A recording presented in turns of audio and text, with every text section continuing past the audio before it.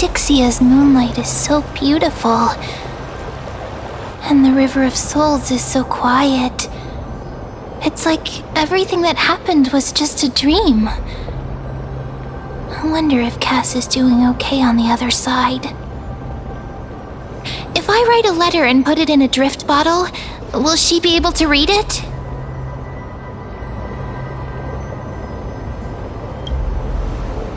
You're right.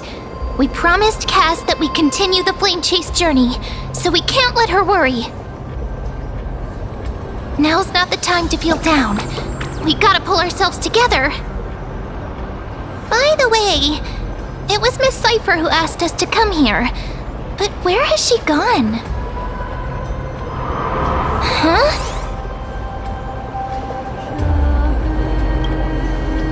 I don't know. But this aura feels so familiar. Let's go check it out together. Be very careful. I have a bad feeling about this. Hey, what's that on the ground? Should we pick it up? Careful, careful. It's a piece of black cloth. Now, where have I seen this before? What? How could they be here? Mimi! Look out!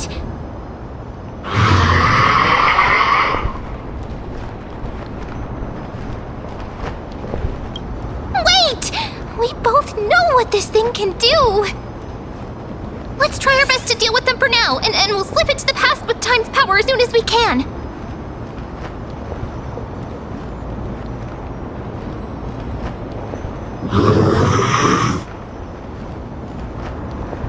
The River of Souls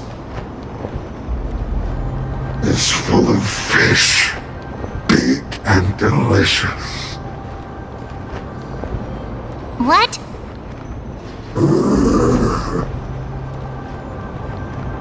The flame chase journey stops. Meow, meow. Meow?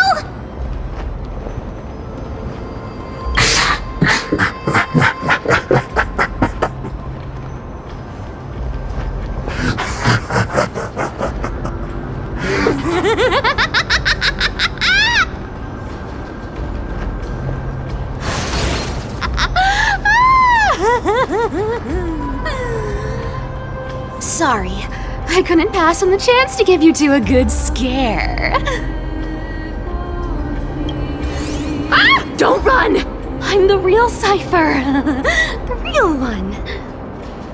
Come on, don't be upset. I'm just giving you a kind reminder that Emphorius isn't safe at all. The whole place is full of dangers, including that swordmaster. Make sure you stay on your toes, no matter where you are. Hey, I'm just making it up to you. You'd do the same in my shoes. So, was that a Flame Reaver disguise? Or a magic trick? It looked so real. Is that the power of the trickery demigod? Disguise? No. It's not as simple as that. Let me think about how to explain this. For example, what did you think when you realized that piece of cloth came from the Flame Reaver's cloak? We thought that maybe the Flame Reaver was around here somewhere? That's right. And then you heard some footsteps. What did you think when that happened? Well, we thought it must be the Flame Reaver coming this way. Yep, exactly. I just used some hints and, mental suggestions to help you believe in a lie. Lies are what Zagreus is best at. If everyone believes in a lie, then it becomes reality. A power to make lies into reality? That's got all my hair standing up. I sure love your arrogance, Gray Mystery. The seamstress trusts you for a reason. Someone as honest as you couldn't trick me even if you wanted to. So, there's no harm in telling you. Besides, we still need to team up to go treasure hunting, right? Let's wrap up here. It's time to get going. Oh, was that your teleslate?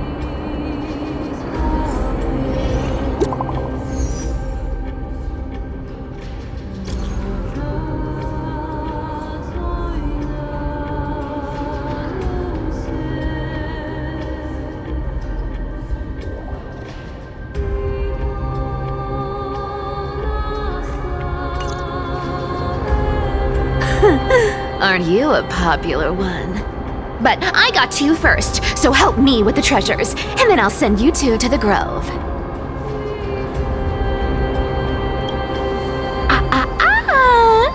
Curiosity killed the cat, you know. Do you think I'll spend it all? That's so not why I hunt for treasures. Don't forget, I'm a demigod too. And there's a line reserved for me in that stupid prophecy as well. You shall walk with greed and die over petty change.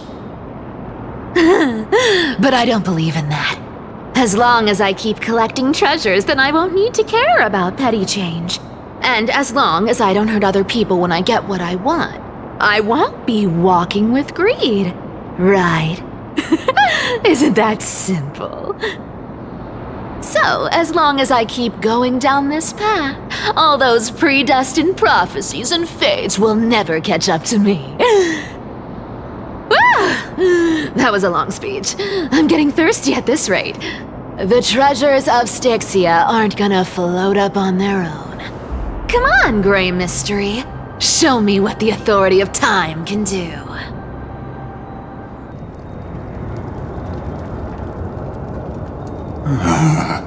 So, this is the car of the Astral Express you've spoken of.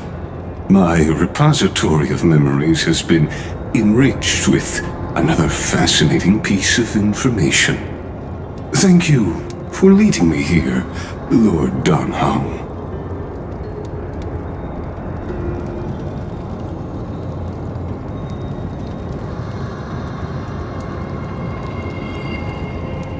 Archimans hold wisdom and knowledge in high esteem. If the citizens knew of your origins, I'm sure more would be intrigued by the trailblaze. Sadly, discussions about the world beyond the sky remain taboo. It's been quite some time since you first arrived in Akima. Presumably, you've been looking for a way to leave ever since.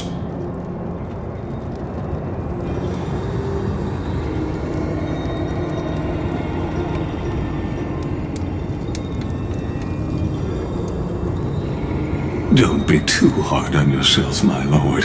This puzzle has stumped Amphorius' scholars for centuries. It isn't something you can solve overnight. Even someone as gifted as yourself.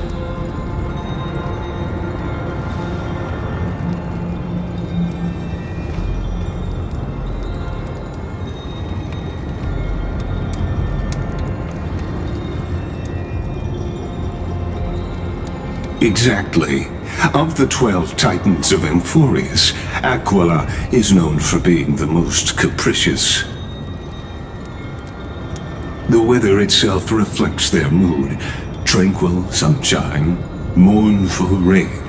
Aquila's breath is a brisk wind, and their cries resound as thunder in a storm.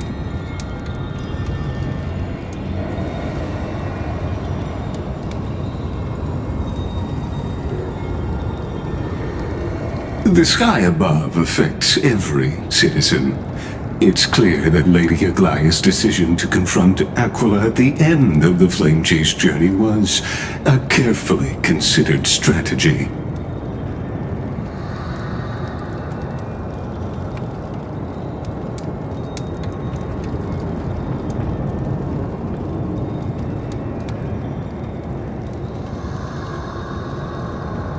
Antikytherans have no home to return to, so I understand your concern for your old friends and homeland.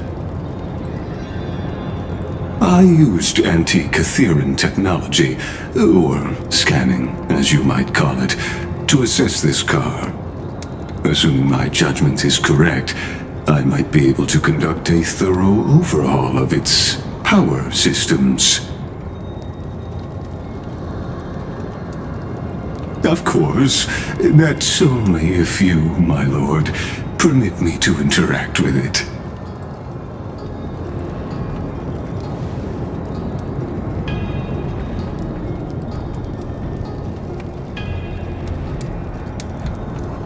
You honor me with your trust. I will be very careful.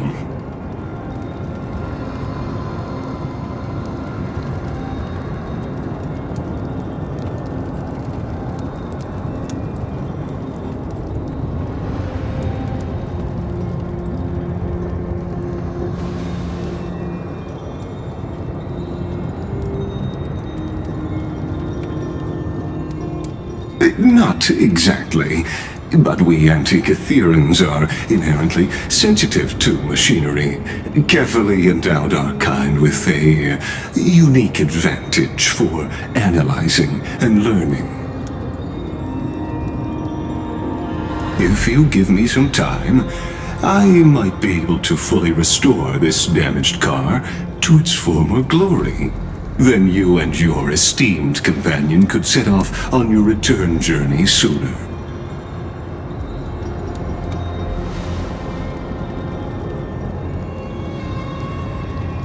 Hypothetically, Lord Donhong, if I could open up a path out of Amphorius that circumvents Aquila's divine punishment, would you consider ceasing your support for the Flame Chase journey?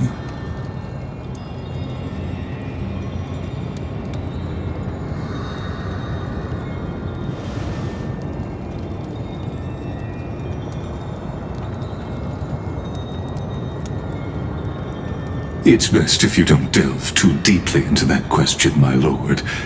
All you need to know is, I can make it happen.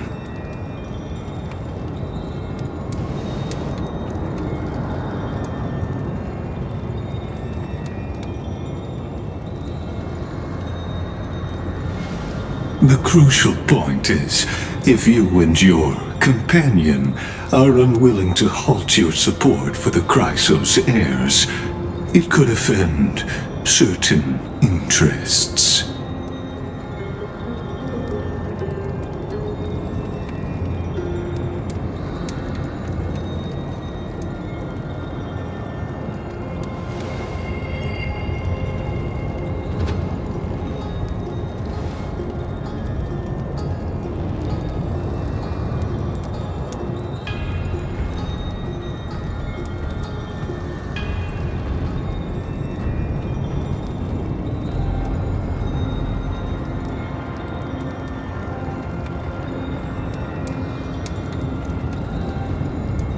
Your prudence impresses me, just as expected.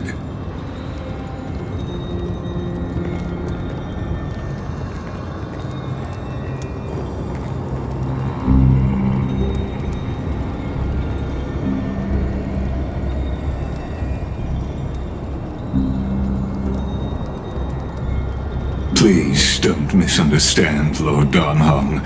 As the Theoros, I have no allegiance to their plans, nor am I obliged to obstruct them. I am neutral. Out of respect for you, I hope to offer a peaceful solution to ensure the safety of you and your companion.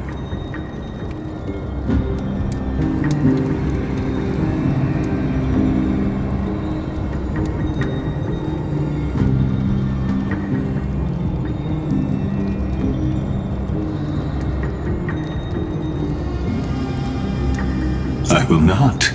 As I said, I remain neutral. Are you asking this because you plan to refuse my offer and continue supporting the Chrysos heirs?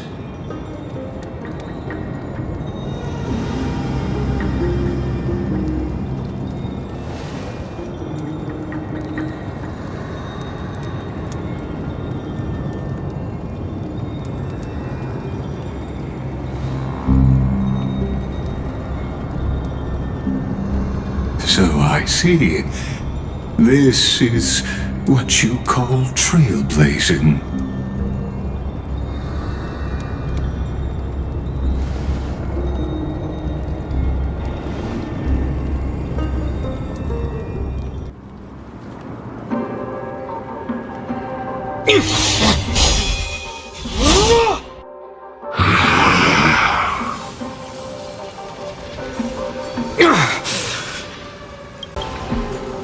You have such overwhelming power, so why?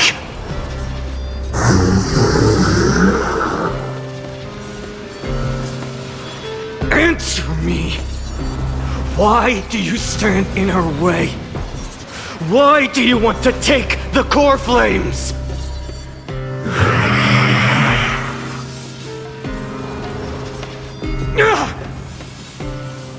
Oh no! He can't hold on anymore! Drag him back here, friend!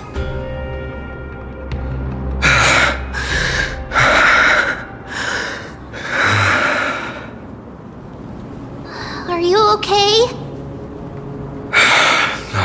I'm okay. I can handle that kind of hit now. But a few months ago, that would have knocked me out. Thanks for worrying, buddy. Thanks for the help. To face Aquila and other potential threats, I must sharpen myself with the most aggressive methods. Even so, it's impressive you thought of this training method. Battling the phantoms of the past in the River of Time? It's just like the hyperbolic time sanctum that the bards describe.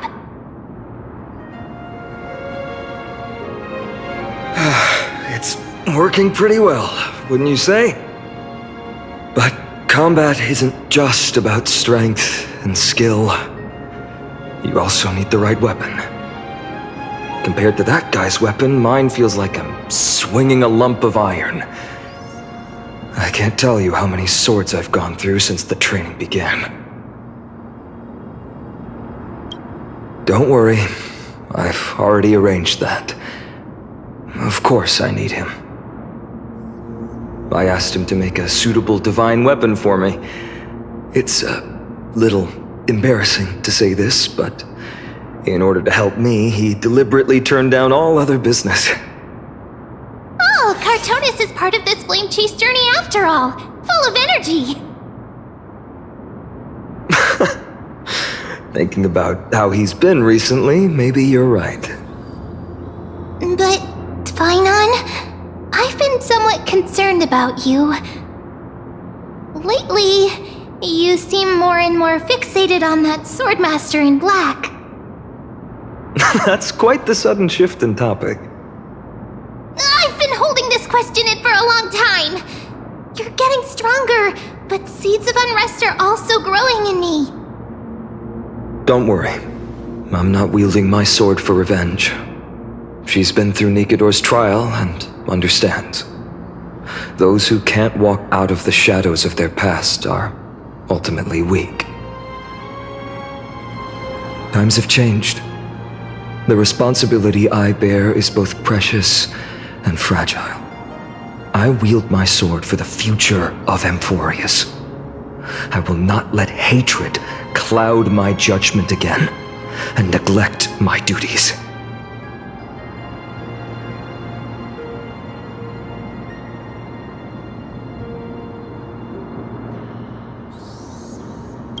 I'm far from finished. I must continue sharpening my skills until I can match their strength. Every time I say something, things get so serious. I don't want to be the person who keeps bringing the mood down. I'm out of energy for training today.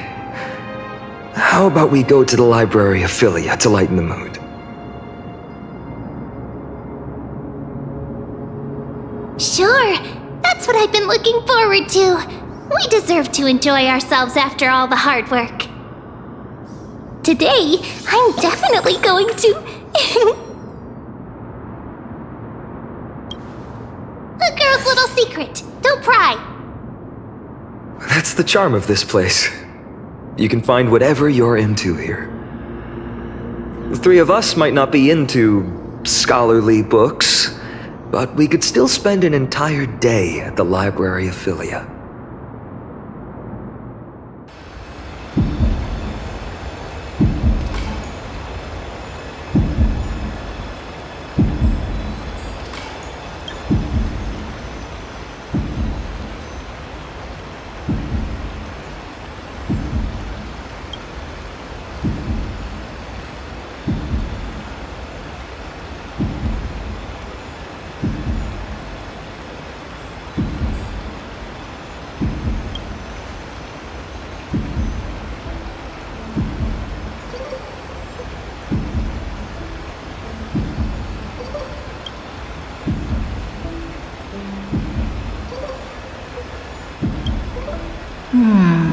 I wonder what Finan and Mem are reading.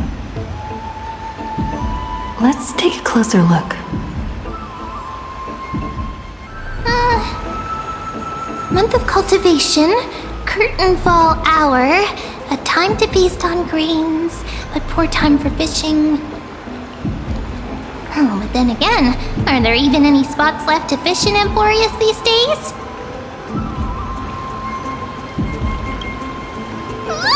You scared me! Bursting into someone's world like that can really catch them off guard. Well, no more jokes. There's nothing here. I'll go look elsewhere. Well, I thought I felt a draft just now. Peeking isn't polite, my friend. You could have just asked. There's nothing embarrassing about it. Here, look, I'm reading this. Antiques Appraisal, How to Make a Fortune. You didn't know? After all this time we've known each other. That pains me. I've spent a lot of time pondering how Aglaia became such an effective leader. Beyond the intangible qualities like personality and ethics, a major reason is her family wealth. That's the perk of growing up in a big city, isn't it? For those of us in the sticks, luck doesn't come as easily. It's 30% grind, 70% fate. Oops, I talked too much. As a leader, you need both integrity and... integrity and skill. Oh, these cards are so detailed and fine. Ruler, weaver, traveler, healer. But the interpretation for each card is so long. Do I have to memorize them all?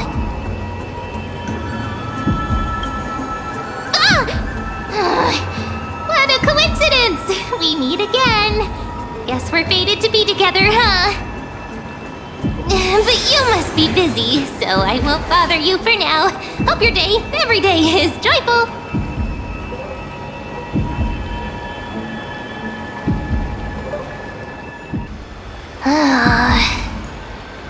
You sure are persistent. All right. I'm totally helpless against your charm. What are you guys chatting about? Is this... the Emporius Divination Compendium? Why are you here too?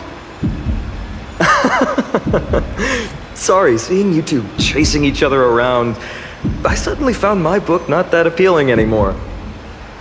Never thought Mem would be into divination. But it's not exactly a niche hobby, so why all the secrecy? I wanted to set up a surprise! Master it in secret and give you all a shock. But getting caught halfway through, it's only natural I'd feel shy. A girl's heart is more delicate than Aquila's ever-changing moods. A surprise, huh? Someone else used to tell me the same. She was really good at stargazing and divination, especially with cards. Yeah, just like the ones you're looking at. And you must be pretty familiar with all sorts of divination techniques with a friend like that. No, I know nothing about it. I've never really believed in using cards or bones to predict the future. If the good omens foretold by divination were true, my hometown, Heidi's Elysiae, wouldn't have disappeared. Don't forget, we've got Lady Trinan. Every other form of divination is just smoke and mirrors or cleverly rehearsed tricks compared to her flawless prophecies.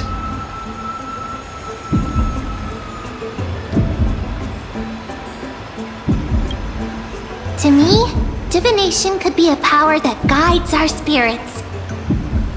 Fate always casts a shadow in front of us, clouding our view of the future. That's why people turn to divination. It's just to find a small reason to give them courage to face the unknown.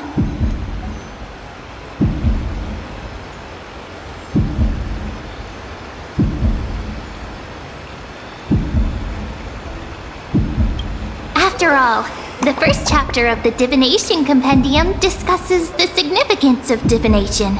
I'm just expanding on that a bit.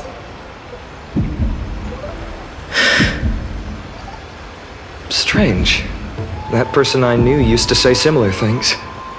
Looking back, whenever she interpreted a card for me, I couldn't help but feel uneasy, even though I never believed in the outcomes.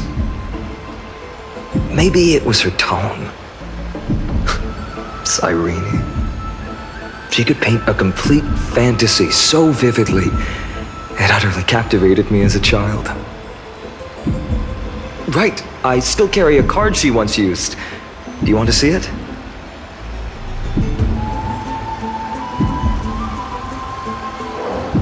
Oh, wow! It's so exquisite! I'd love to have a card like that.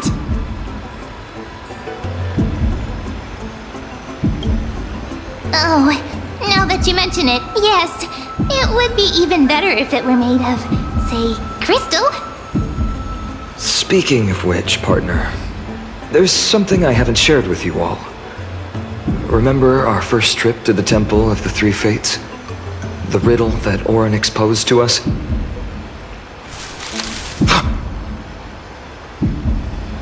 Who's there?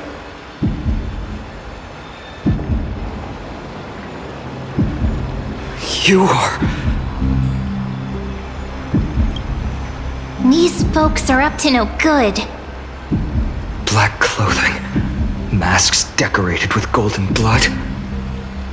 Are they cleaners? To directly call us by our name, it seems you, Lord Finan, have studied the forgotten history of Amphorius quite thoroughly. Your friend seems quite interested in us. Perhaps you could explain, Lord Finan. It would be the polite thing. We can't let our esteemed guests pass away without understanding. During the Chrysos War, to combat the Chrysos heirs, several cities formed an underground assassin squad called the Cleaners. Their task was to erase anyone with golden blood from existence. Assassination, poisoning, political persecution. They would do anything to achieve their objective.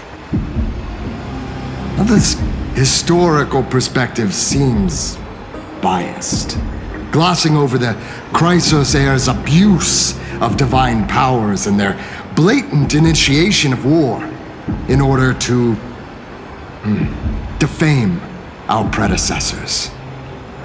Could you disclose the name of the author behind this popular legend, Lord Finan?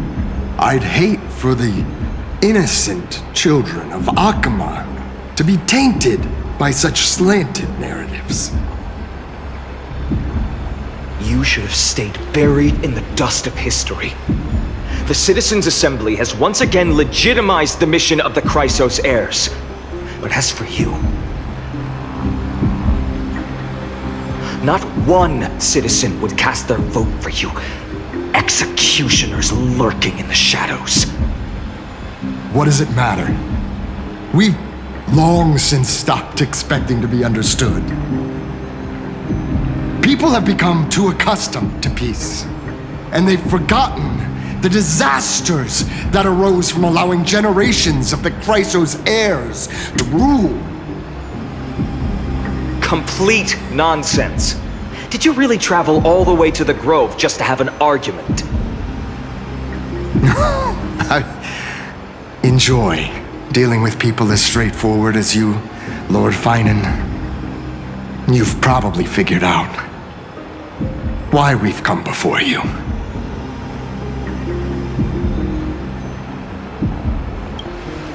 Keep your cool, partner. They've come out of the shadows, which suggests they have something up their sleeves. All right, let's hear it. What are you hiding? But watch your language and don't say anything you might regret. My shoulders might be sore and my sword a tad dull, but it's still enough to slice off your tongues. How's it going, Cinny? This place fits, doesn't it? It's a bit small, but the lighting is perfect. Thank you, Lady Treeby.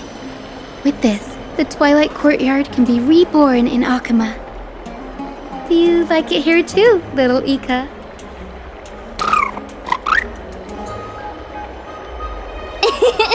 It's so bright here. Maybe you should rename it? How about Luminous Courtyard? Lady Treeby makes a good point. But Twilight Courtyard carries the long history of the descendants of the sky, and I'd like it to continue. Right. How does the legend go again? Even Lady Treeby forgets things. We just haven't prepared lessons in a while now, so we're a bit rusty. Just give us some time and we'll remember. Now we remember. Kremnos and the Firmament, Volume 3, Section 5. With Seliosi, the Day Thunder Knight, striking down the Eye of Twilight, the divine war between Nikador and Aquila, which spanned centuries, came to an end. Thereafter, the Skyfolk gradually declined. Numerous sky fortresses were abandoned, and their descendants began to establish themselves on the land. Finally, those descended from Seliosi the Day Thunder Knight were welcomed by the scholars under Circes and established the Twilight Courtyard in the Grove.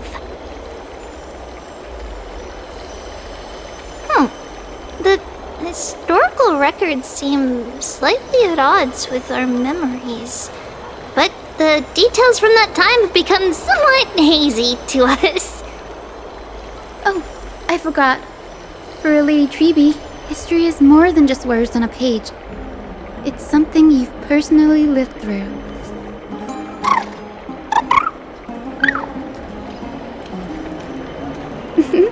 Little Ika loves listening to the stories from the legends. I'm sure you're also imagining one day you'll be as awe-inspiring as the winged beasts by Seliosi's side. That day will come. I believe it. Just keep growing. Lord Crediros? Miss Hyacinth. And Lady Treeby. Good to see you're doing all right. I heard from the citizens you were nearby and came to check.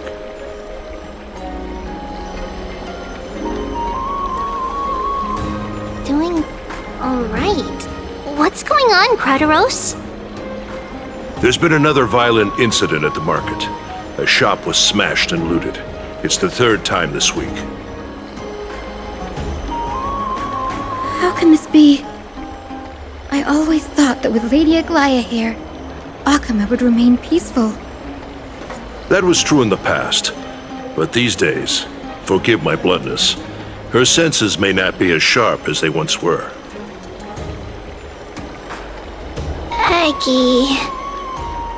In my opinion, malevolent forces have noticed the slack in the golden threads and are now plotting to exploit the opportunity.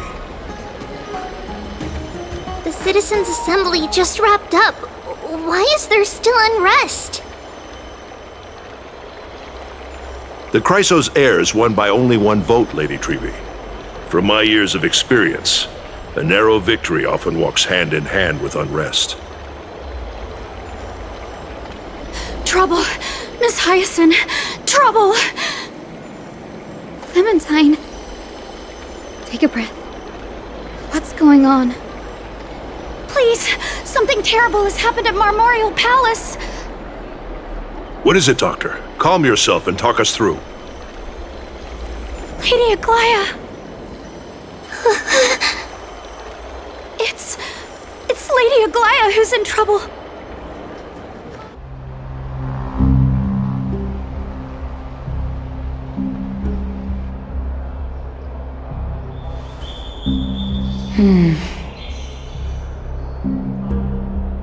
I still remember.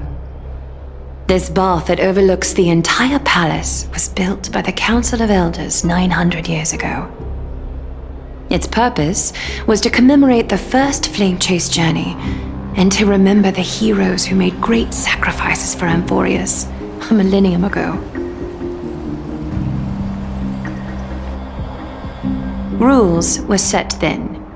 No one was allowed to enter, apart from guests invited by the Gold Weaver. But, I guess, you're no longer pretending to follow the rules, are you, Lady Kindness?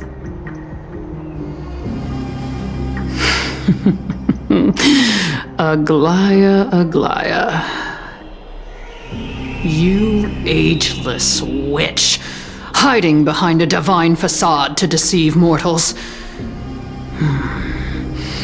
We've been far too kind with you.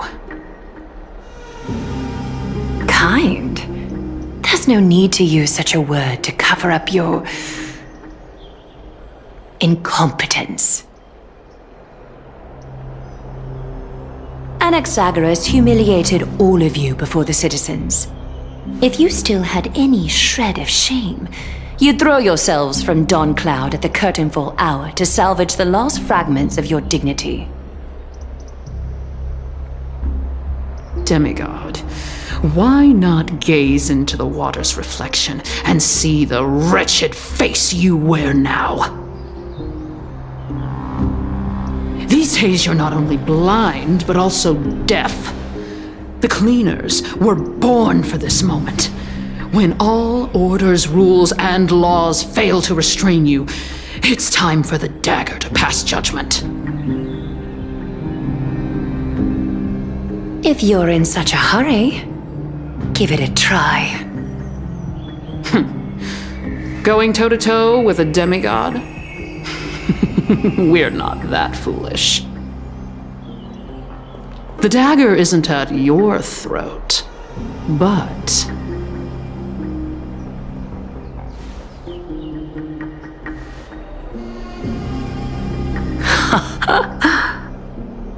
Your gravest accusation is that my humanity is fading, and you claim my concern for mortal joys and sorrows is nothing but a facade. If that accusation holds, what makes you think the lives of these civilians will sway me in the slightest?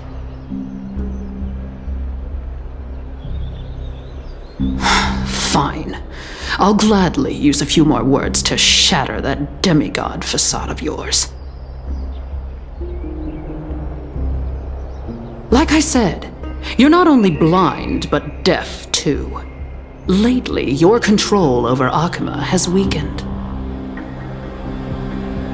You failed to notice the thefts we arranged in the market, nor did you catch wind of the meetings happening in the Dromus workshop. Plots are unfolding right under your nose, yet you remain indifferent. Humanity? Fading? Aglaya, why not use your precious golden thread to peer into my thoughts? See if the gift we've so meticulously prepared for you can move that cold demigod heart of yours.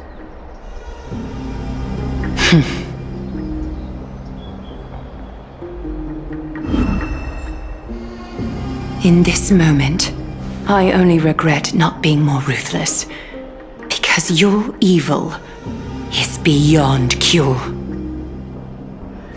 You finally figured it out. You have grown dull. I've been holding that image in my mind this whole time to make sure you could see it clearly.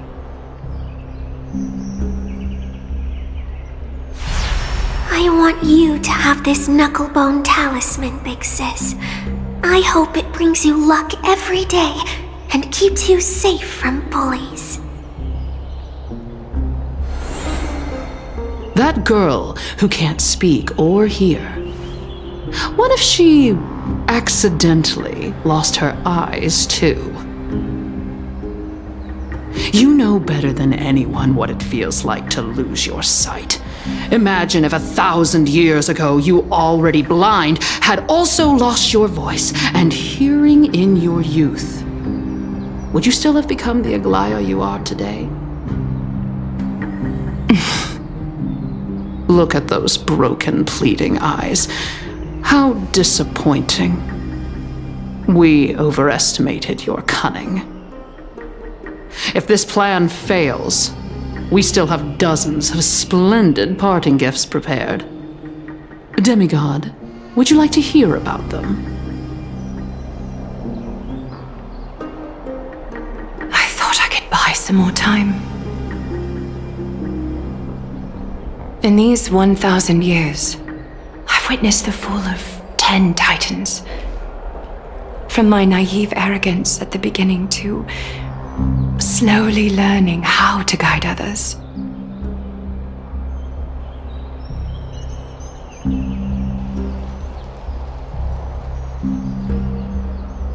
Now, it's time to let go.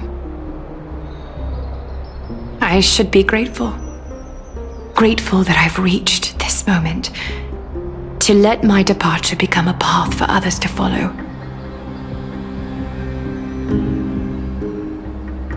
Have I done enough? If I embrace that prophecy now and sink into the warmth of these waters,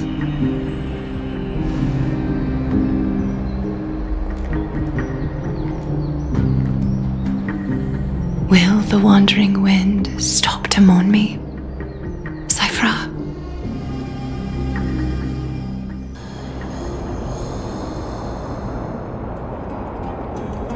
Seamstress! I've come as promised. Look at this box full. Come on. As we agreed, I want to buy the most valuable clothes you have. Little thief! You've got some nerve, barging into my shop dressed in those tattered rags. What have you brought? Let me see. Here, take a look. Only the finest goods. See the sapphire?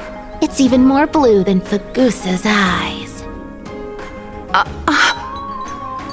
Such exquisite luster. I've only seen an ocean's tier of this quality in my mother's treasury. Wait. You've seen one before. And here I thought I'd leave you speechless. What a letdown. It's just an old memory. My family estate all burned to ashes long ago. This workshop is what I built from scratch. Wow, a daughter rebuilding her family business. How admirable. Enough with the jokes. At least you did get to enjoy those luxuries. Mind your manners, kitty. Tell me, Sera, where did you come from? And how did you acquire these treasures? I won them fair and square in a bet. What? Do you doubt me? Speak up, seamstress. Give me a straight answer. Do you want these or not? Strange. You're clearly lying to my face. But my golden thread doesn't tremble at all. That's because I'm not lying. I've been telling the truth from the start. Is that so? The scars and the mud stains on your face tell another story.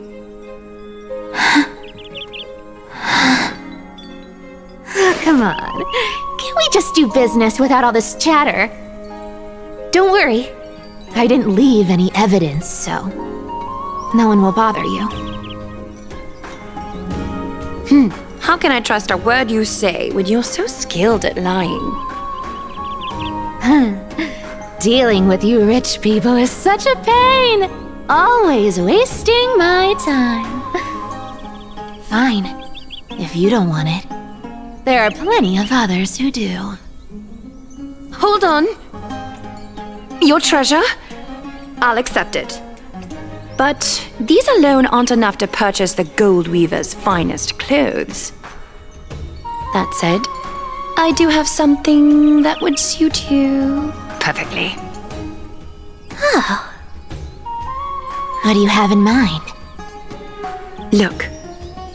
Come a bit closer. Oh, it's shimmering gold. Absolutely stunning. These golden boots are the gold weaver's greatest treasures.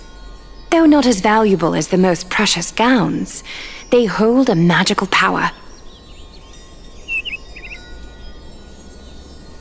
Legend has it that Zagreus blessed these boots, allowing anyone who wears them to move swiftly and silently. Put them on, Cyphra. Then don't get caught again. A face as lovely as yours deserves better protection.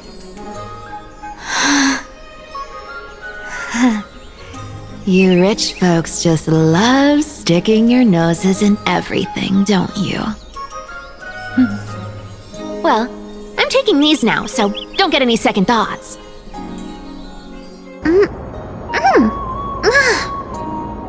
What's wrong? Do you have a smaller size? These are way too big for me. Well, I suppose you'll have to grow into them.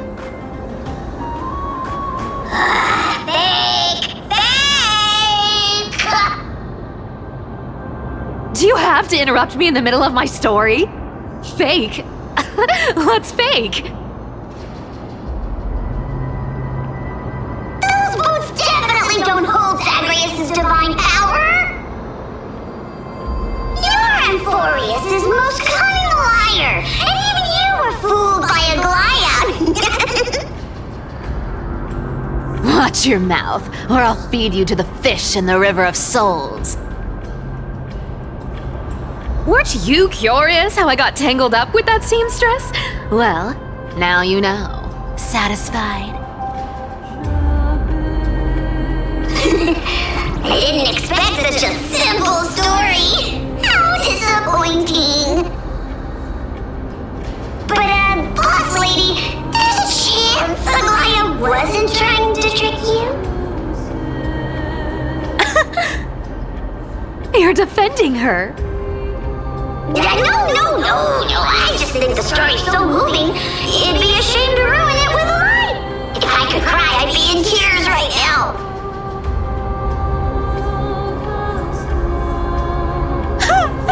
Good thing you've still got a sharp tongue, or you'd have been stuck guarding someone's front door ages ago.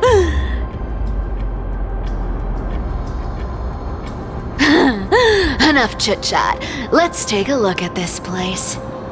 The city of Styxia. Look how beautiful she is! Let me take a good sniff of this air.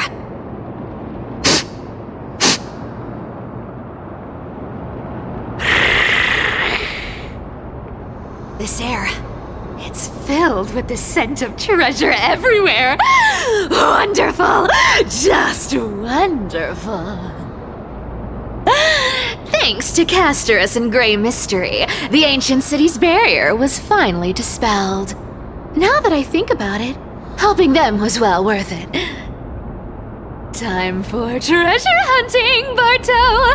Lead the way, and whatever we find, we'll split 80-20. Well, I have a suggestion. How about 70-30 instead? Listen closely. Do you hear that? The gnawfish in the River of Souls are growling with hunger. 80-20 it is! How generous you are, Boss Lady Cypher! Anyway, what's with all this water? It's damp, cold, and miserable here. I hate it. Ooh, the mighty demigod of trickery! Uneasy around water? You wouldn't understand! The people of Dolos are talented in many ways. Just, not in swimming. Why don't we have a race? Long distance, sprint, or laps? Take your pick! What's got you so worked up? Relax, relax. Who would have thought the fearless Lady Cypher was afraid of water? Cats hate getting wet. What's so hard to understand about that? Now, hurry up and figure out a way across, or I might have to reconsider our split. Don't rush me! Let me take a look around! Got it! Let's use that thing! Come on! Follow me, boss lady! Not a good imitation. I'll play along. Let's see where this goes, Bartolos. Ooh, interesting. Very interesting. Was this device designed by priests of Ornyx? Do you think you can handle it? Don't underestimate me, boss. Just find a cozy dry corner and wait for me.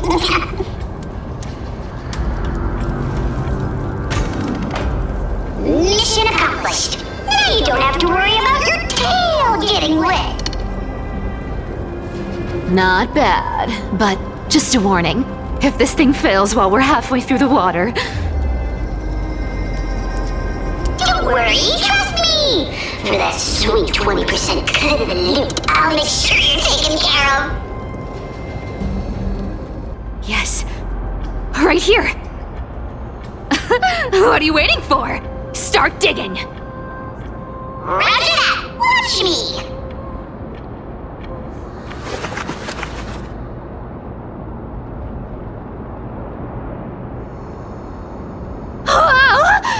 That's a huge chest. Move over. I want to open it myself. Wow, a massive haul. Unbelievable. It's hard to imagine the kind of luxurious life the people of Styxia once led. As expected for a realm of Fugusa's disciples. This entire chest is filled with ornaments made from ocean's tears. Here! Take this. See if it suits you. Ooh, thanks for the gift, boss. Much appreciated. Look at the clarity of this purple crystal. It matches my skin tone perfectly. Oh, safer, safer. You truly have the most refined taste of all thieves and employees. Let me try this on. Huh? Where is my treasure?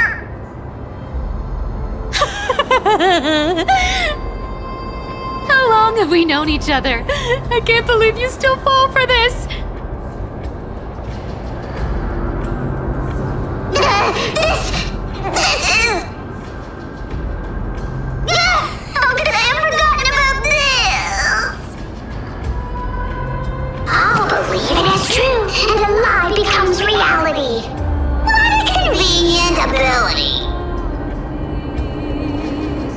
demigod of trickery's divine gift. Far more practical than any golden thread or teleporter. Alright, enough fooling around. Here's the real thing. Lead the way. Cipher rules! I've already pinpointed the next trove of treasure! Starting navigation. Once activated, this thing makes a racket that can be heard for miles. It's just too stupid.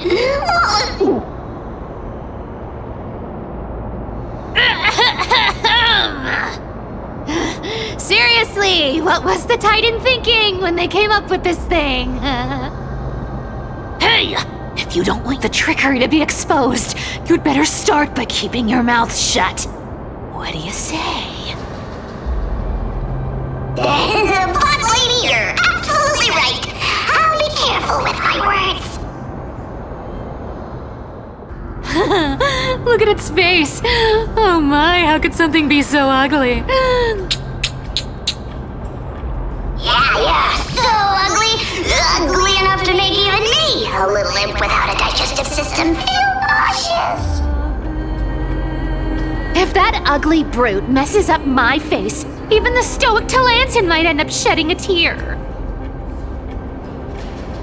Indeed, that would be heartbreaking. Clearly running away is the sensible choice.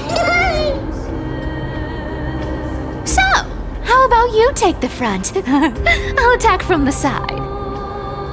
Right. Fleeing fits a rogue nature. Huh? Found me. I'll take it on. Our cute play session with enough believers. Lies become reality. Gotcha. Such an ugly and useless creature, taken down with just a couple of hits. How boring. Hey, Bartolos, are you still alive? Give us a squeak if you are. Squeak! Look at you, all shaken up. Can't handle even this bit of action. It should be safe here now. Get to work. Aye, boss lady Cipher.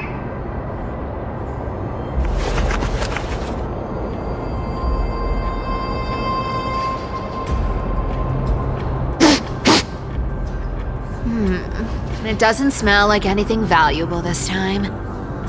Since we've already dug it up, let's open it and see. Huh. Is this?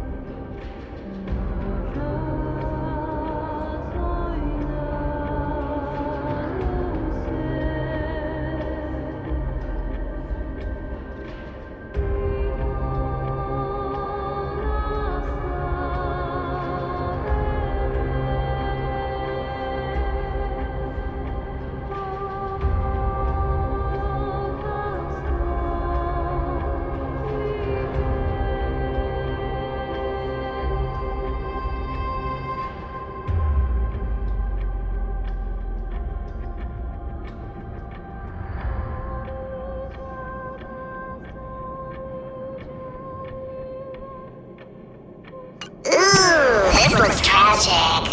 Do you think they made it to Akuma? Probably not. I've never seen or heard of anyone from Styxia and Akuma. At least, I'm still left for Dolos. Guess this city wasn't so lucky. Huh. It does seem unfair, doesn't it? Just because they were born in the wrong place, they had to face such devastation. Meanwhile, those in Akuma, simply because they're supported by the world-bearing Titan, continue to survive. Yeah, the world just isn't fair, is it? Speaking of the world-bearing Titan, Cipher, Didn't you tell me once you used to be an apprentice at Kephal's priestly court? Did I? Yeah, you definitely told me, and I remember it clearly. Maybe it's been so long your memory's gotten a little fuzzy. Oh, right. I did tell you. It wasn't a big deal. I just snuck in with a bunch of mumbling priests and watched them do their spooky rituals around some glowing rock. Honestly, I was only interested in the wallets of the old grandpas on the council back then. Don't remember much else. It's been what, nearly 1,000 years? Oh, I see. But you in a priest's robe? No, that's hard to picture. Who asked you to picture that? Besides, priest robes from 1,000 years ago were nothing like the ones today. Right. I didn't think about that. I was just curious if you ever overheard anything interesting from those priests. How ridiculous. Come on, let's head to the next spot. Where did this roadblock come from? Ugh, this is so annoying! The treasure is right in front of us! Oh dear, we're stuck here! But I have a plan! Should we call on that big, noisy, cumbersome hand of Xandris? Never thought that thing would actually come in handy. Alright. Do you want to handle it? Leave it to me, boss. I don't need a controller. After all, you know. Hand of Zagreus, my darling. Activate! Looks like a charm. Not bad. However, I still don't see how this ties into trickery. Let's go to the next room! Hey, slow down! That question you asked me earlier. I think I just remembered something. What did I ask? You know, that question. The one you specifically asked me. Right after we dug up the second chest. Forgive me, boss lady, but have you been under a lot of stress lately? I didn't ask anything. You must have imagined it. Oh, is that so? Maybe you're right. I have been a little on edge lately. I need to relax. Alright, let's move on to the next treasure trove. Treasure, let's go!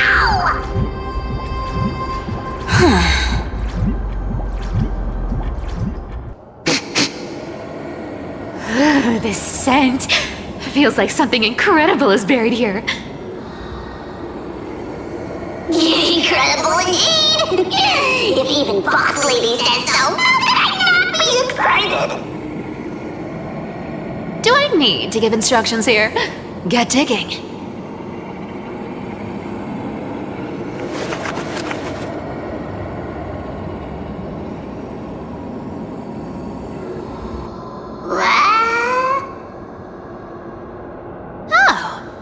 Isn't this a golden scapegoat?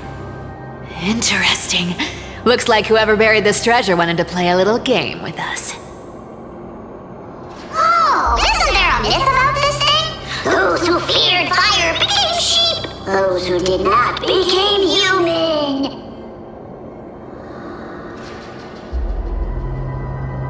Sheep, humans, whatever. All I know is unlocking this gets us treasure. Here! This honor's all yours.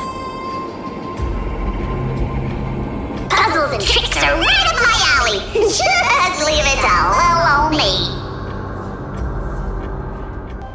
Told you, nothing can stump me.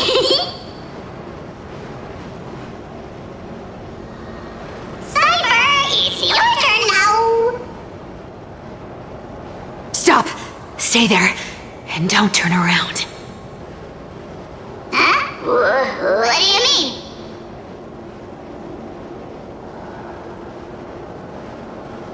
I told you, don't move.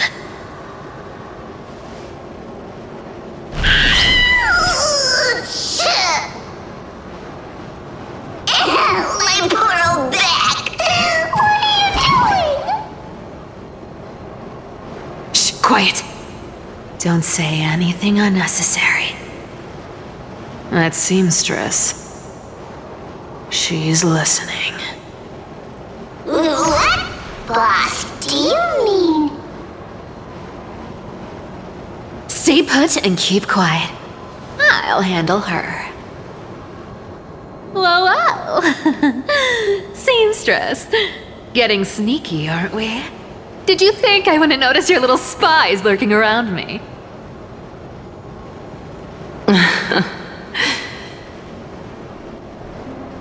As time passes, I find myself leaning more and more on blind luck. With only the power of this little nymph, naturally I couldn't slip past your sharp eyes, Cyphera. Even if you could fully control Bartolos's mind, I would still be able to see through your disguise. Aglaya. You've gone to such lengths to spy on my every move. What exactly are you after? I've told you before, you don't need me to succeed. Why don't you just let this go? I already made an exception and got involved with Castorus and Grey Mystery. Asking for more now. Isn't that pushing your luck a bit too far?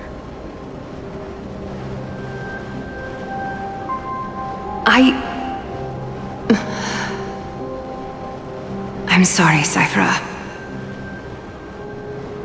I've plotted and schemed my whole life, but I never could have predicted our relationship would end up like this. I've spent centuries trying to figure out where I went wrong, replaying every moment over and over.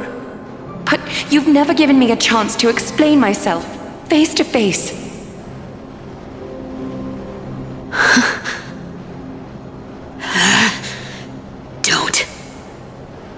Don't talk to me like that. You know I can't take it.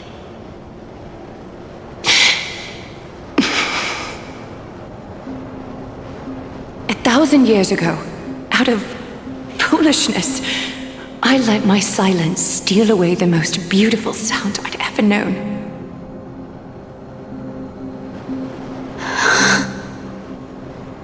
I see lens. So this time, I must say this to you, even if it's all in vain. I need you, Cyphera. The Chrysos Heir's mission needs you. The finale I've delayed for far too long. It's finally here. Whatever resentment you still hold against me will fade once I'm gone. Please, come back to Akama. I'm begging you. Without you, they don't stand a chance.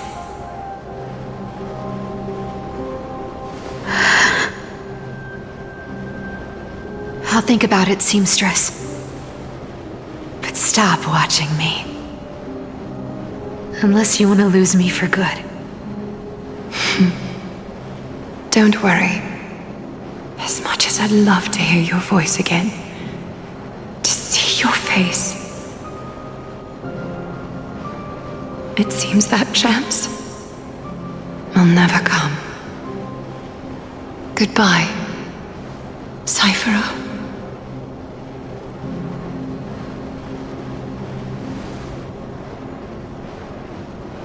Goodbye, Aglaya.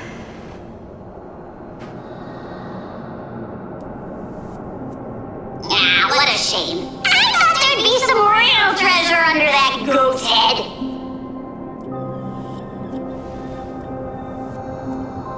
Turns out, everything in that chest was soaked in water from the River of Souls. Nothing valuable left. Those relics were once priceless.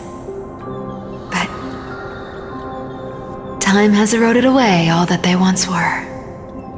Aww, hearing that from you makes it sound so sad. Wait, why am I getting all sentimental? I haven't even processed what just happened. That horrible woman. When did she... Oh! If you see her, let her know this. As demigods, we can't avoid our duties forever. Could it have been back then when... Do you remember now? Looks like you don't need me to jog your memory. She must have slipped that nymph into your pocket while you were distracted.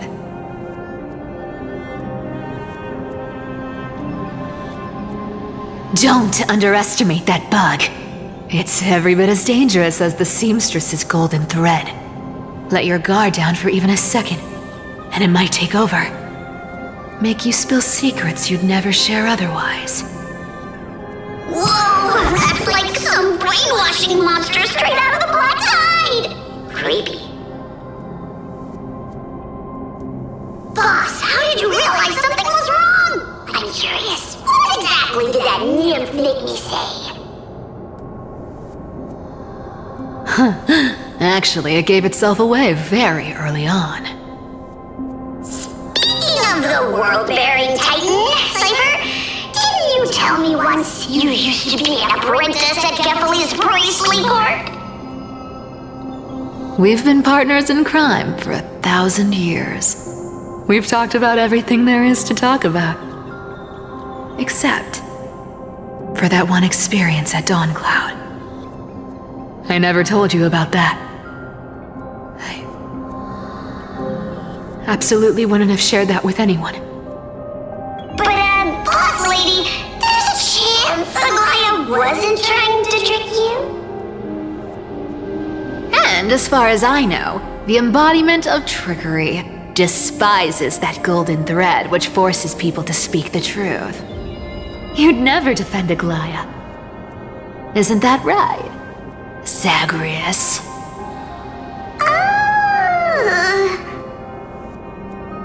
You have a terrifyingly sharp mind.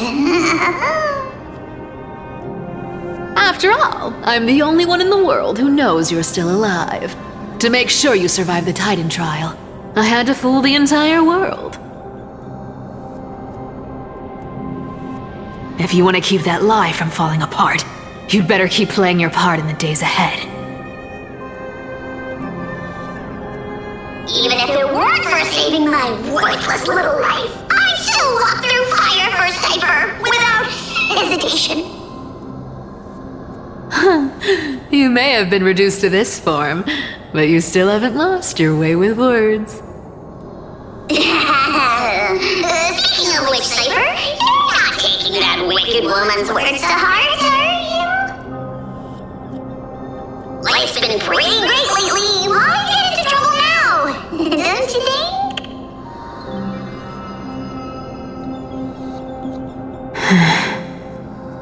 Honestly, I've been thinking.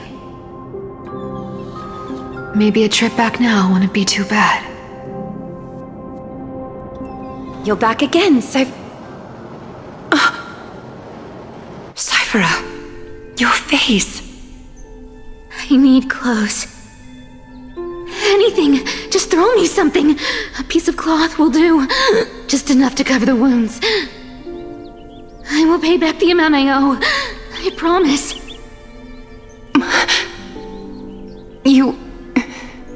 You're bleeding golden blood. Yes, what about it? So what if I'm one of those Chrysosairs they talk about? Those infinitely strong heroes, world-renowned swordsmen, exceptionally intelligent scholars. Cypher. Oh, I'm sorry to disappoint. Who knew that group of amazing people would include me? Popper. thief, con artist. Maybe I should just make another cut to drain all this yellow stuff out of me and... Stop it, Cyphera! I'll give you clothes, warm you up, and stay here. Stay in my workshop until you're healed. Aren't you going to ask me how I got these wounds?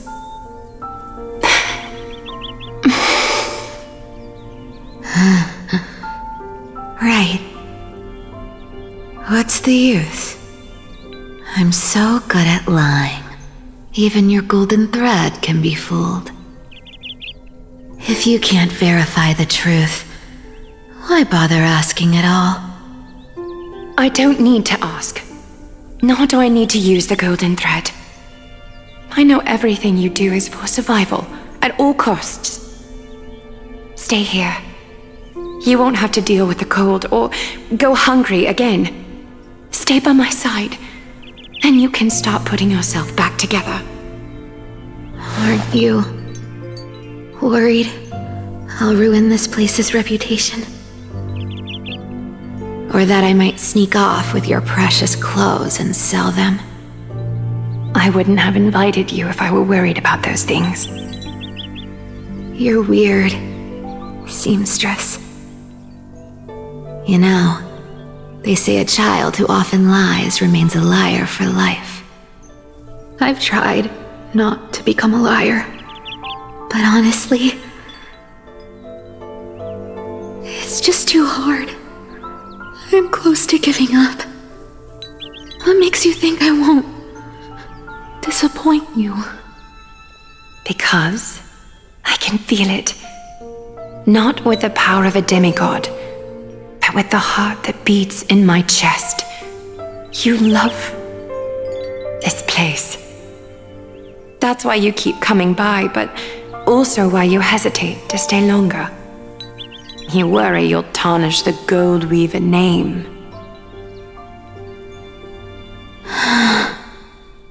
After taking over Nestia's divine authority, I became used to letting the golden thread distinguish sincerity from falsehood. However, the mission I need to complete requires me to learn to trust and rely on my heart. Cyphera, you're an honest thing I've given to this world. And also a challenge the world has given to me. Stay here with me. You have a beautiful face that deserves better than to be covered in scars and grime. You've got a way of talking that's hard to follow. All right, let's make it a deal. You have 1 day to change your mind. Once the action hour passes, there's no turning back.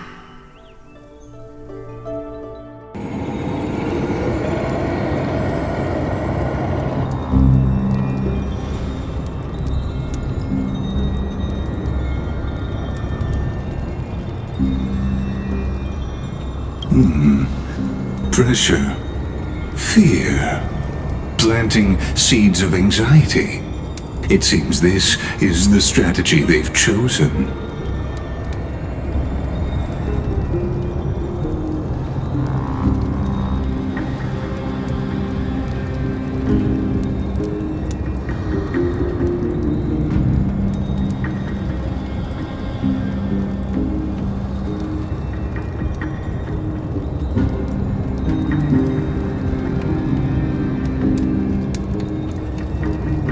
From what I know, these stories are true.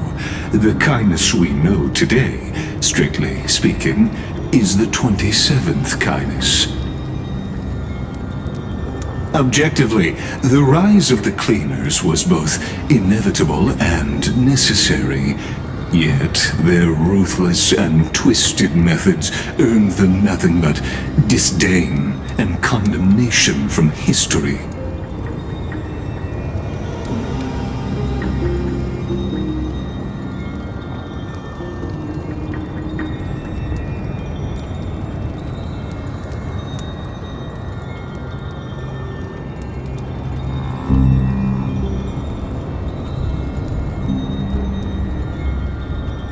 Even in these crumbling end times, there are always those who find ways to profit from the chaos. To ask the vested interests to abandon their status, wealth, and ambitions in this world for a distant ideal may be no easier than creating a miracle.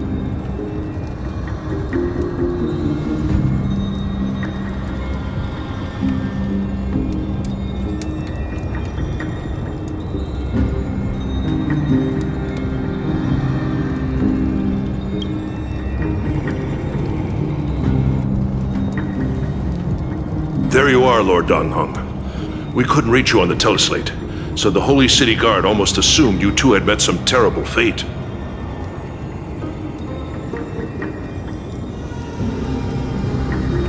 You pests crawling in the shadows, back off. Your plot ends here. You played your hand. Run while you still can. It might be your only chance to survive. Stay away from Akama forever. If you set foot there again, the fury of its people will tear you apart.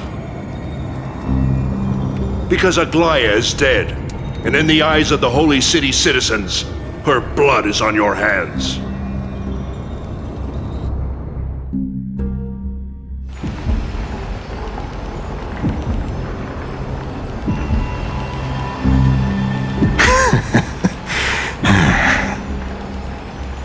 Looks like she was wrong about you.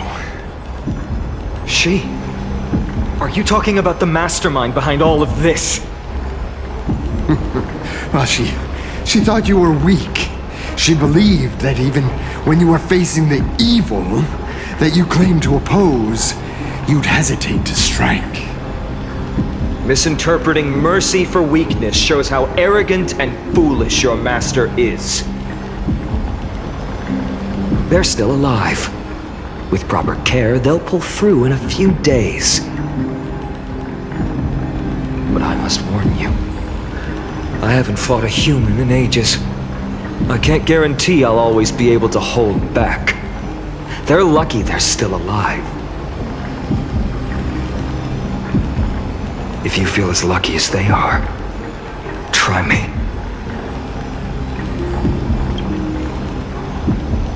Finon is seriously upset. Get out of here. Don't show your face around us again. If your master wants to stop the Flame Chase journey, she'd better bring an army that makes Kremnos at its peak look like child's play.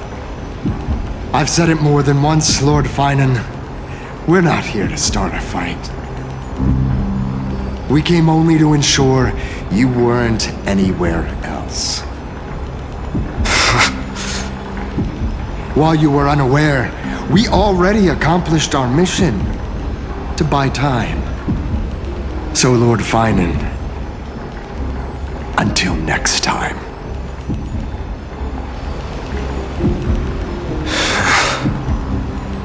Are you okay? I'm fine. Anyone who uses innocent lives as bargaining chips has gone too far.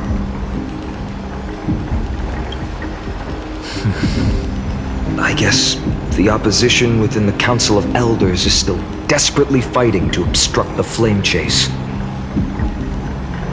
If the conspiracy is exposed, they'll be hunted down in the Holy City like rats with nowhere to run, no matter where they hide.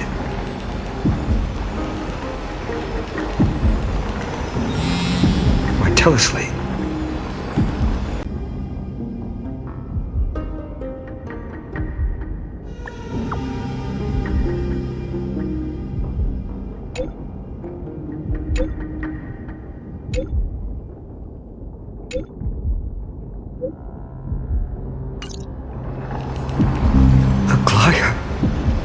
Is this...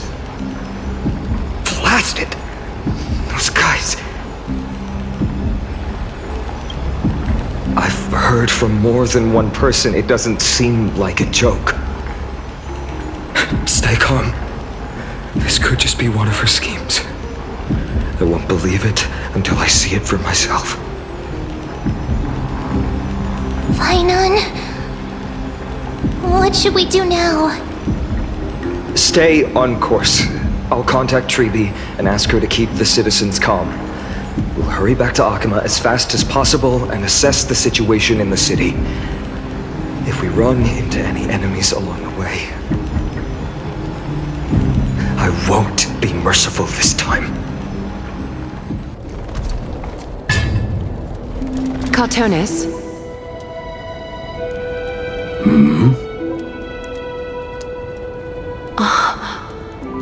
You're forging a sword for Finon, aren't you?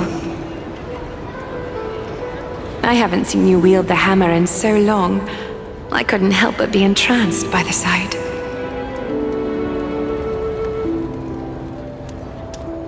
You, Aglaia. In this form, you come to me. It means... That's right. At this moment, my physical form is already shattered. My journey as a human in this world has come to an end. It's time to fulfill our pact. Of course. The pact I haven't forgotten. The thing I entrusted to you, do you still have it? Far too plain this vessel is. Not worthy of you. Do you still insist? I insist. Over the past 1,000 years, every piece of fabric I've worked with has been tainted by my cold divinity. It's made me hate their colors, texture, and scent.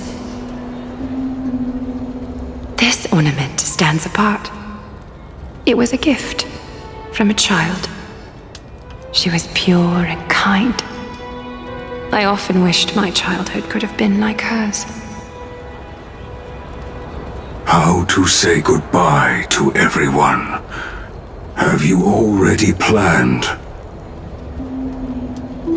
I'm afraid there's no such detailed plan this time. I deeply regret not being able to say farewell to them, one by one. The moment has come. My departure will give them one less thing to worry about. This parting gift should help ease the regret of such a sudden goodbye.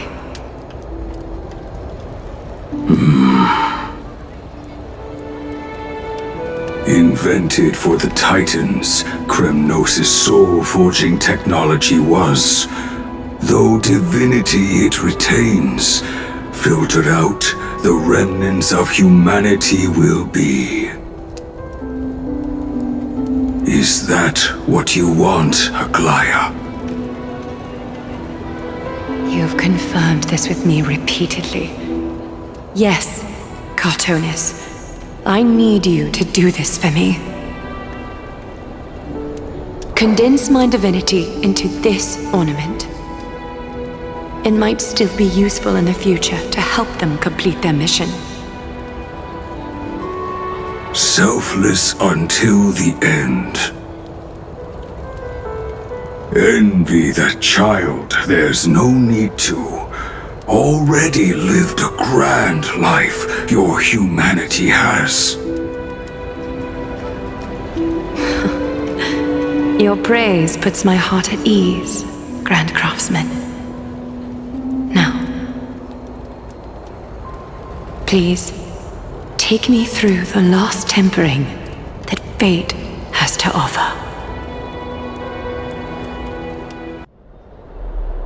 And the city is silent, and tension is building with every passing second. The news is probably spread by now. Every household is locked up tight, and all the market stalls have closed down temporarily.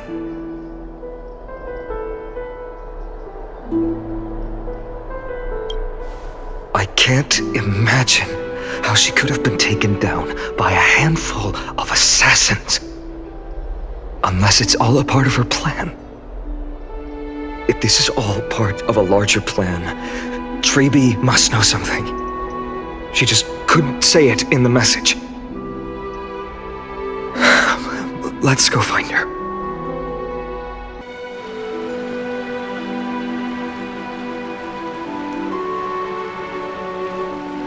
Don't worry. The cleaners didn't lay a hand on us. Lord Krateros, were you in the city when it happened? What exactly went down? Regrettably, no one knows the details of that moment. Eyewitnesses only saw... It's fine. Just tell me. Eyewitnesses at the Memorial Palace saw Aglaia fall from the Chrysos airbath. Oh, gods! She showed no signs of life by the time the Holy City guards approached to check. They were too afraid to jump to conclusions. After all, she was a demigod who lived for over 1,000 years, the leader of the Chrysos heirs. Most citizens of the city believed that death couldn't touch her. She was pierced through the heart by a uniquely crafted dagger. I saw it for myself. It's one of the weapons carried by the cleaners. I also don't understand. This doesn't add up. The ones who appeared in the grove and those who confronted Donhung in the abyss didn't immediately resort to violence. They were just watching and trying to intimidate. They didn't have any reason nor the courage to attack Aglaia. Perhaps...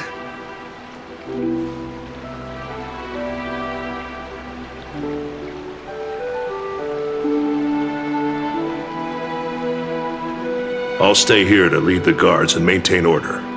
Find out what happened, but don't take too long. With Aglaia gone, someone has to take her place and lead Akama. Also, Miss Hyacinth was the one who declared Aglaia dead. You might want to speak with her. Thank you, Lord Krateros. Hyacinth. You're back.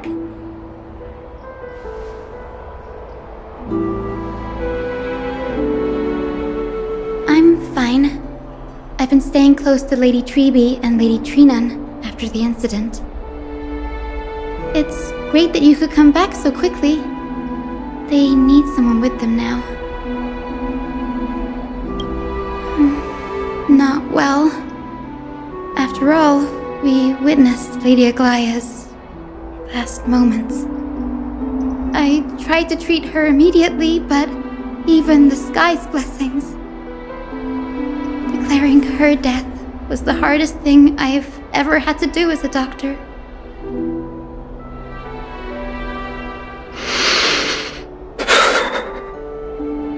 Lord Finan, don't push yourself. You're carrying a heavier burden now. Please, don't fall. It's fine. I can handle it.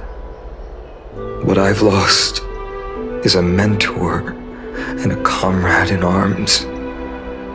But for Treby and Trinan, they've lost 1,000-year-old bond. Like they're losing a part of their lives. You should rest, Hyacinth. You've been awake for a long time, haven't you? We'll handle things from here. Okay. See you later, everyone. Snowy. Little Gray. You're back. Lady Treby, Snowy, don't. Please don't apologize to us. You went to the grove to prepare yourself for the threats to Akama. You didn't do anything wrong, so don't be hard on yourself. We were always by Aggie's side throughout this long journey, so we understood her thoughts better than anyone. She knew she wouldn't see the end of the flame chase journey. Yet, she gave everything without hesitation. For the future of everyone.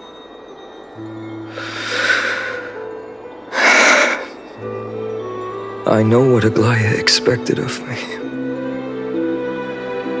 Right now, the last thing Akuma needs is a leader wallowing in self-pity. The scroll over there was entrusted to us by Aggie.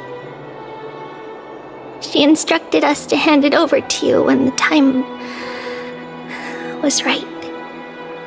I think now's the right time.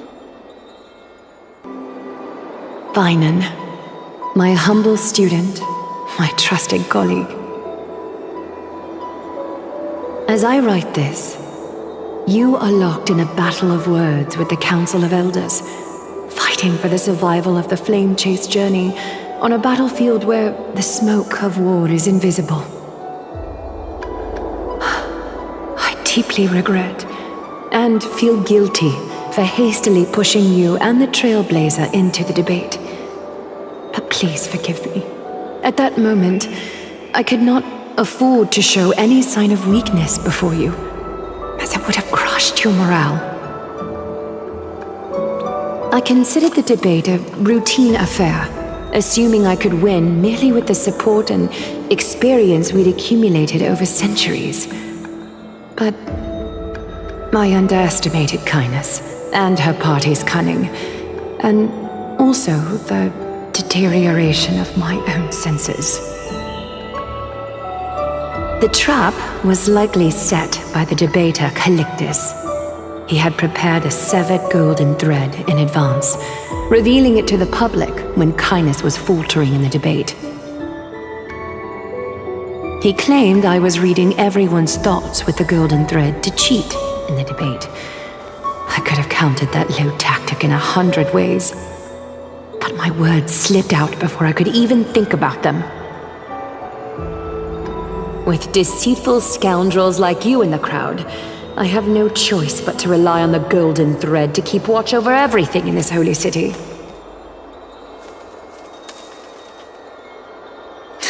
You can imagine the reaction that comment provoked. At that moment, I felt my time was running short. The divinity in this body might be eternal, but that is not the essence of me. I am a daughter of humanity, born of my mother, and I will die as a human.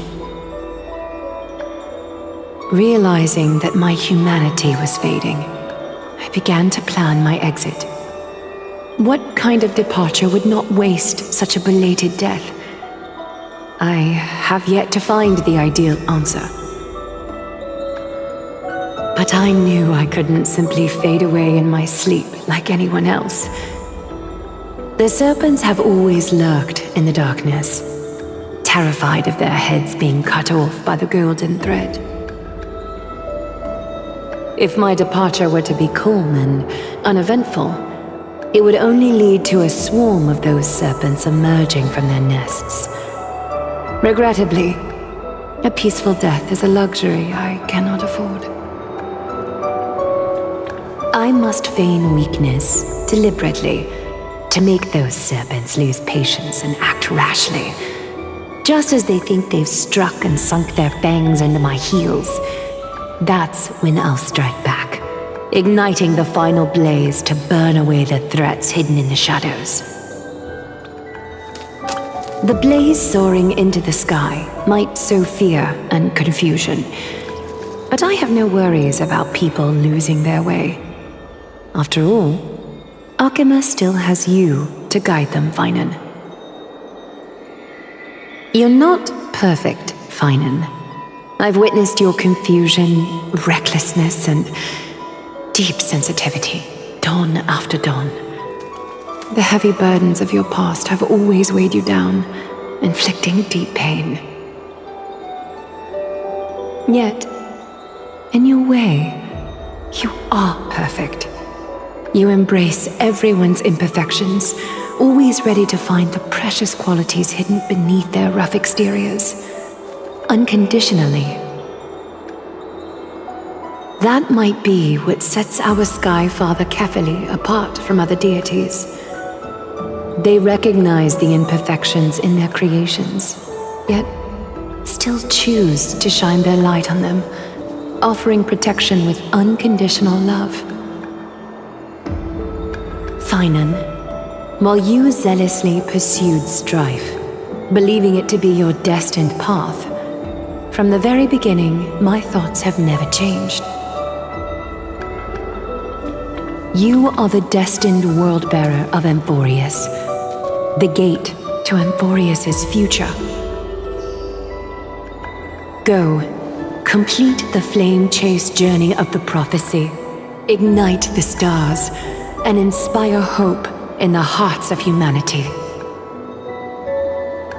I will be waiting at the end of the West Wind, looking forward to the miracle you will create.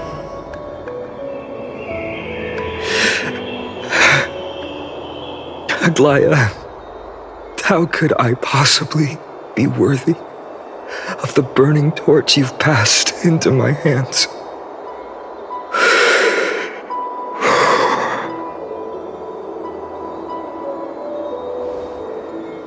Dolang, can you do me a favor?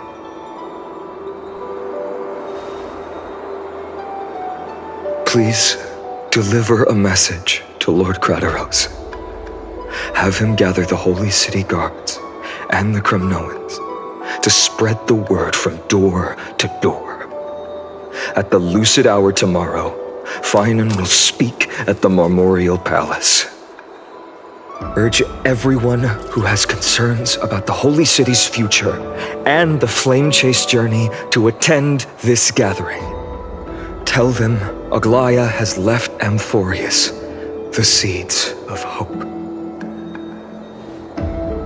Thank you. It's been a harrowing day for everyone. Please make sure to rest well and collect your thoughts. I need to prepare.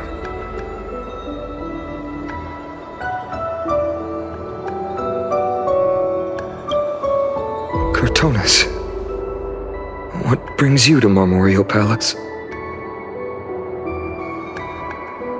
I plan to get everything settled before coming to see you.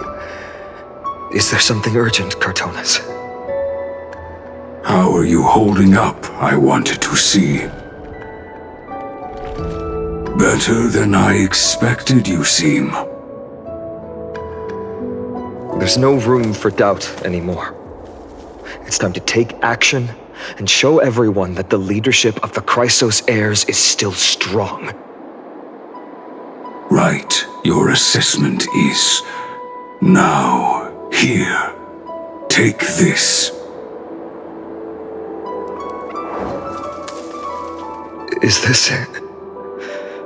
You've completed it. Dawnmaker, the name I've chosen for it. Before dawn, prepare for battle. For tomorrow, wield your sword. Befits your stature, it does. Chrysos heir. Dawnmaker. Unbelievable. You've never seen that black-clad swordmaster. You've recreated this so precisely, just from what I described. Precise, your description. Imbued it with the power of dawn I already have. Guided by your will, gleam with golden flames, its blade will. Wield it, may triumph always be yours. Thank you, Cartonis.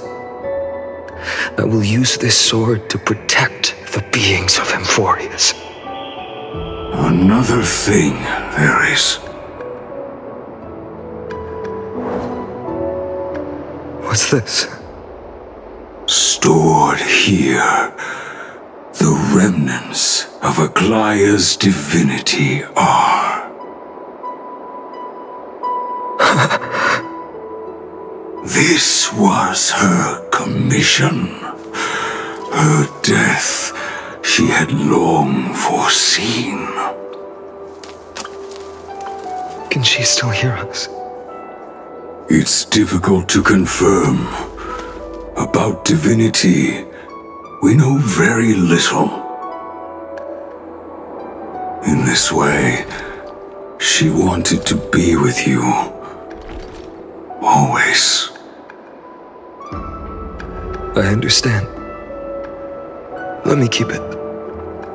With this, I'll have another constant companion by my side. May this world never have need for a deliverer. Someone told me long ago. But when the world dashed her hopes and fell into disarray, if she could see me now, leading from the front, rallying people against their destiny, she would surely smile.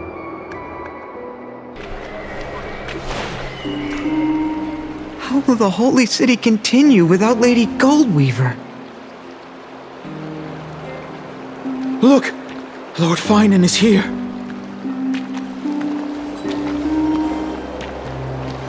Will he step up to lead Akama?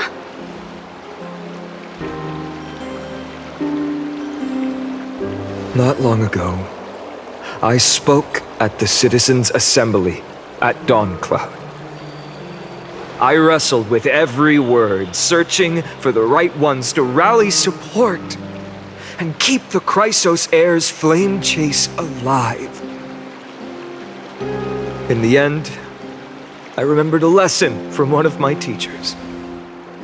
In battles where words are weapons, outrage and blind passion often overpower reason. I followed his strategy. I painted my opponents as nothing more than pests, tore apart their character, and laid out their crimes. The strategy worked. I secured enough votes to achieve my goal, but afterward, there wasn't even a flicker of joy. I realized that apparent victory masked a deeper failure. In my pursuit of success, I fueled division and strayed far from my very purpose that led me to the flame chase journey. This journey was supposed to unify, not divide, to strengthen us, not weaken us. It was the gold thread that mended our rifts in the past. Some saw it as a means of surveillance, a tool of control. But no one can deny that it was Aglaya who held this city and even this shattered world together. Now she is gone. Yes, as you have heard, the demigod Aglaya, who guarded the holy city for a millennium, has indeed fallen.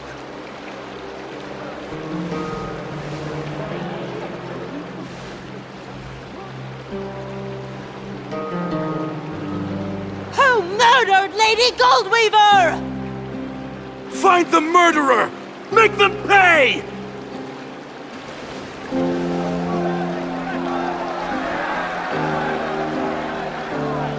I felt the same as all of you initially. I wanted to stand here beside you, to condemn the sinners, to discuss retribution, and to see justice brought down upon them. But my perspective has changed.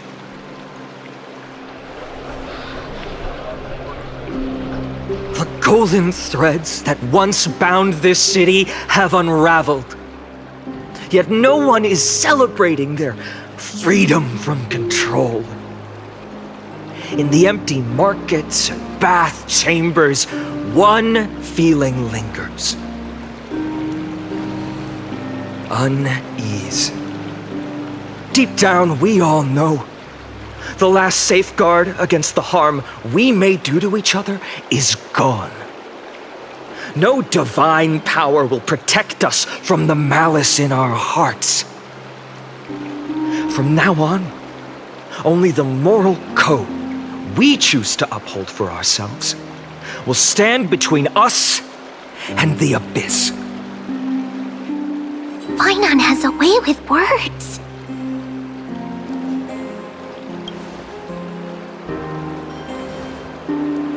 Oh, all right.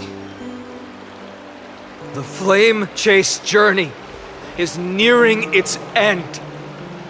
With only one Titan left for the Chrysos heirs to conquer, Aquila. Before I rise to the skies, I challenge you. Cast out the shadows and malice within your hearts. Let your spirit shine brighter than the sky itself. Let me bear witness. Even without the divine authority of romance, Akima will remain a sanctuary in these end times. A place for the kind people Aglaia dreamed of. The kind of people foretold in prophecy. A better people! Better people! Better people! Better people! Better people! Better people! Better people!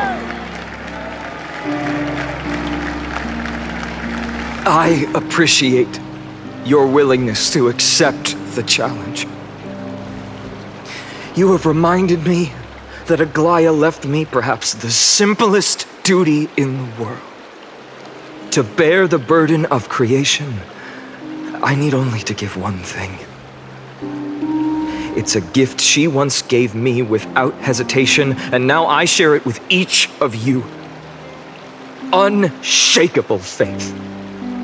There's still a long way to go before Amphorius is reborn.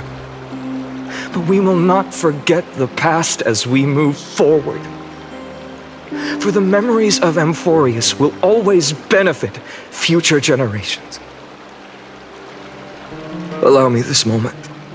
I want to borrow a few minutes of your time to commemorate a demigod who protected the holy city for a millennium. She was Akima's dressmaker, the leader of the Chrysos heirs, the gold weaver, Aglaia, and her greatest feat was being a selfless person.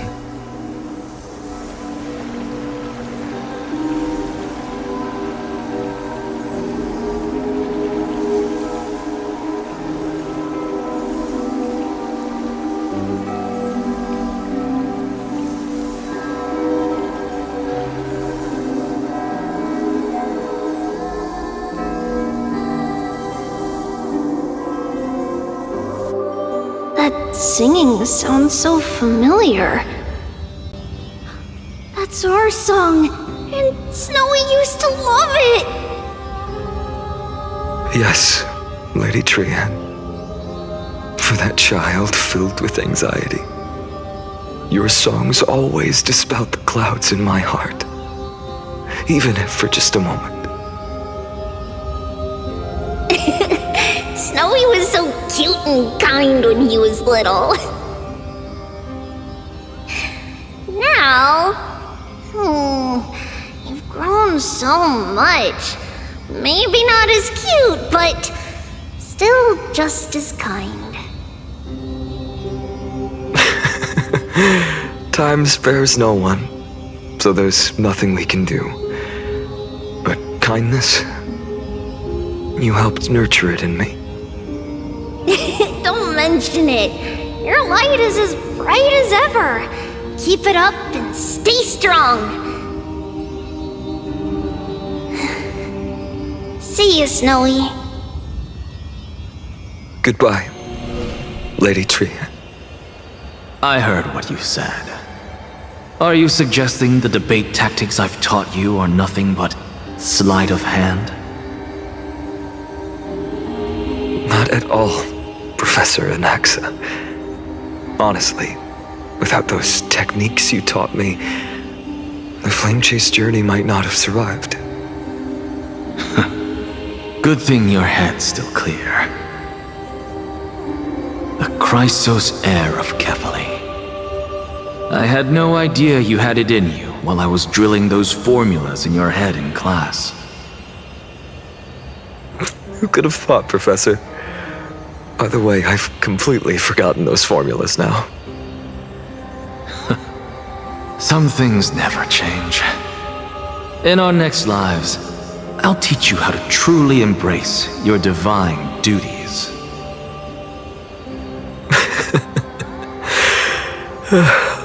I'll be waiting. Goodbye, Professor Anaxa. Miss Castros? Aren't you going to say something? Lord Finan, you have always been so approachable. Ever since we first met, you've seen me as a friend. It was the first time I understood what everyday friendship was like. But that's dangerous. Dangerous? Laughing and chatting with you, I sometimes forget who I am. And for someone with my kind of power, that's a real hazard. I hadn't thought of it that way. Sorry, I forgot to consider your perspective. Please, no apologies. Despite everything, thinking back on the times we spent together makes me really happy. I feel the same. Goodbye, Finan. Goodbye, Gastras. Aglaya. Remember, Finan, after completing the flame chase, leave the decision to initiate the miracle of Genesis to the Amphorians. The Chrysos heirs are the executors of the prophecy, yet they, the people, are the true masters of this world. Rest assured, I always keep your teachings in mind. The difference between a presumptuous hero and a tyrant is a fine line. Well said. You've got a good memory. It's late. Anything else you'd like to add? Anything else? Even in your imagination, I'm not one to show my vulnerable side. No worries. I've long understood how difficult it is for you to open up completely. Thank you for bringing me here, Aglaya. You saved me. Maybe what I wanted to save wasn't you, child. But this crumbling world. Goodbye, Finan. Goodbye, Aglaya. Did you forget me? Forget you? Like I'd ever. We aren't parting ways forever. You're just off to guard the gates at Castrum Kremnos. Let's not make this a tearful farewell. You know just how to make a person uncomfortable. I have a feeling we'll meet again in this lifetime.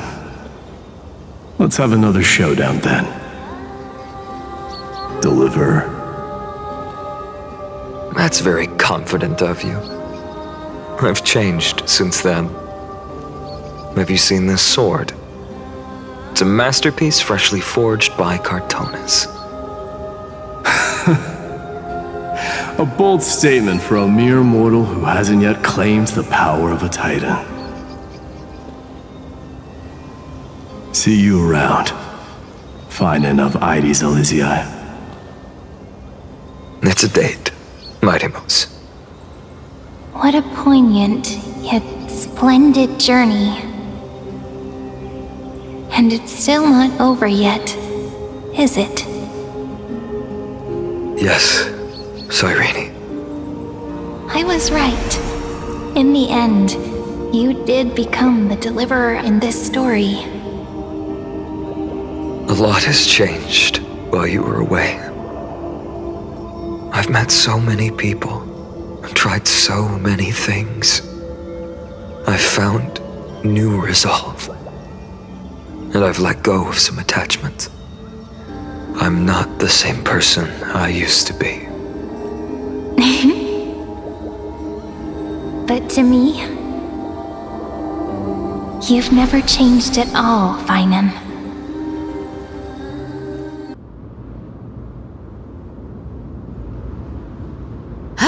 Dawn Cloud, this place holds so many different kinds of memories. I remember you could see the Gold Weaver sign from here, all the way down the mountain. But my eyes aren't what they used to be 1,000 years ago. Cyphera, you... Seamstress. Tell me, does Akama have any treasures so rare that not even our shop has seen?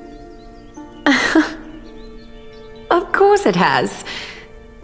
I heard there's a gem of all worlds hidden somewhere in Dawn Cloud. Apparently, it's a piece that fell out of the Dawn device. It's truly a priceless treasure, being a part of Kefali's divine body. Even I, the Gold Weaver, cannot witness its glamour. Gem of all worlds. Nice! Got it! Well, please keep looking after the shop while I... Let me guess, Cyphera. You're probably already plotting to sneak into Dawn Cloud to steal that gem, aren't you? And your next move is probably trying to sell it to the highest bidder, then distribute that money to the poor and the refugees in the Holy City? Look, seamstress. Are you sure you aren't peeking into my head with your golden threads? You might be skilled at covering up lies, but your compassion is all over your face, plain as day. Don't lie to yourself. Do you honestly think this is the right thing to do, Cyphera? What else am I supposed to do? That's the only thing I can do with my power. You keep talking about how I have the potential to become a good person, or even what people call a hero. But I don't know what I need to do to get there! I can't weave golden dresses like you! I can't sing as well as Miss Hyceelans! And I definitely don't know as much as Big Sis Treeby! The only things I'm good at are the underhanded street smarts that no one even respects. But I still want to be worthy of you. I want to prove that you've made the right choice. Even thieves can dream. Right?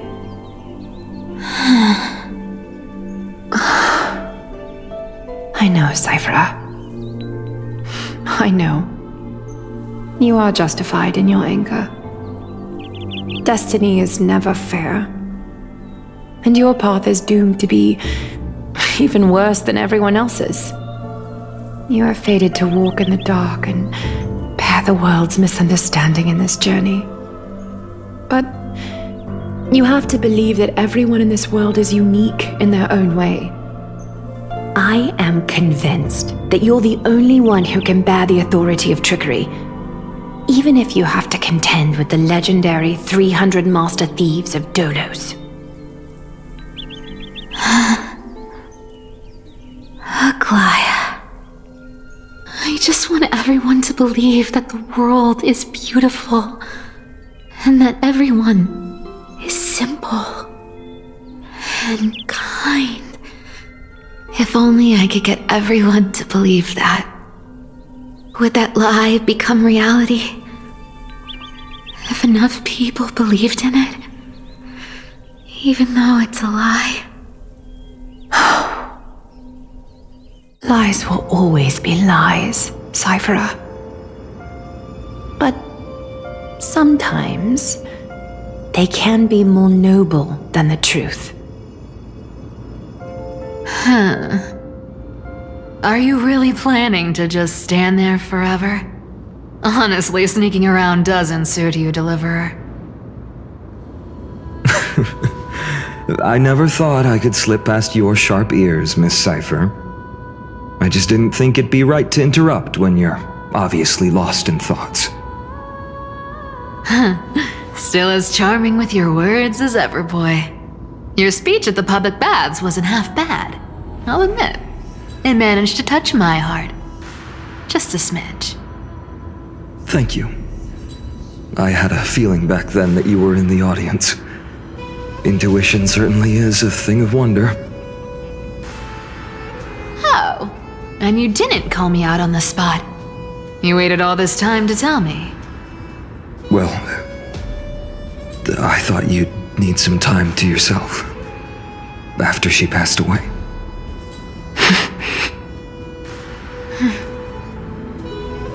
None of your business.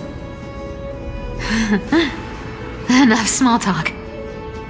Tell me, what kind of trouble did you run into that you need me, the super old-timer, to step in?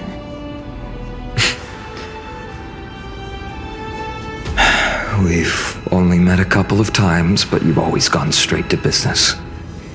I respect that about you, old-timer, so I'll cut to the chase. You're probably aware that Aglaia has earned the support of the entire city for the Chrysos heirs. Everyone believes that she died at the hands of council members who were against the flame chase, and the citizens' fury has been dragging these schemers out of the shadows one by one. But they didn't get everybody. To this day, we still haven't found Elder Kynus, the leader of the cleaners. I see. You're afraid she'll do something wild now that she's pushed into a corner, aren't you? Yes. I believe that Kefali's core flame, forever enshrined above the council theater, would be the opposition's final trump card against the Chrysos heirs. We're setting out to campaign against Aquila in a few days. With the Chrysos heirs gone, it'll be their best chance to strike. You think those desperate dogs will try to snatch the core flame while you're gone? So, you want me to give them a nice long walk while you're away, right? You sure saw right through me, Miss Cypher. I know exactly what you can do.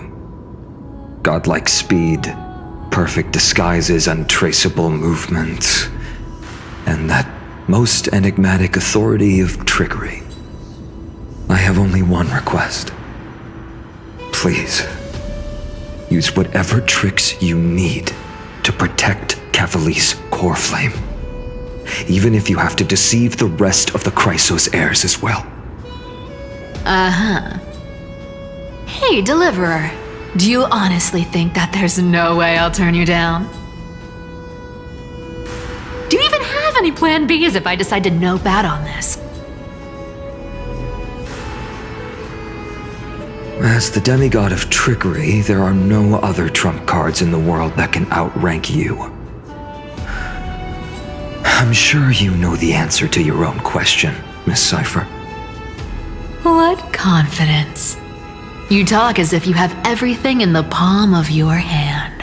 Huh. So you did learn a thing or two from her. I'll give you that. Then let me tell you something you don't know. The Flame Reaver. They've been watching Akama closely. You mean... Bet you didn't expect that, huh? I've been tracking them all this time. And this is my conclusion. That lunatic may have lost their mind, but they're no fool. Why do you think they haven't made a move on Akama yet? Professor Anaxa once analyzed this. He thought it was probably because Kefali's core flame was protected by the Council of Elders' secret arts. Ha! Sacred art's my foot! I could break those mechanisms with the flick of my finger. Allow me to let you in on the actual secret. They probably held off from attacking Akama because the Seamstress's defense network was way tougher than you thought. Now that she's gone, and you're heading out to the Eye of Twilight, with the city's defenses in shambles. What a dangerous situation we find ourselves in. But since you're the one who brought it up, I'm guessing you already have a solution in mind. Just look how ridiculously calm you are right now. But you guessed it right. Consider this a 2-for-1 deal. I'll keep that lunatic entertained on top of protecting Kefali's core flame. You owe a big favor after this. You have my deepest gratitude. That Flame Reaver's power is truly unfathomable. Please be careful. Don't forget, Deliverer. There's a fundamental truth in this world. Cyphera will always get the last laugh. No need to worry about a demigod. I'll do my job. So you need to make sure you don't die before you pay me.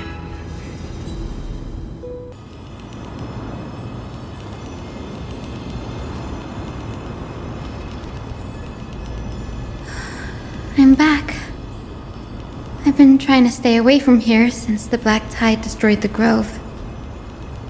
And through that, stay away from the memories that might make me sad.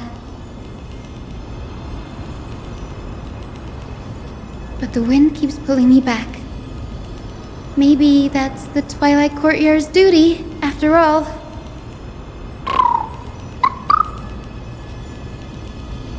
I know, little Ika. I know. I too miss the days when we all studied together. But we have an even more important mission this time round. Lord Finan has already set the date to campaign against Aquila. Being a descendant of the Sky People,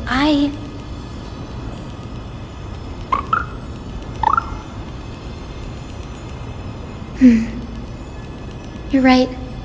At least I can still afford to get lost in thought once in a while. Oh, ancestors. Please wait for just a bit longer. The time I spent in the grove deserves some reminiscence.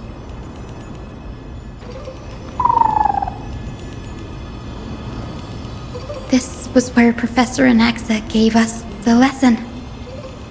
I can still see that day in my mind. And that was your last lesson in the grove. Now, each of you will head off on your own path. How much the grove's teachings can help you in the real world depends on how well you can put knowledge into practice. However, heed this warning. If you ever do anything disgraceful out there, don't ever claim you were the student of Anaxagoras, one of the 7 sages. Professor Anaxa, there are still other classes scheduled on the calendar. Are you sure you didn't... Firstly, call me Professor Anaxagoras. Secondly, to clarify, the last lesson means the last lesson I will teach you. I will be entering seclusion from today onwards to research ancient alchemy, and all my teaching activities will be put on hold. Ah, I see. So you're saying that the lessons taught by all the other teachers aren't good enough to be considered lessons? All you do every day is wag that sharp tongue of yours. That's a credit deduction, fine enough IDs Elysiae.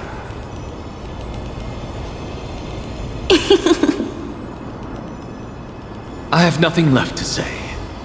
Next. Please wait, Professor. According to the Grove's protocols for a cohort's final class, the lecturer should take some time in that lesson to discuss the students' post-graduation aspirations with them and guide them toward a solid path. Surely you can't skip such a crucial step, Professor.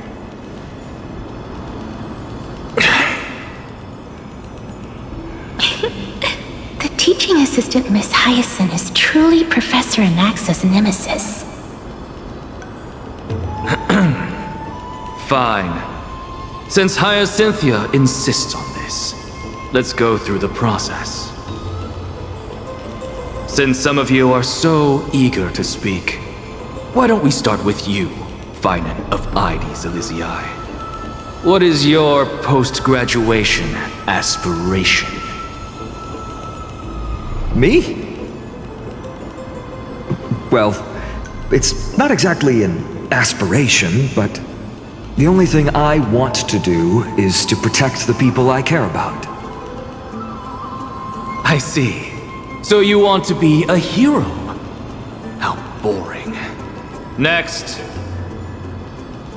I didn't say...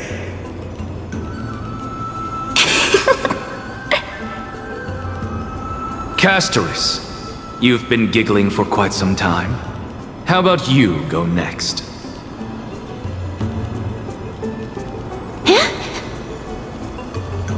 Perhaps my answer is a bit vague and meaningless, Professor Anaxagoras, but... I hope the world can be freed from the agony of death, so that every living being may find calming peace. How naive. So naive that it makes me want to weep for your fairy tale. See, this is why I don't want to follow those outdated protocols. All I get are boring answers. Since you suggested this whole process, why don't you wrap this up, Hyacinthia? Share your aspiration with everyone, and let's see if yours stands out. So it's finally my turn. Good thing I came prepared. My aspiration is nothing less than completing the final blank page at the end of the hero's epic. Blank page? An interesting description. Do explain, assistant. I've read all of Amphorius's heroic epics while studying at the Grove, and a common thread came to my attention. Almost every epic ends with a description of the hero's achievements. But few mention how the everyday people of that time lived. No one recorded the struggles and suffering the commoners endured. So you're saying that, instead of legendary heroes, you're more focused on commoners living on the peripheries of historical records. Perhaps I'm influenced by my background. My ancestor, Seliosi the Day Thunder Knight, raised her spear against the sky and ushered in the flame-chasing era that continues to this day. Her story is told to every child descended from the Skyfolk. We have no doubts about Seliosi's greatness, yet her towering figure overshadowed every record from that entire era. What about the Day Thunder Knight's family, allies, and friends? What about the survivors and those who died in the great battles? Whenever I think about their stories by the campfire, I realize the details of those legends have been long lost, and only Seliosi's name remains. Her brilliance had become as blinding as Aquila's, lording over everything on the ground. That's why I'm glad that my era does not lack heroes. All my ancestors had was a sad past. But I have a future I want to protect. Instead of becoming a hero and ushering in a golden deluge to baptize the world anew, I want to stay in the backline and save all the ordinary humans from drowning in the rising waves. I wish not to return to the sky, but to walk among the masses on Earth. I believe it's the only way for the saga of creation. To include a footnote for the everyday people in its blank page.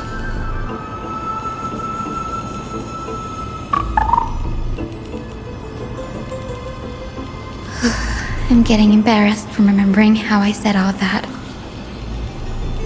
But my beliefs have never changed. Now I really have a chance to stay behind the hero's front line and realize my dream.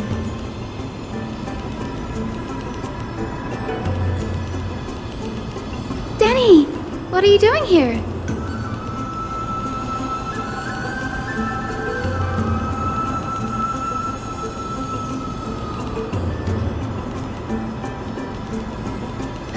You guessed it.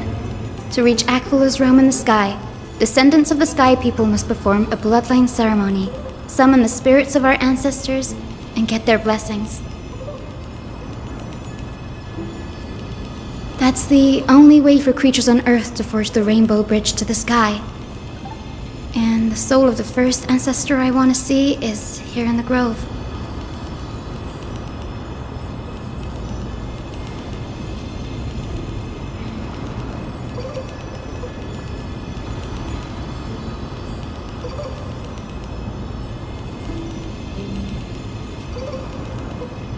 Don't worry. I have little Ika with me. You'll protect me, won't you?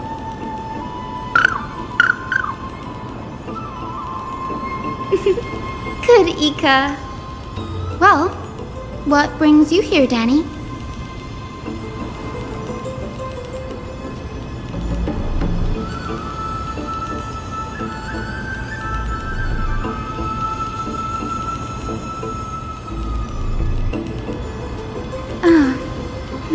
Right.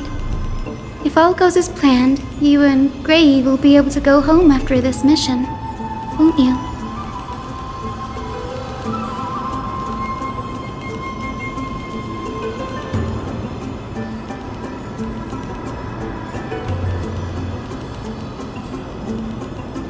Oh? Could it be that you too have some kind of hidden powers to make prophecies now?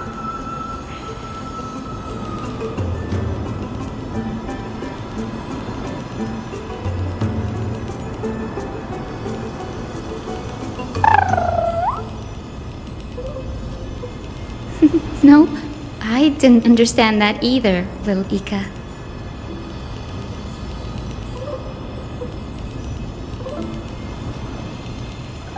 Since we've already met up, why don't you come with me, Danny?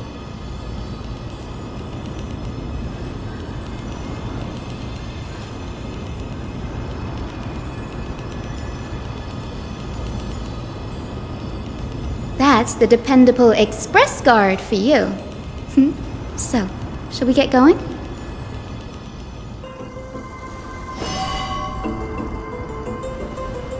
This is the divine object of the Sky People, the Chroma Coffer. Our ancestors dictated that when a descendant of the Sky Folk is ready to challenge Aquila again, they must first awaken the spirits of their ancestors with the Chroma Coffer and receive their benediction. Only after this can the chosen Skyfolk reascend to the heavens.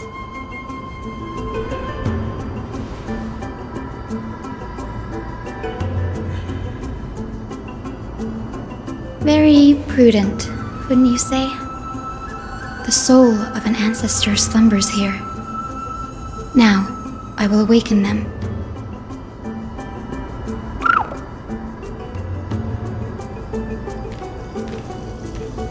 I am Hyacinthia from the Twilight Courtyard. a descendant of the sky who has inherited the duty of flame chase. The time has come to fulfill our clan's destiny. I will join the heroes of the prophecy to return to the sky and retrieve the core flame. Ancestor, please bestow upon me your generous blessing.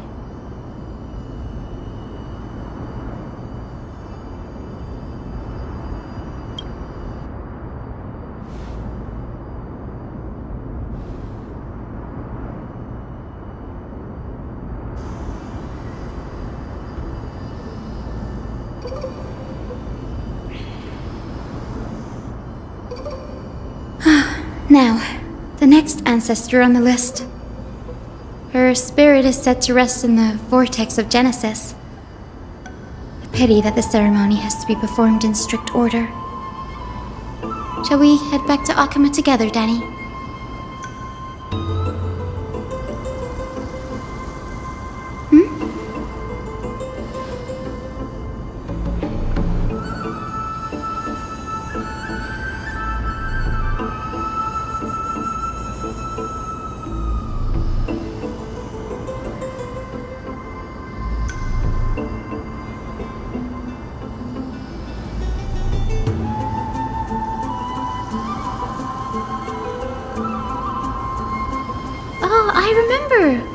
I didn't expect you to keep at it this long. That's so like you, Danny.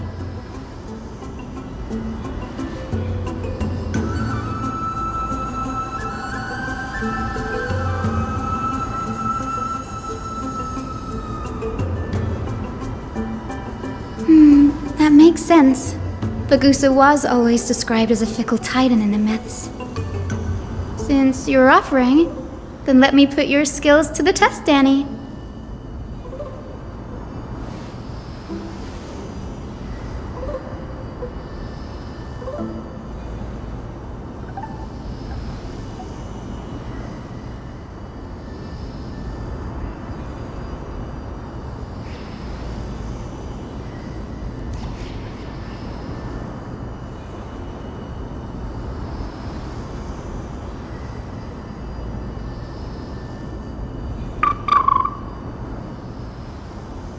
Got it.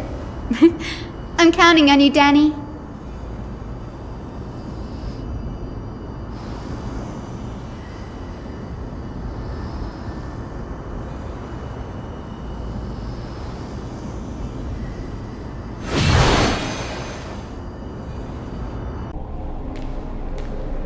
The vortex of Genesis. Unbelievable. Danny is full of surprises. But this does feel way more disorienting than the ritual basin. Wait, is Lady Treeby here too? And who is that next to her? Oh, I think I know who that is. Do you have to go already, Saifi? It's been ages since you were last in Akama. You could have taken some time to rest, and we could have caught up. That's alright, big sister Treeby. I've gotten used to life on the road. Staying in this bustling city actually feels off. Besides, your prize student gave me an incredibly tough mission to handle. Cut Snowy some slack, Saifi. He's still so young, yet he's shouldering all the responsibilities Aggie left behind. Besides, Snowy's not the kind to ask for help lightly. Since he came to you, it means you're the best person for the job. You really spoil him, big sis Treeby. Guess I'm past the age for someone to look after me. Saifi. Just kidding. I get it. That deliverer boy does have a certain charisma about him. It reminds me of Aglaia in her prime. Anyway, I'm about to head out. Oh, big sis Treeby, before I go, got a little gift for you. Well, didn't expect you to be so thoughtful. What's in it? That's a part of the game too. If you want to see the full picture of what's inside, you'll have to wait until nightfall. A gift with a mysterious twist? Seriously? Huh? Looks like we have company. Lady Treby, and this graceful lady must be Miss Cypher. I'm Hyacinthia from the Twilight Courtyard. Everyone calls me Hyacinth. Pleased to meet you. Bright and cheery as a lamp. Well, hello there, pink child. I'm Cyphera from the long-fallen city-state of Dolos. As for the rest, it's all in the history books, so I don't need to repeat it here. So, you're from the Twilight Courtyard. Does that mean... Yes, I'm a descendant of the Sky People, the Chrysos heir about to take over the authority of Sky. Whoa! That's unexpected. I figured Celiosi's descendant would be, I don't know, taller, stronger. Don't judge a book by its cover, Syphy. Zinni is a master of her craft. She's the most skilled and dependable physician in all of Amphorius. Don't worry, Lady Cypher. I may not be as strong and warlike as Lady Celiosi from 1,000 years ago, but I'm confident I can carry out the mission of the Skyfolk.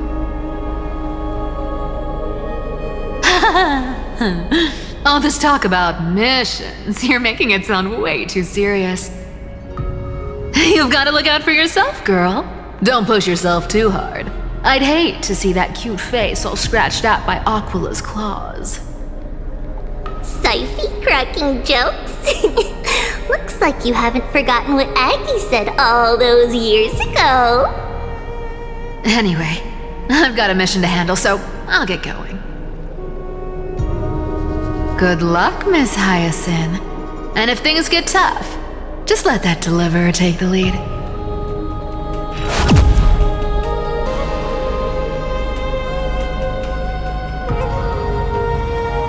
Miss Cypher is in such a hurry. Don't worry, she's always been like that. It's good to have her back in Akama lending a hand. Well, enough about her for now. You're here because of your mission, aren't you, Zinni? It's the perfect opportunity for me to go and tuck Syphy's gift away somewhere safe. The Vortex of Genesis is all yours. I will join the heroes of the prophecy to return to the sky and retrieve the core flame. Ancestor, please bestow upon me your generous blessing.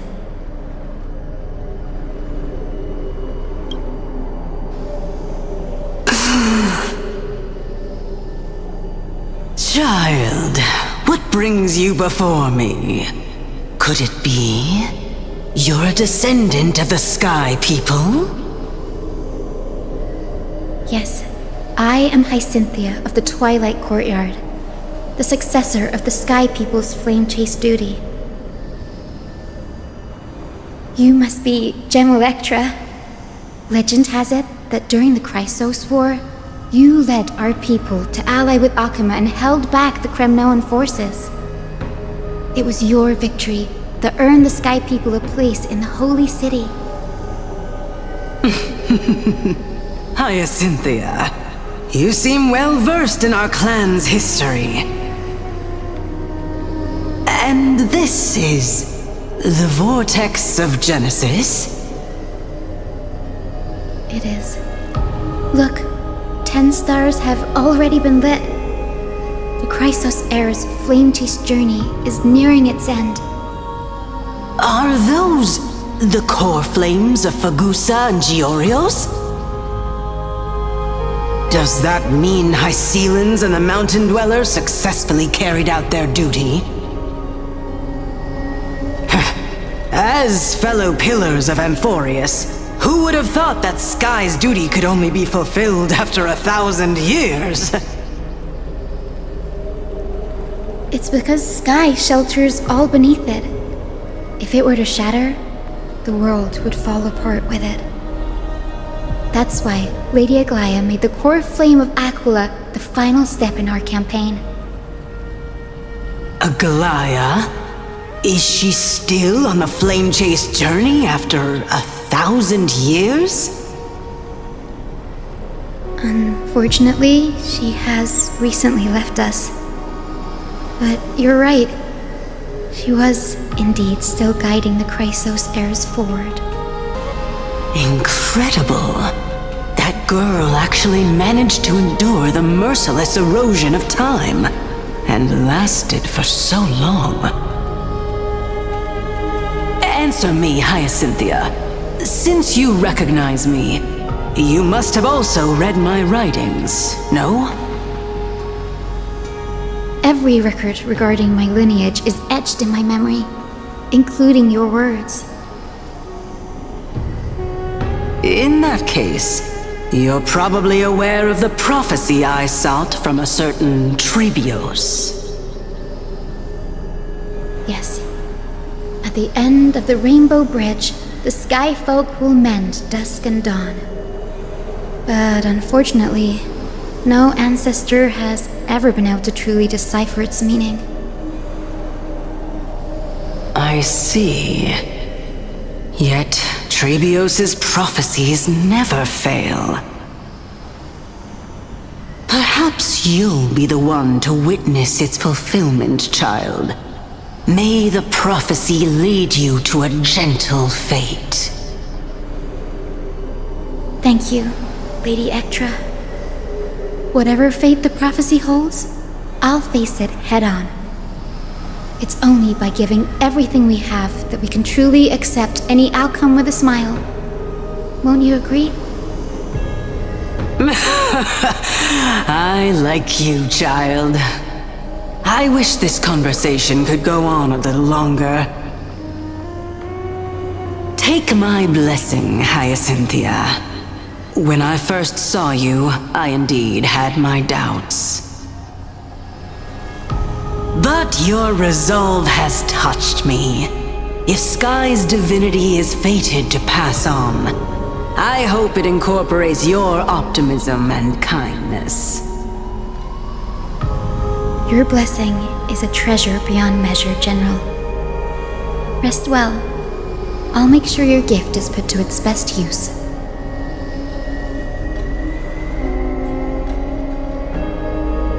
General Ectra is so different from how the records described her. She's quite a gentle person. All right, time to head back to the grove. I shouldn't keep Danny and little Ika waiting.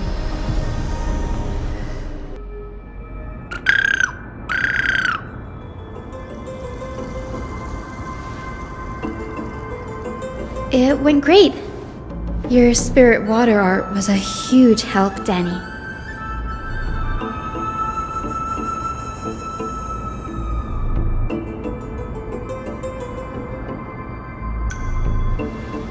What's wrong, Danny?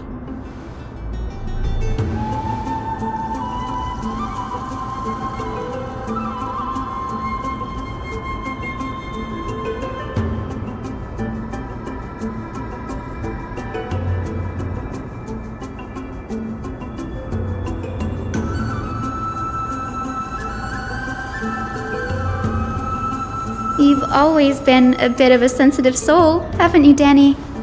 Lady Trina deciphers countless prophecies every day, and this one's just another among many. Don't worry too much about it. Come on, Danny. Don't look so gloomy. We're gonna have to take a long trip for the final visit to the ancestors. Our final stop is Lord Mighty's home, Castrum Kremnos. We're here. This is it. Lord Mighty has been fighting the Black Tide here, alone day after day. I'm worried about him.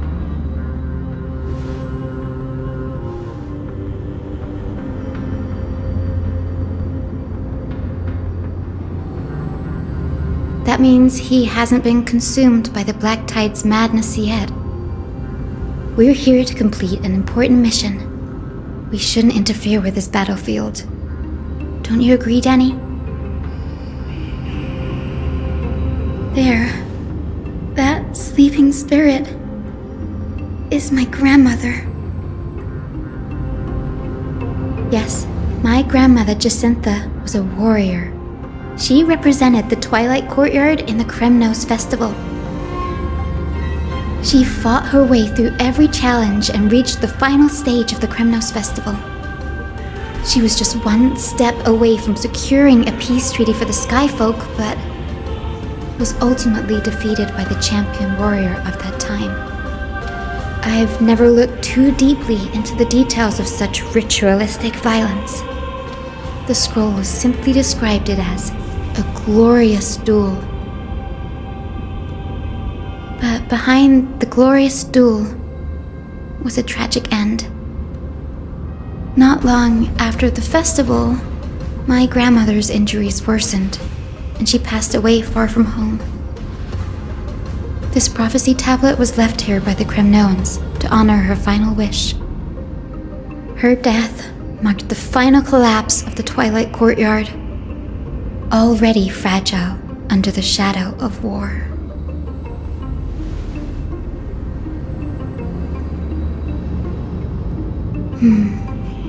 Was Lord Gradaros.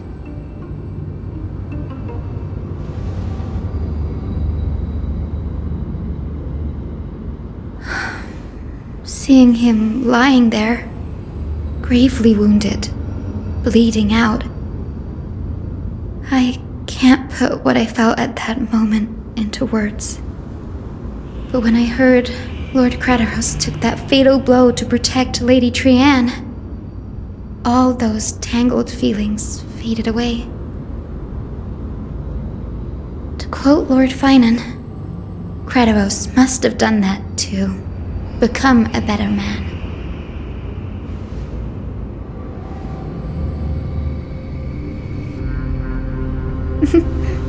You're getting better at this, Danny. In her final diary entry, my grandmother wrote that when the moment of destiny comes, a descendant of the Sky People would deliver the message of their departure to her spirit. I wonder what she'd think when the one awaking her turns out to be her beloved granddaughter.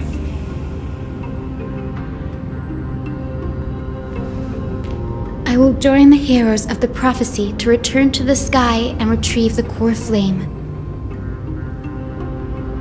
Ancestor, please bestow upon me your generous blessing.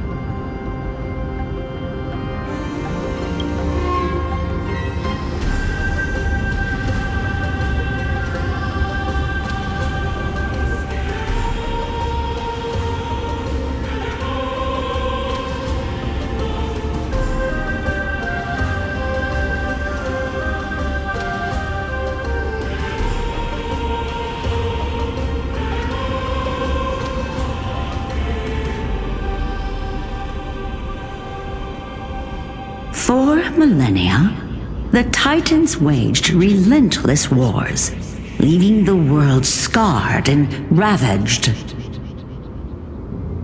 A century of the Chrysos War plunged the nations into chaos and decay, until a spear, fueled by mortal rage, pierced through the smoke and flames that buried the prophecy of deliverance. Aquila, the celestial shaper, the 100-eyed divine bird crowned with the blazing sun and wielding thunder, though struck blind in 99 eyes by Nikador, they kept one eye glaring at the children of Twilight who received divine blessing, yet turned their weapons against the gods.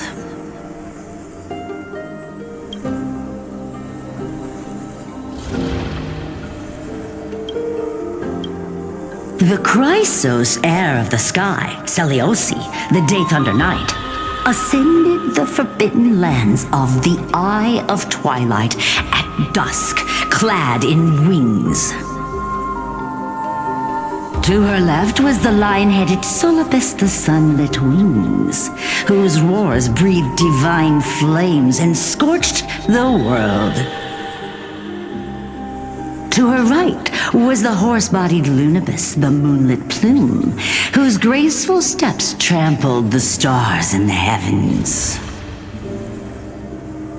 The one warrior and her two beasts challenged the ruler of the sky, determined to seize the divine core flame through plunder. The Titans' every roar summoned lightning bolts, and their every movement stirred cyclones. The wounded Titan's blood poured down like boiling rain upon the world and converged into scalding torrents. In the final moments of battle, the Sunlit Wings set the Titan's wings aflame, while the Moonlit Plume sealed the divine body. The battered hero of the sky, with her wings broken and her body covered in wounds, struggled to lift her spear and pierced the last monstrous eye. The Titan's divine body crashed to the ground, and with it, the sky tore apart like fabric, about to fall with its god. The fear and pleas of mortals urged the hero of the sky to rise again. Seliosi, the Day Thunder Knight, the first of the Chrysos heirs to slay a god in this world, charged into the crumbling body of Aquila with her two fearless winged companions.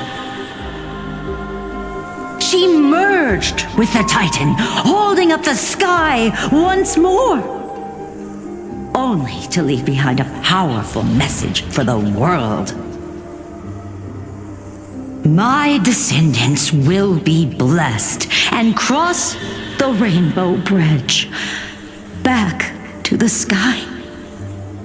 At the end of the prophecy of Genesis, they will reclaim the core flame from my hands.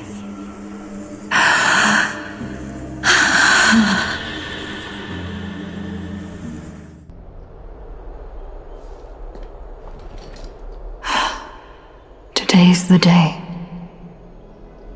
Wow, I didn't expect it to be so lively up here. Are these people here to send off the Chrysos heirs? There's Sveinen. Let's go talk to him. I know this is a big ask, Namazuni. I hope you understand.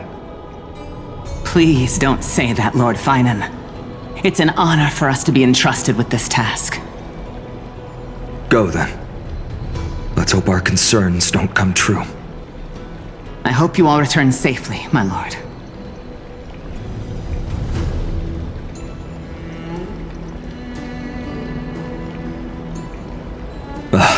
There you are, partner. You didn't oversleep this time, did you? You like calling me that, don't you? Well, I've embraced it now. It doesn't even faze me anymore. Ready, comrade? If all goes according to plan, this could be the last battle where we fight at each other's side. If the curse separating Amphorius from the world beyond the sky is truly Aquila's doing, then you'll be able to return home after their fall.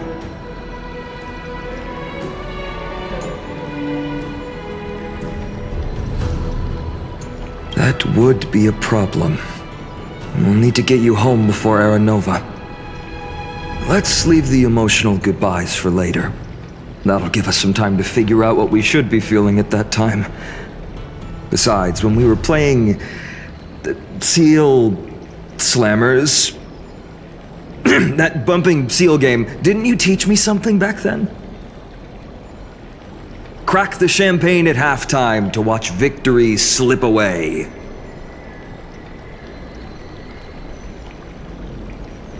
Well, then I have to use something else Don Hung taught me as comeback. The last mile is the hardest.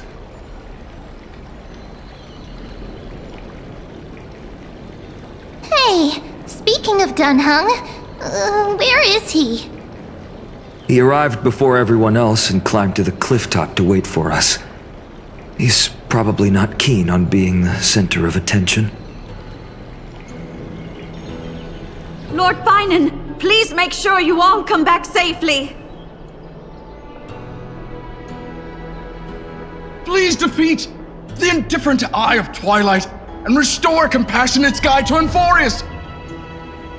Thank you all for your blessings. Rest assured, we're fully prepared. But I'm not the main attraction today. Please don't hesitate to cheer for Miss Hyacinth when she arrives. Miss Hyacinth, the chosen daughter of the sky, the pride of the Twilight Courtyard. She's not just the pride of Akuma, but all of Enforius as well. And furthermore, while the Flame Chase journey is led by the Chrysos heirs, it's not just those chosen by Aglaya who contributed to it. Let's extend our gratitude to the 2 warriors of the Outlands who bravely stepped up and risked their lives for those they've never met. Hero, your saga will be chronicled in epics and celebrated across the New World. Warrior from the Outlands, endowed with the might of Orynyx, the vanguard of deliverance.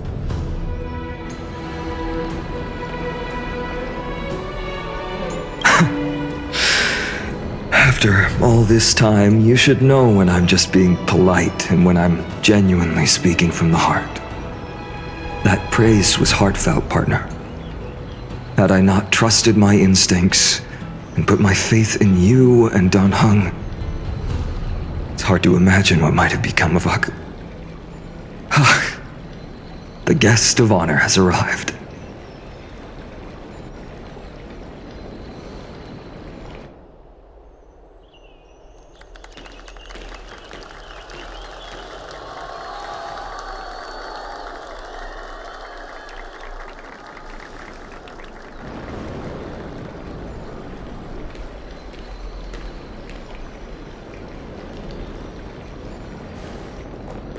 People of Akuma, I've been blessed by the ancestors of the Sky People.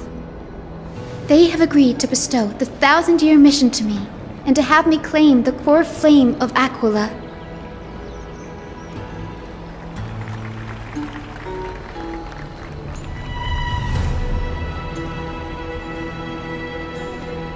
Today is the year 4932 of the Light Calendar. 1,062 years since the hero Seliosi initiated the Flame Chase journey. I, Hyacinthia of the Sky People, am prepared to lead the children of humanity back to the sky. History doesn't breathe evenly. At times it suspends its breath for millennia, as though time is frozen. At other times, it pants rapidly as if poised to topple the world and our civilization in an instant. Its hurried gasps have sparked a tempest, sweeping all of us along. Hyacinth, as an observer, you've witnessed the return of 4 core flames. And now, it's your turn to fulfill your duty. Please, guide us into the heart of the storm as the executioner of this mission.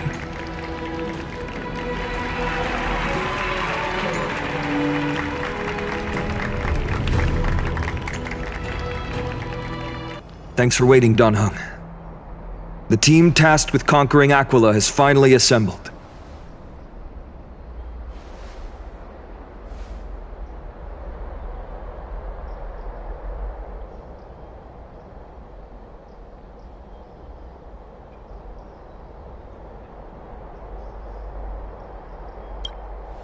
So full of energy, comrades. Seems I chose the perfect day. Hyacinth, it's all yours now. Legend tells of the Skyfolk once divided into many tribes. The Sunfolk worshipped the sun. The Rainfolk were devoted to storms. And the Winterfolk waited for signs in the snow. Our ancestors lived under Aquila's light. Yet they were blinded to all but one color. They forgot that the light that illuminates the world is made of countless different colors. That's why the rainbow is my favorite, for not only does it reflect the many colors, it is also a bridge. And I want to use the rainbow bridge to link everyone's hearts and give hope to every soul on Earth. Ancestors, with the rainbow as your guide, lead me back to the home of the Skyfolk, a land we have not seen for 1,000 years.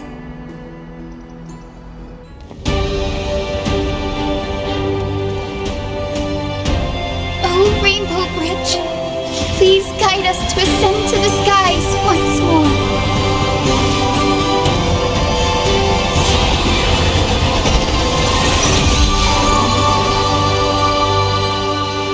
Friends, let us soar together. Flying along the Rainbow Bridge is truly an amazing experience.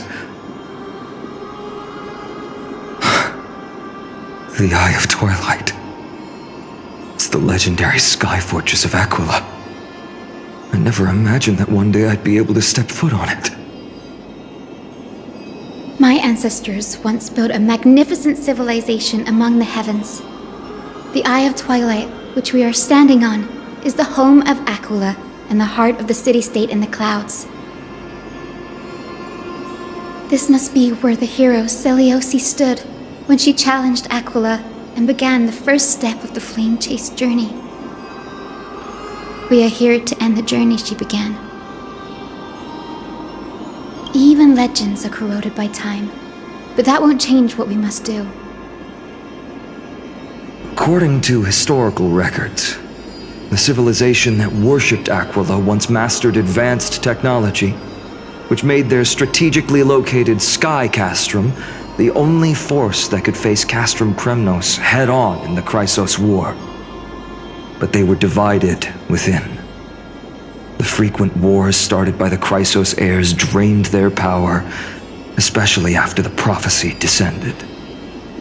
In the end, they had to hide among the clouds, far from the conflicts raging below.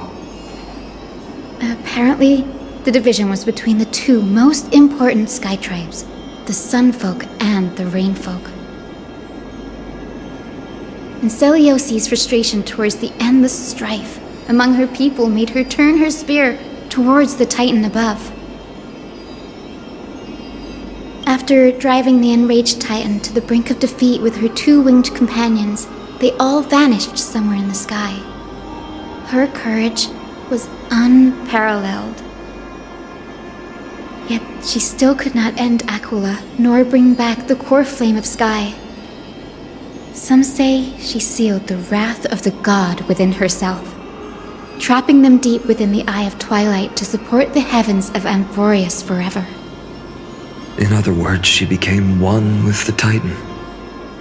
I would have considered it a fairy tale, but after seeing what happened with Professor Anaxa, not anymore. Has that Titan and that fused hero been looking down on the world from here for 1,000 years? Something's not right.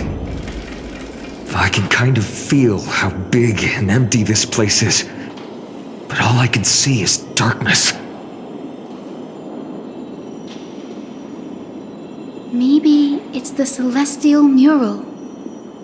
The Sky City believes that mural to be connected to Amphorius' sky, and any weather condition depicted on it will become actual weather. The mural would reflect Aquila's shifting mood, like clear skies, fog, snow, or thunderstorms. The sky priests would gather here during peaceful times and pray to the god for warm breezes and good harvests. To put it in words that Gray and Danny would understand, just think of it as a massive screen. In any case, exploring in the dark is never a good option. If we could light up the mural, it might just provide us with the light needed to move forward.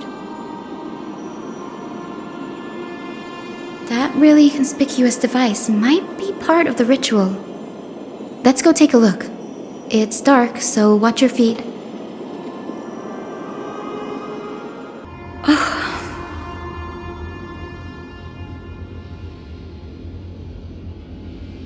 I have no idea how to turn it on. If only we had help from the wisdom of those who came before us. That's it! I almost forgot. Gray, Memmy, can I borrow your powers? Got it! We just need to find the scattered memory nearby, right? That's simple. Give me a little time. Feel the flow of time. Over there. And over there. Done! There haven't been many people for a while, so the traces of time are super obvious. I knew you could do it, Memmy. You are a huge help. Arrogant sunfolk. The Titan will condemn your brazen disrespect. But Aquila, you that shaped the sky, why do you avoid the pursuit of dark clouds? Are not clear skies and stormy rains equally your creations? The Sunborn see your behavior as an act of favoritism towards them, and weaponize this reason to oppress my people. The Rainfolk will not suffer in silence. Oh God, if you remain silent, we shall have to forge our own weapons and resist the malice concealed under your brilliance. May the Eye of Twilight never open, and may torrid rains descend forever. Avoid the pursuit of dark clouds. Aquila doesn't like rainstorms. It seems a little hard to believe, but we should write this clue down first. Foolish rainfolk. The great Aquila has already left a mark of their manifestation on the golden clouds. The god's choice is clear. Only we, the Sunborn, are the true heirs of the sky. This war is destined to end in the victory of the Sunfolk. May the Eye of Twilight never close. May eternal daylight embrace the land! Left a mark among the golden clouds.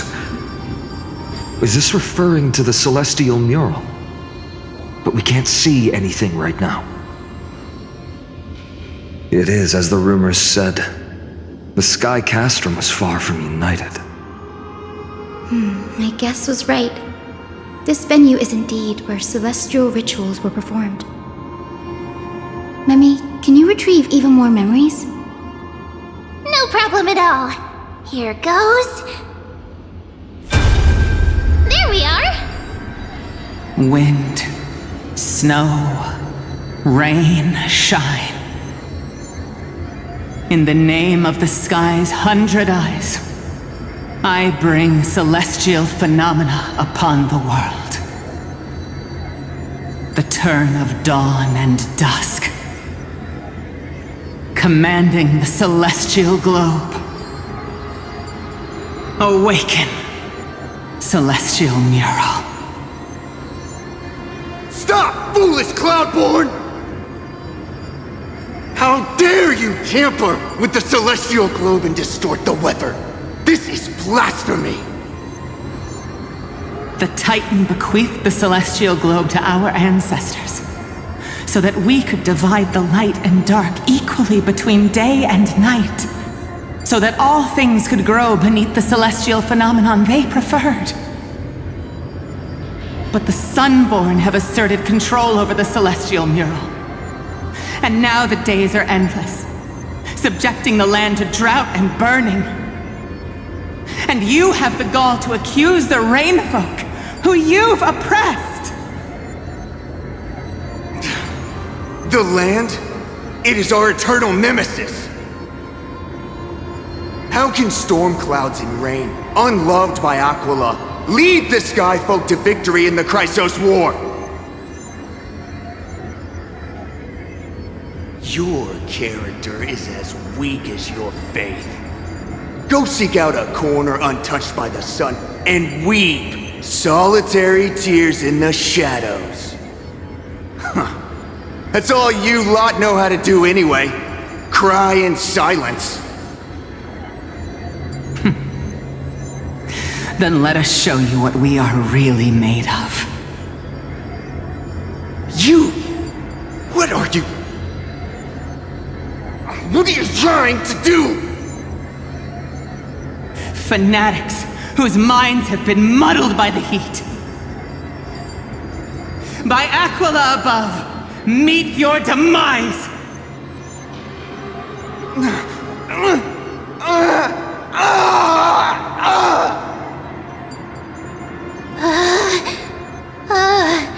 What a terrifying memory!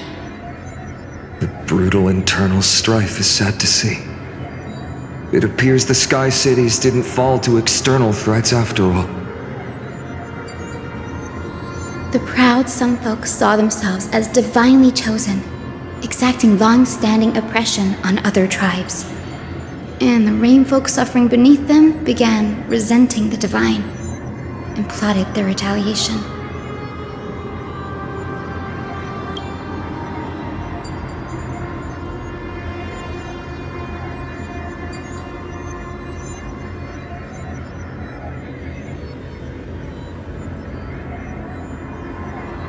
No matter the era, conflict among humans is destined to persist. Having witnessed the actions of Kindness and the Cleaners, it isn't so hard to understand this piece of history. There's nothing but empty silence here. I fear there were no winners. The hero Seliosi. How did she view the ancient feud between the Sunfolk and Rainfolk? The legends focus on her god-slaying expedition, but are hazy on the fall of the Sky denizens. Perhaps I can piece together the true face of history here. One step at a time. Do you remember the verse that Rainfolk sang, Hyacinth? Perhaps that's the key to unlocking the celestial mural. Yes, I already memorized it. Now, shall we try to wake it up?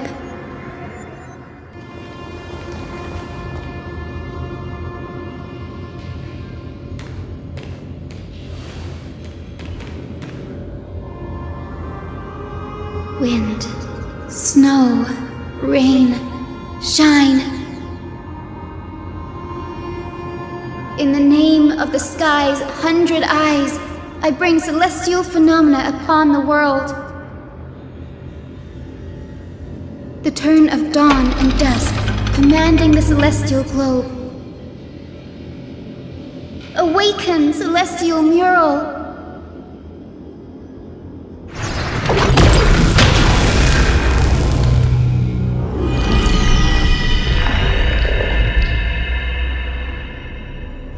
Golden clouds, blazing radiance.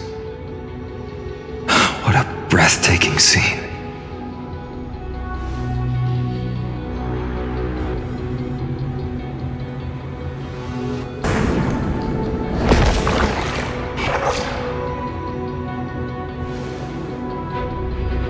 How chilling. I wonder if Aquila is also watching us. I remember the Rainfolk mentioned the Titan dislikes overcast days. We might be able to use this to our advantage and change how the mark is behaving by changing the weather on the mural.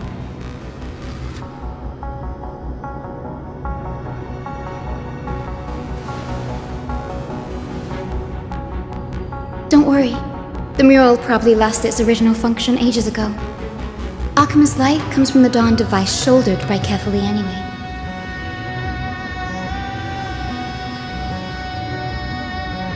That being said, there's no power in this device anymore.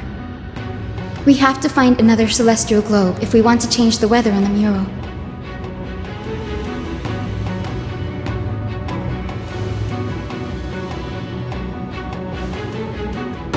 There! That circular device. I'm quite familiar with it. That's a west wind compass of the Twilight Courtyard. We can use it to create a miniature rainbow bridge to walk on. Who knows? It might even lead us to other areas of the Eye of Twilight. Technology passed down from the Golden Age is finally proving useful. Let's go. Leave the adjustments and calibrations to me. A boiling pool of gold, said to be the energy source that powers the Eye of Twilight's divinity. You should watch your step as you walk.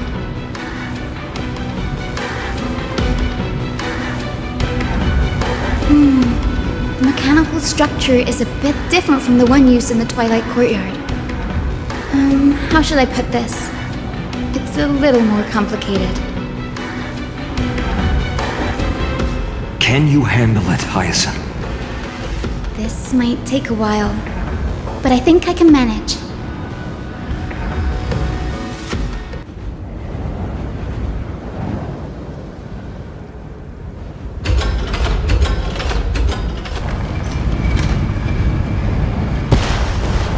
Look! The rainbow bridge has appeared! Well done. Now we can cross. Hey, careful! Is that a winged Pegasus? Looks like a mythical beast. But this one doesn't seem hostile towards us. Hyacinth! Could it be the legendary? I'm not entirely sure. We might be able to tell if we get closer. We can't assume it's friendly. Keep your guard up and follow it. It disappeared. An illusion? Or the memory dissipated? How strange. That Pegasus was different from the other memories. It was surrounded in an air of sorrow. Oh, it's so heavy that it's hard to breathe. Was that Lunibus's phantom? Did it appear here because it has unfinished business? If that's really the case, there must be a super strong obsession keeping it in one piece. Could it be some remaining bits of Celiosi's will? We can't be sure of that yet. Let's take the elevator up to the Eye of Twilight's core first. Careful! It's not a memory phantom! It looks like it's alive! But it's so twisted and very shadowy, like those black tide creatures! Hyacinth, watch out! So... you're Lady Lunibus, aren't you?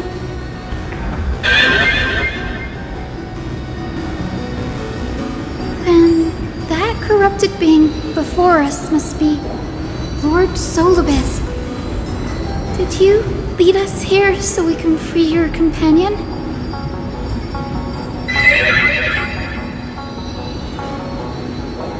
I understand now.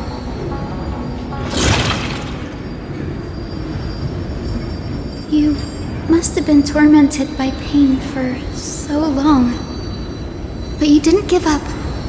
And you've held on to what little is left of your will with such tenacity.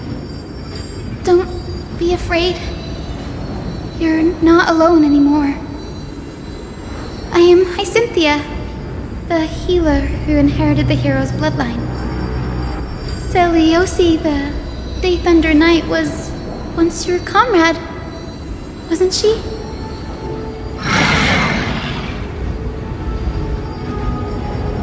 Lord Solibus, your body has been completely corroded by the Black Tide. But I can still heal your tenacious soul. Just like Lady Lunibus, even if you've lost your mortal body, your spirit remains pure. Please, keep holding on to what's left of your will, and I will reawaken you as a heroic soul.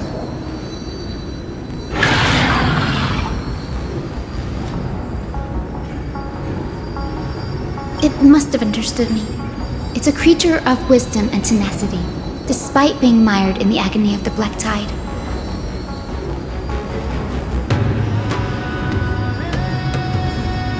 Solibus, the sunlit wings that once accompanied the hero. If this battle can remind you of your great deeds from back then, it would be my honor. Come on, heroes! As you wish. Embrace a new life. It's over. Solibus!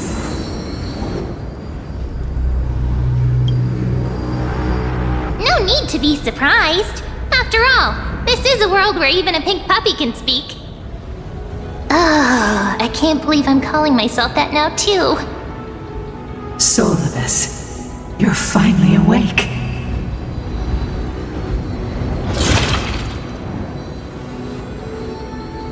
My consciousness has been lost for far too long. Finally, I have been released from the Black Tide's cage. Little girl, are you Celiosi's descendant? It is me, Lord Solibus. My name is Hyacinthia, and my companions call me Hyacinth. Hyacinthia, you don't have the scent of her on you. It's been 1,000 years. Celiosi's blood may have thinned in my veins, but the resolve of the Sky People has never been eroded by time. I've journeyed here to fulfill her dying wish. How much do you know about her dying wish? I know that in order to support the shattered sky, she merged herself with the divine body of the Titan. And I also know that she left behind a message, calling on future generations to one day ascend to the heavens again and reclaim the core flame of Aquila. Has the legend changed so much since your people fell to the earth? Girl, you said you're a doctor. You only know how to heal and tend to wounds with such a weak lot in life. How do you plan to challenge the embodiment of the heavens? With this long sword, heroic soul. As you can see, we're all Hyacinthia's companions and comrades. You've already witnessed our combined strength. It's not bad, but still lacking compared to her. Solibus, let go of your ego and accept their kindness. You've been trapped in time by the Black Tide, while great change has spread over the world. If I'm not mistaken, the god of war Nikador also fell to the hands of these warriors. We've laid all the other Titans to rest, one by one. Now the final target for the flame chase is the master of this sky fortress. please guide us to an audience with Aquila, heroic souls. Seleuci initiated the era of slaying gods and attaining their flames. Even if she could not witness the end of this era, you will all at least bear witness on her behalf. Confidence and fierceness. Yes, I do indeed see a shadow of her in you.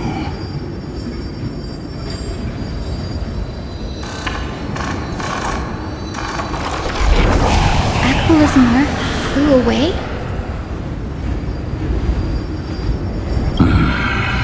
Maybe they detected our awakening. Well, perhaps our presence stirred memories of the fierce battle from 1,000 years ago.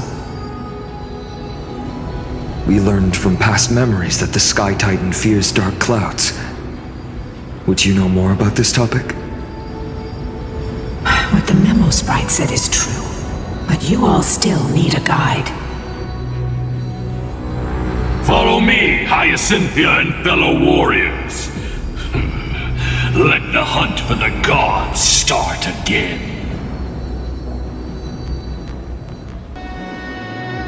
1,000 years have passed, and yet this place feels the same. Just that there is no more human clamor. This is the Hall of the Sunfolk, where the Sunborn once held grand ceremonies to give thanks for Aquila's gifts. So, did the Sky Titan really take the side of the Sunfolk? Everyone thought so until Seleuci's spear pierced through Aquila's wrath. Only then did we understand that Aquila wasn't hiding from the clouds and rain, but from the horror that lurked within the unlit shadows. The Black Tide's threat has forced the Chrysos heirs to complete our flame-chased journey, heading toward the prophecy's miracle of Genesis. Chrysos heirs. In our time, that title used to stir up waves of outrage. But you all seem to be revered as heroes. It's all thanks to those who came before us. Trebios and Aglaia. You must have heard of these two names. So it was those two who made it to the end. What does that mean? Let's not elaborate on unrelated topics. You now know how to activate the celestial globe. So go, and force out the Titan in the mural. The road got sucked away by the wind fan? Did Aquila do that? You have nothing to fear. We can use the power of time to rewind it if we have to. The turn of dawn and dusk, commanding the celestial globe. Change, celestial mural. The celestial shift didn't work?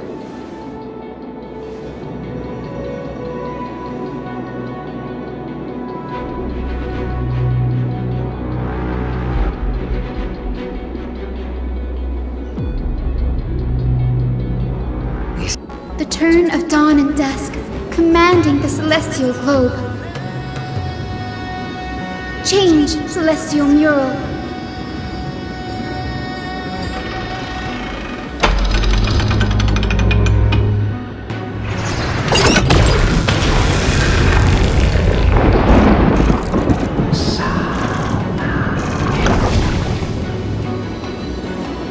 Looks like they're still avoiding us. I wonder if it's cowardice, or if they have something up their sleeve. I fear the Aquila of present has long lost their sanity. But instinct still drives them to flee from the shadows, to evade the Black Tide's encroachment. Do not mistake their behavior for weakness, warrior. I have faced down the tyrant of the sky. It is no hyperbole that their raging fire is capable of melting the firmament. Amphorius's heavens exist because of their authority. It is time to leave this place. Lunavis awaits you at the next stop. A moment, please, Lord Solibus. I have one more thing I wish to do. What is it, girl? To honor the pact with Seliosi. Her descendants spent a millennium looking up at the sky. I believe my countless ancestors who lived for that purpose deserve to know the truth behind her legend. If you don't mind us knocking on the gates of the past, maybe I can peek into this place's history.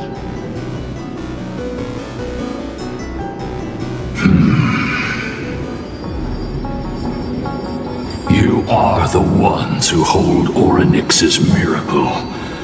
I have no authority to prevent you from delving into the past. Memi, Gray, could I please ask you for this favor? I want to show the truth to my ancestors waiting on the other side. If there are falsehoods in the legends, then there must be a reason for its embellishment. The scene here and the previous memories gave me a bad feeling.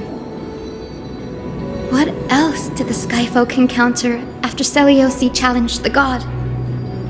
I must figure out the truth behind the legend, even if it's for my ancestors' sake. Hyacinth, you're such a good child. Don't worry, I'm here.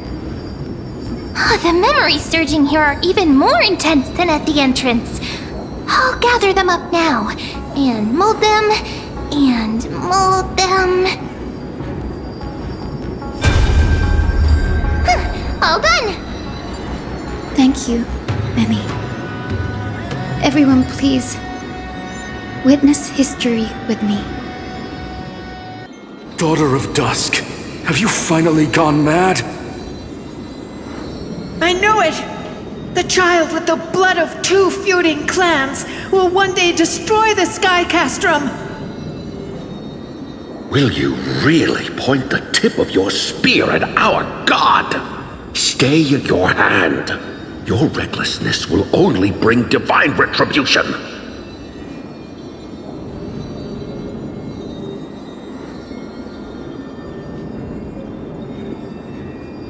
The hero Seliosi, disillusioned by the Sunfolk's deeds, decided to sever the source of it all.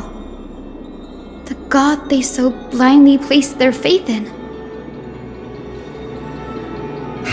She was brimming with compassion at that time. Her words were bursting with anger, but her heart had nothing but mercy for the children of humanity. At that time, We should get going, Hyacinthia. Lunavis is waiting for you all. Lady Lunabis, we're here! Aquila, even though they have been corrupted by the Black Tide, they still maintain a connection with their kin in this fortress.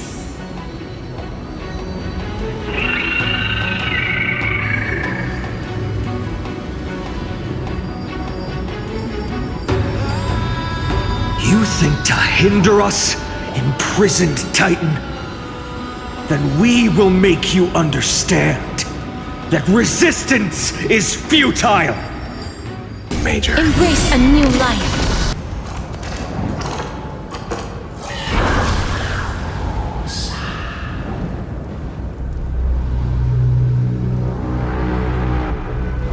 Don't stop. Follow it to the Titan. Even if plunged into madness, Aquila is still the Sky Titan. We mustn't let our guard down. Heroes, over here! Let's keep going and aim for the next west wind compass. Look, the Rainbow Bridge is leading us to our next destination. Let's hurry on. Follow Lady Lunabis. Now, I shall lead you into the Rain Folks Hall.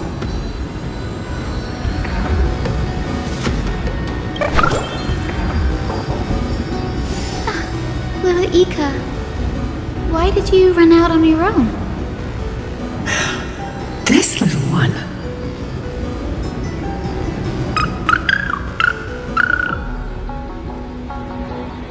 You're saying you smell a familiar scent on Lady Lunabis? They look completely different. But little Ika should also be a winged beast, right?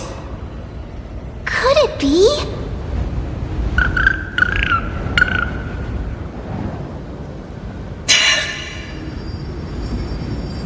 Truly, a miracle of fate. Perhaps we did leave something behind for this world. Celiosi. Lady Lunabis? Is little Ika your... Please press on, flame-chasing heroes. I can sense it. The radiance of Aquila shines ever brighter. Aquila. They are indeed here. The celestial globe is right ahead.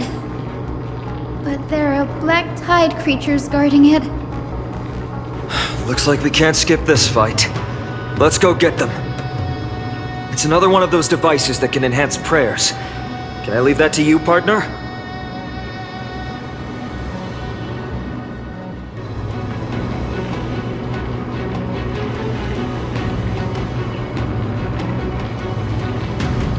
Before it was consumed by madness, it must have also faithfully served the Titan, don't you think?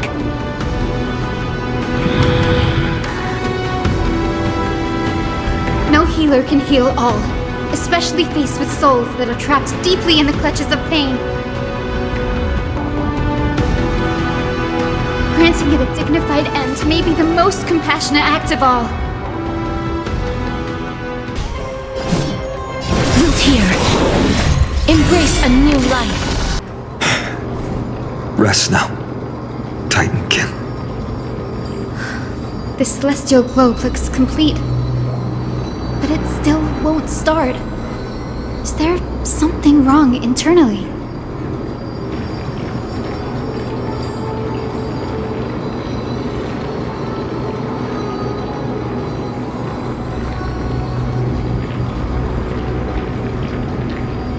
Hard drives?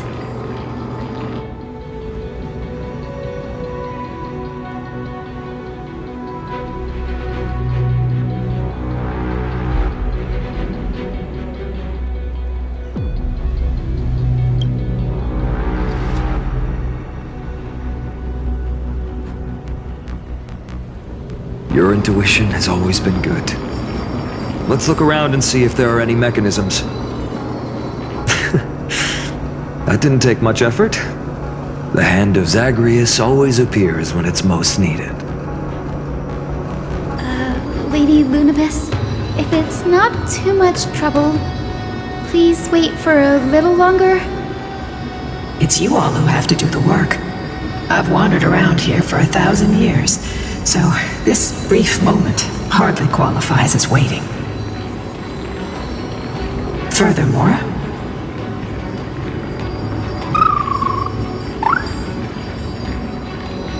I would like to have a moment alone with this little one. The turn of dawn and dusk, commanding the celestial globe.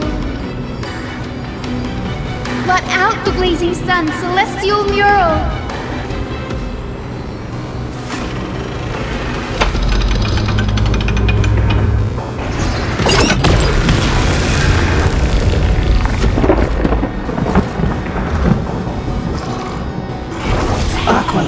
path left. We've already changed 2 scenes on the mural. Where else can they go? In the direction that the denizens of the sky have prayed to their whole lives. Upward.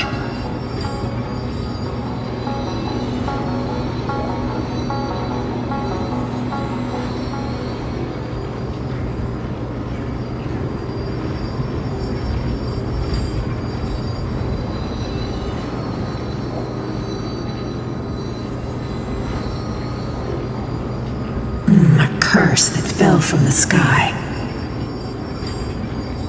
I can't verify the truth of this claim. When Seliosi fought Aquila, the Titan's incarnation did ascend into the skies, but they never attempted to break through the sky's veil to escape our pursuit.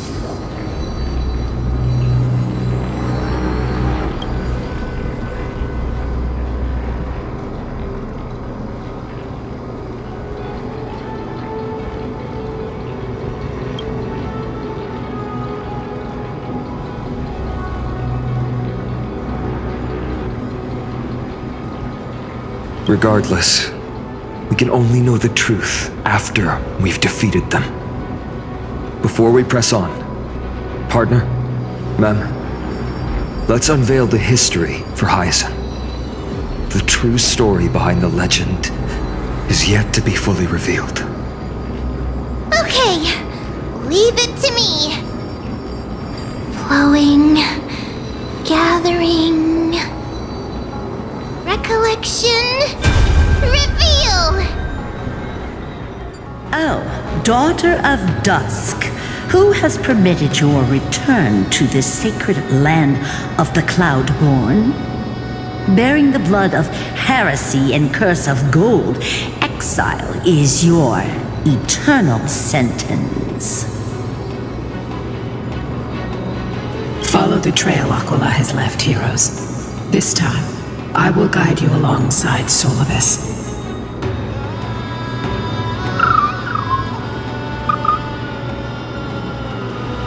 Sorry, little one.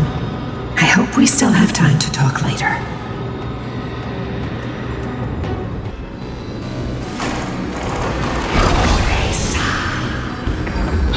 They soared toward the mural's dome.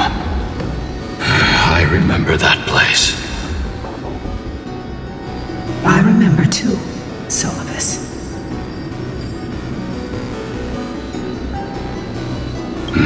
Since you've made your decision, keep moving forward. I've called forth the Rainbow Bridge. Proceed along its path to the dome, where the entwined fates of humanity and the Titan must be resolved.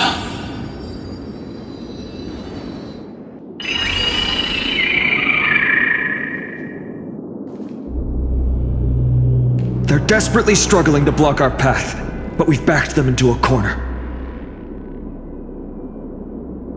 This hurdle is trivial compared to the endless flame chase journey. I'll restore the bridge every time, no matter how many times the Titan obstructs us.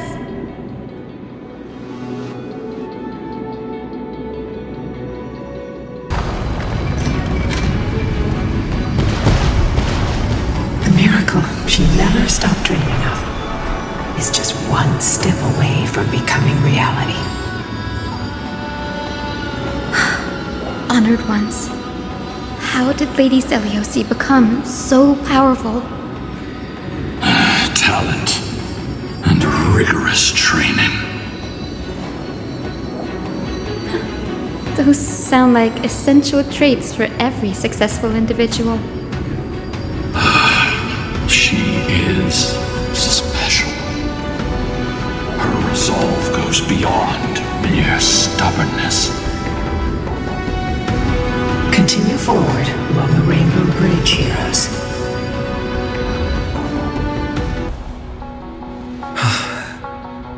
Is this the dome of the celestial mural? It's truly marvelous.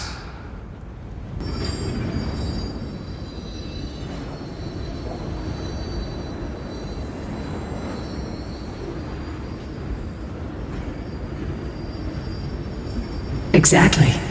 Employ the tactics you've mastered to expose them. And... Hyacinthia, we will heed your wishes, channeling our strength to reveal Aquila's true form. My wishes? It's been 1,000 years. Without our pact, Lunabus and I might have dissipated like everything else here. Our pact requires us to await the return of the Skyfolk to their ancestral lands, to complete the mission of reclaiming the Titan's core flame. We will carry out your will, Miss Hyacinth, as faithfully as we kept our promise to Seliosi.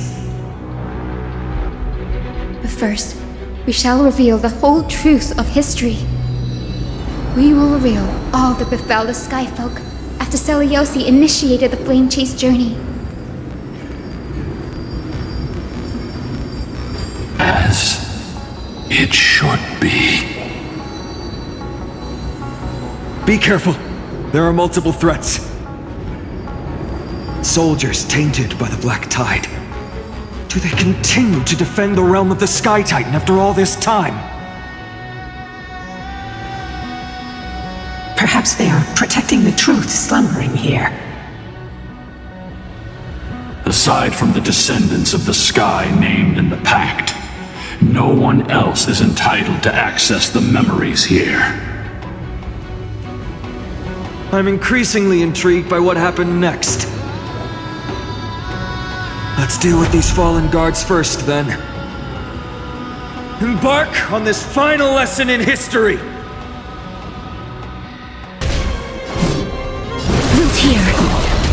You have fulfilled your duty, guards. Rest now. God of the Sky, we are here. Your resentment and terror will soon end. Lady Seliosi, do you still have your humanity after merging with the Titan? I hope you can witness the harvest of the seeds you once sowed. Now, only the final steps remain. Something's off. I can feel the memories here churning. It's as if countless emotions have lingered through the ages, refusing to fade away. The wandering memories here seem to be pleading for something, heavy with pain and grief. Like ghosts lingering by the river of souls. Are you ready, Hyacinth? Yes. The Flame Chase journey is reaching its final chapter. No matter how cruel the truth may be, nothing will sway my determination to finish this mission. The true history buried in time must come to light. The fates of mortals shouldn't be lost beneath polished myths.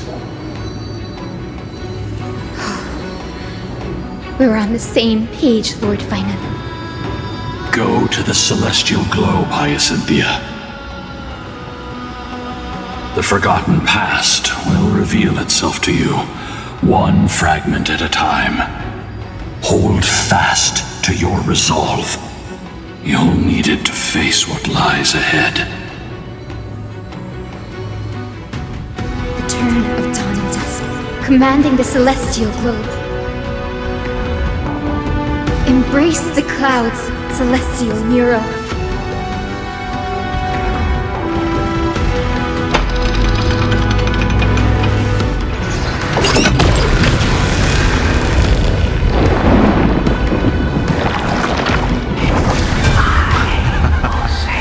Look who we've caught.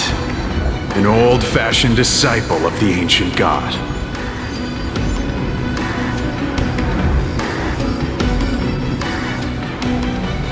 Seliosi's victory couldn't change her people. Some skyfolk revered her as a new goddess and began to oppress those unwilling to abandon their old beliefs. The simple vision she carried with her before declaring war on the Titans became an illusion. Let's keep going. The turn of dawn and dusk, commanding the celestial globe. Drive out the gods, celestial mural.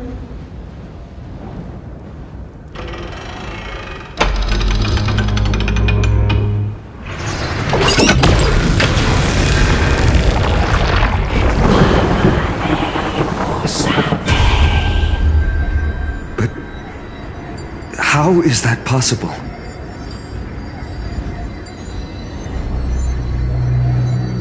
The oppressed old believers didn't hesitate to team up with the cleaners. But those assassins had never thought of directly provoking the mighty Seliosi. Instead, they trained their daggers on the innocent Chrysos heirs hidden in the Skyfolk's mist. Seliosi.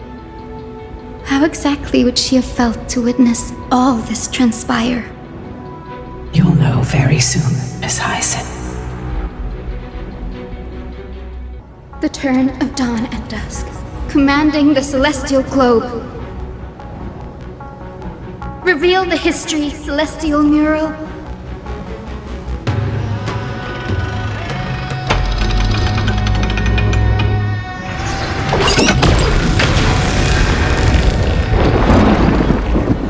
Now you have nowhere to hide, Titan. Look, everyone! Over there! Are those Lady Lunabis and Lord Solibus? Yes. Those are remnants of their memories from 1,000 years ago.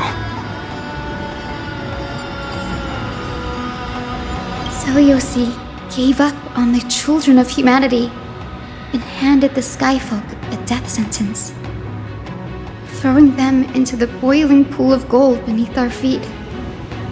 And then she chose to merge with Aquila, casting aside once and for all the humanity that tormented her all her life.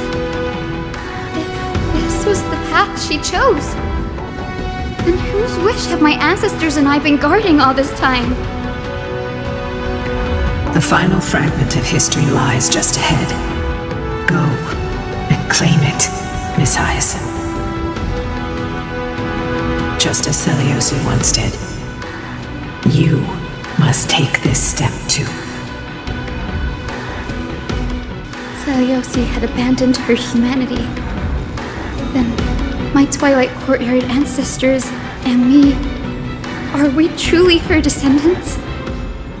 The truth will soon be revealed. No matter what, I will not run away from my mission. Grady, will you stand by my side?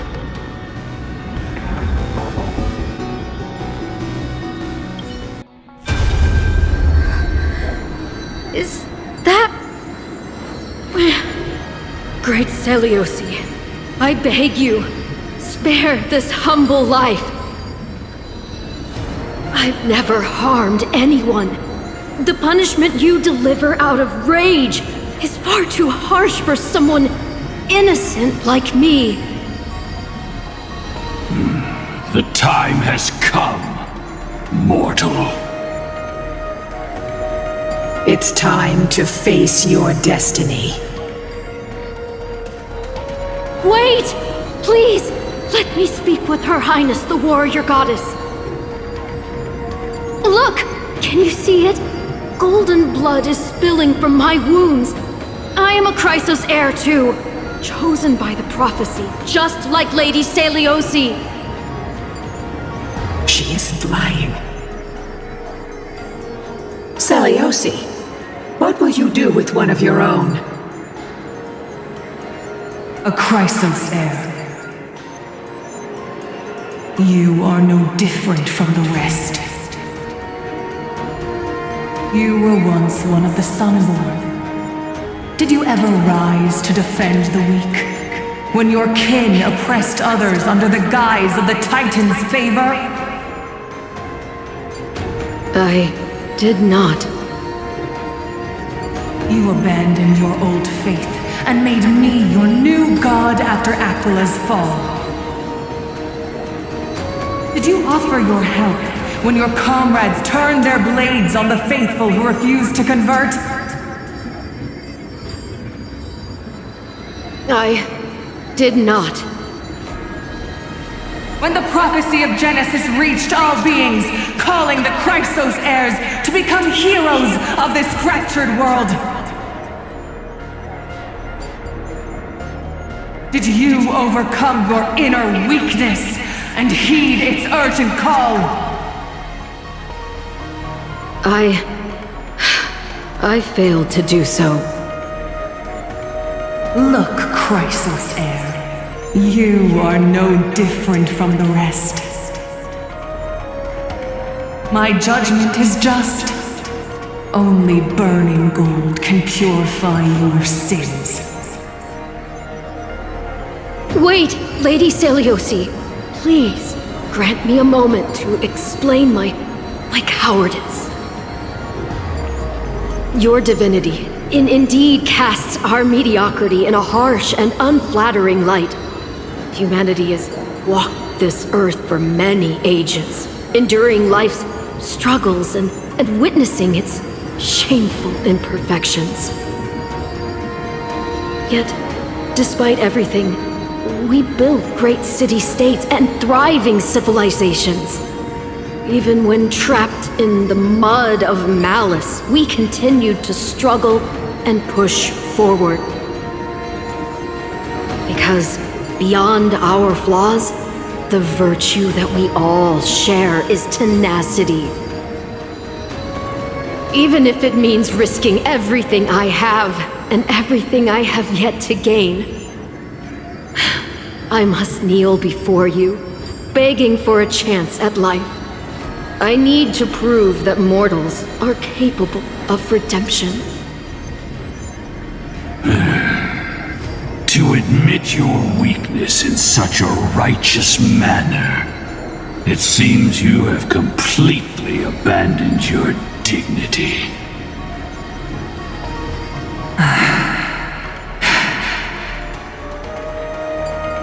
You say you're willing to risk everything you've yet to gain. Tell me, what kind of miraculous bet is that? It's simple, Lady Seliosi. Should you grant me a chance at life, I will ensure that your epic is passed down through generations, sung by my descendants, until the end times buries all civilizations and legends. Should the prophecy of deliverance we've heard hold even the slightest chance of becoming reality, then my descendants will return here one day to prove to you that even the flawed and imperfect mortals you disdain can bear the weight of the world.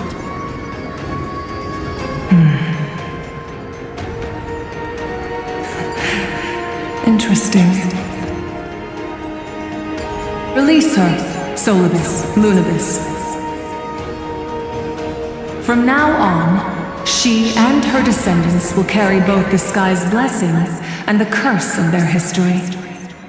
No matter how long it takes, I will wait for the one who is destined to arrive. When that time comes, I'll take pleasure in mocking these mortal children on how their progenitress sold their unborn lives.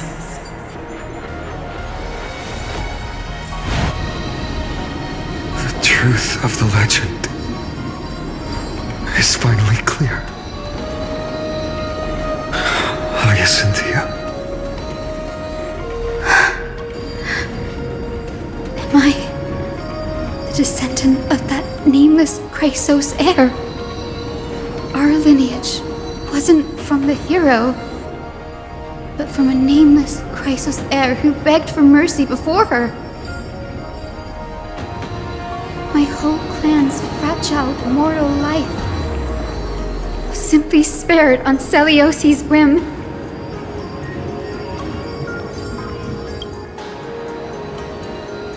Her judgment may be true. Mortals do have their flaws. But even so, human dignity must not be trampled.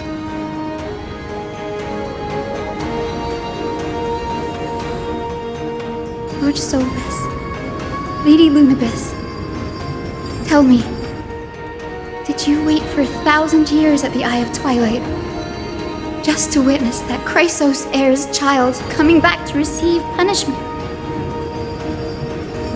Time alters everything, child. Once upon a time, we had not yet learned to read the complexities of human nature, and Celiosi's perspective was our only window into understanding humanity. Her words were everything to us. Our guide, comfort, command, and admonition.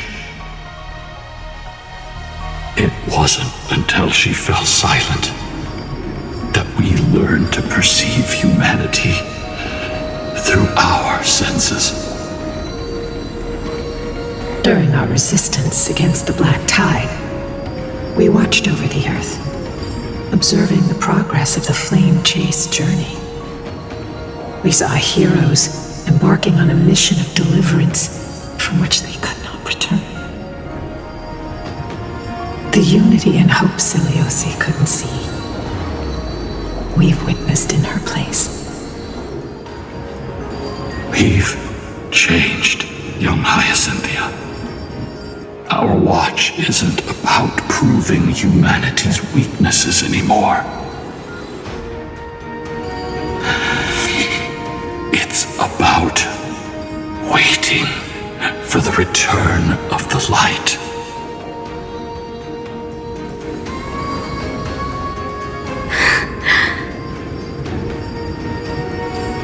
Lady Celiosi, I want to tell you this. Doesn't matter if you can hear me or not. I want you to know that I am glad to be born as the child of a nameless and ordinary mortal. Only then can I prove to you that tenacious hope, buried in the deepest part of the human soul, has not been lost to time. It's just waiting to heal and grow, and then it will shine once more. Even the most cowardly individual harbors a seed within. Perhaps in your era, the light on the horizon was too dim for it to sprout. But do you see it now? 1,000 years later, the path you forged is now walked by many brilliant heroes. They love the people of this world unreservedly, willing to sacrifice themselves to shine a light upon the children of humanity. The light they leave behind will inspire the seeds within people to sprout, grow, and thrive, nurturing them every step of the way, until the barren land is reborn as a thriving forest, growing endlessly, and one day, reaching for the sky once again. That twilight, still capable of being healed and protected in the end times, is the reason we choose to bear the weight of humanity's flaws.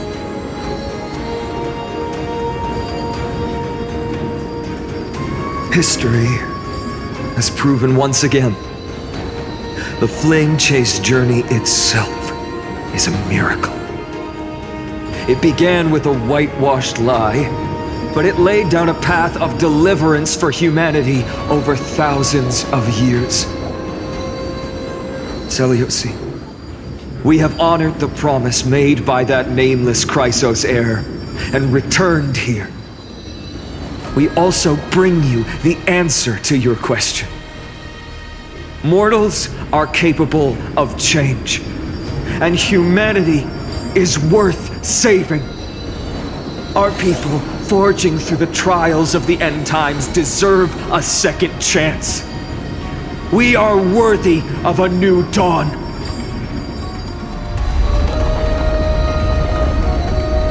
Hyacinth. Yes! Solubis! Lunabis! We are here, Hyacinthia. We are here, Miss Hyacinth. Give me your strength. I've made my decision, and we stand resolved. For all that mortals have built, I will follow the guidance of the prophecy and claim the core flame of the Eye of Twilight. The children of humanity have returned from the earth, and we will challenge the skies once again.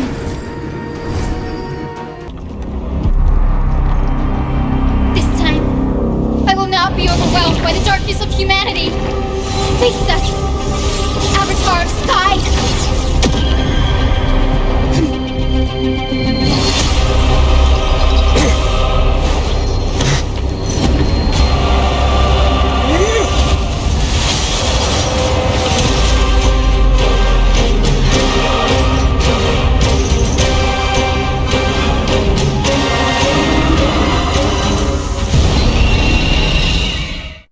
Does this weather please you, Titan incarnate? Indulge in this, and taste the fiery blaze of Dawnmaker! If you could still hear my voice, Lady Seliosi! Behold, the strength of those who pledge to save the world! Human tenacity is boundless. Protect life! With the will of the triangle of the gods, take back the sky! We want to turn this place to scorched earth! Let's finish this! Slice off their wings! You too will be cleansed with gold!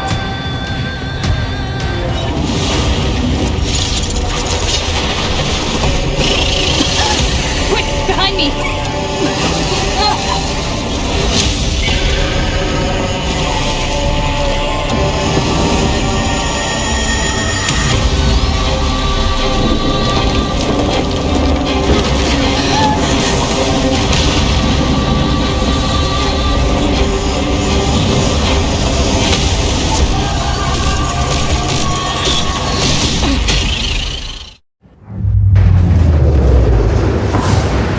Stand firm! It's a long way down.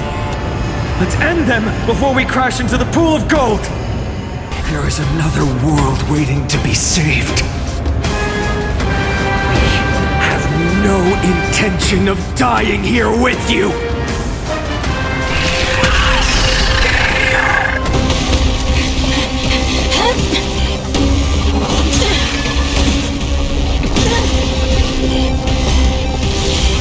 Titan! Open to nothing!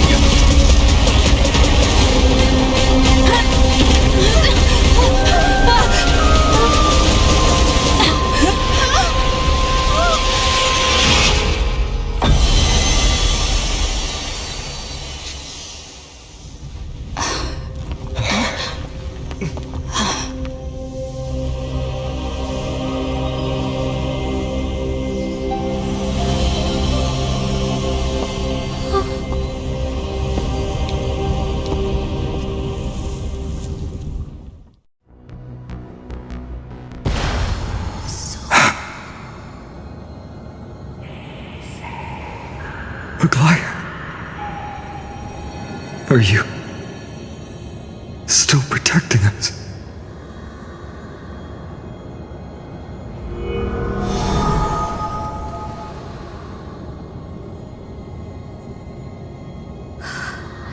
Is it all over now? Seliosi condemned humanity, casting them into the pool of gold. In the end, she too was... Take that core flame with you, Hyacinth. Our mission isn't over.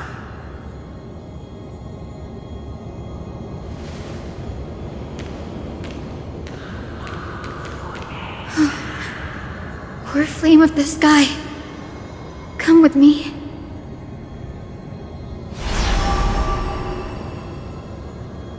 It's a strange feeling. It's so warm and powerful.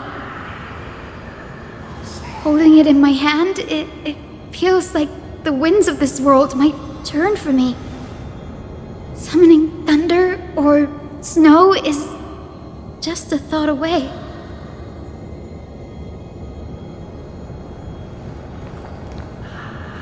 I understand how you feel, but right now, this platform is on the brink of collapse. Who knows how much longer it can hold? We need to find a way to leave. Look, over there.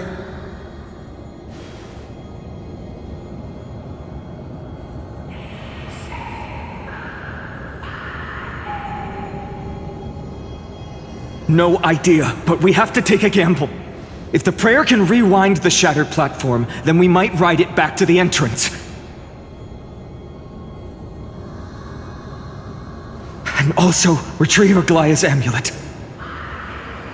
We can't delay any longer. Everyone, move quickly!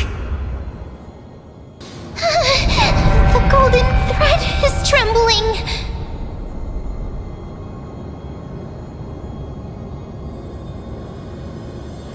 We're out of time. We have to retrieve it. Partner, quickly!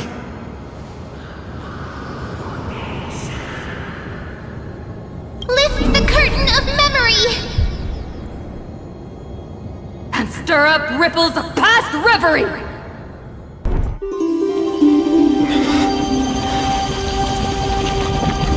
This is bad. The prayer's power! No!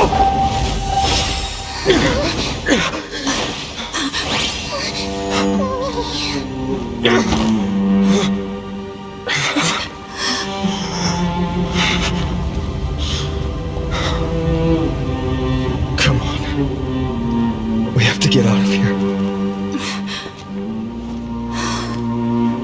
I shall have my final bath in warm and radiant gold. From here on, Finan, you shall embark on a journey with no return. Light fades, only to await the sun's rise. One day you will step forward, not out of fear, but to return the dawn to this world. It's right in front of us.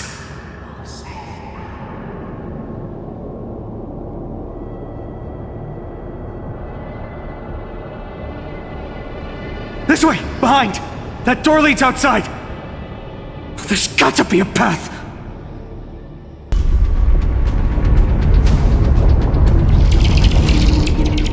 Lightning and thunder. The celestial mural is showing the end of the world.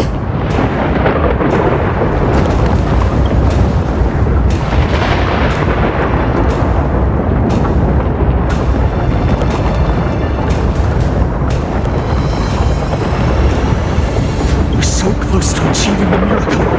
Humanity will finally take control of its fate.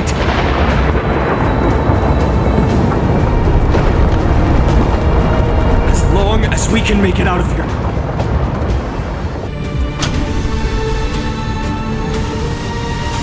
Hyacinth, where are those winged beasts?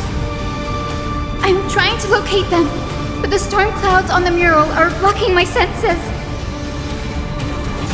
We could use their wings to escape if they were still here. We'll have to rely on our feet for now. Keep moving. We're not safe yet. We're almost there. The end is just ahead. All we need is a rainbow bridge. A West Wing compass. Leave it to me.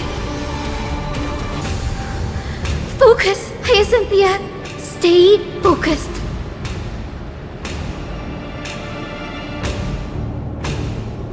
We're out of time. The fortress runs on Aquila's divine energy. If I can channel the core flame...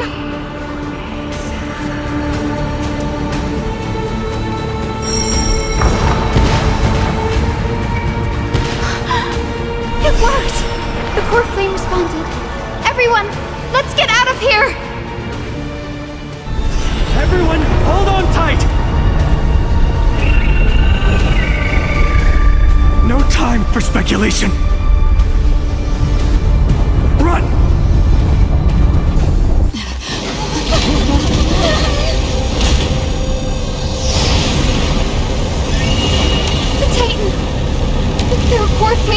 humanity! Could this be Seliosi?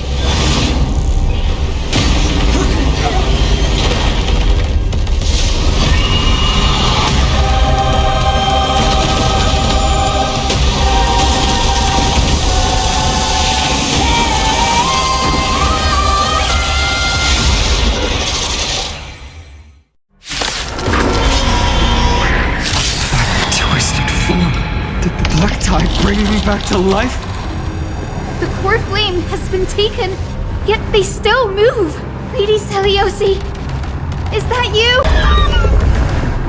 It's coming!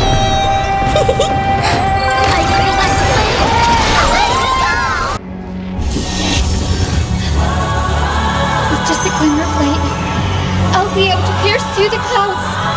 Use mine, Hyacinth. I am the one who bears the world. I am the blazing sun destined to rise! Lord Flame! Bestow upon us the healing rainbow!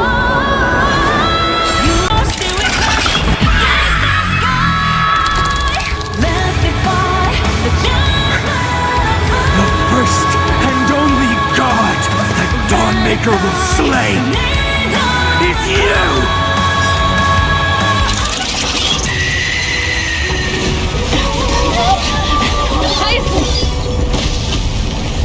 Heroes, help us!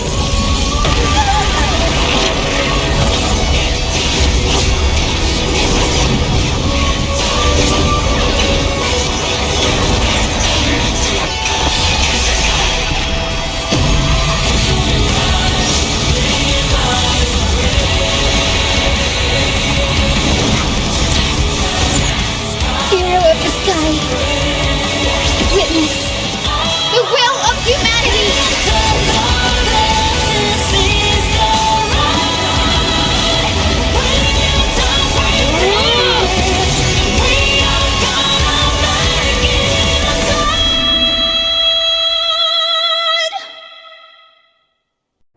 Children of humanity, you have overturned the judgment I once cast in disillusionment. Beginning with a lie disguised as a heroic legend, passed down for millennia. A grand epic of creation has been written. You are worthy of a new dawn.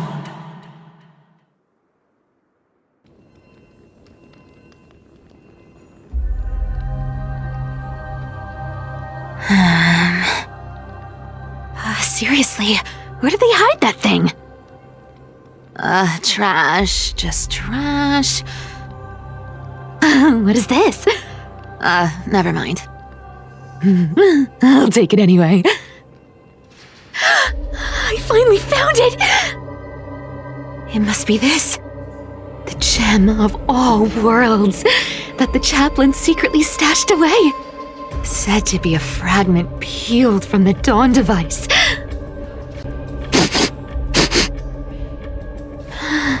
I can already catch the sweet scent of treasure seeping from this little box. So much for the chaplain's devotion to faith. It turns out he's just been padding his secret stash. I've been lurking in the priestly court for over half a year just for this little trinket. Day after day, listening to those stiff priest apprentices drone on with their prayers. I thought I was going to lose my mind. Good thing persistence pays off.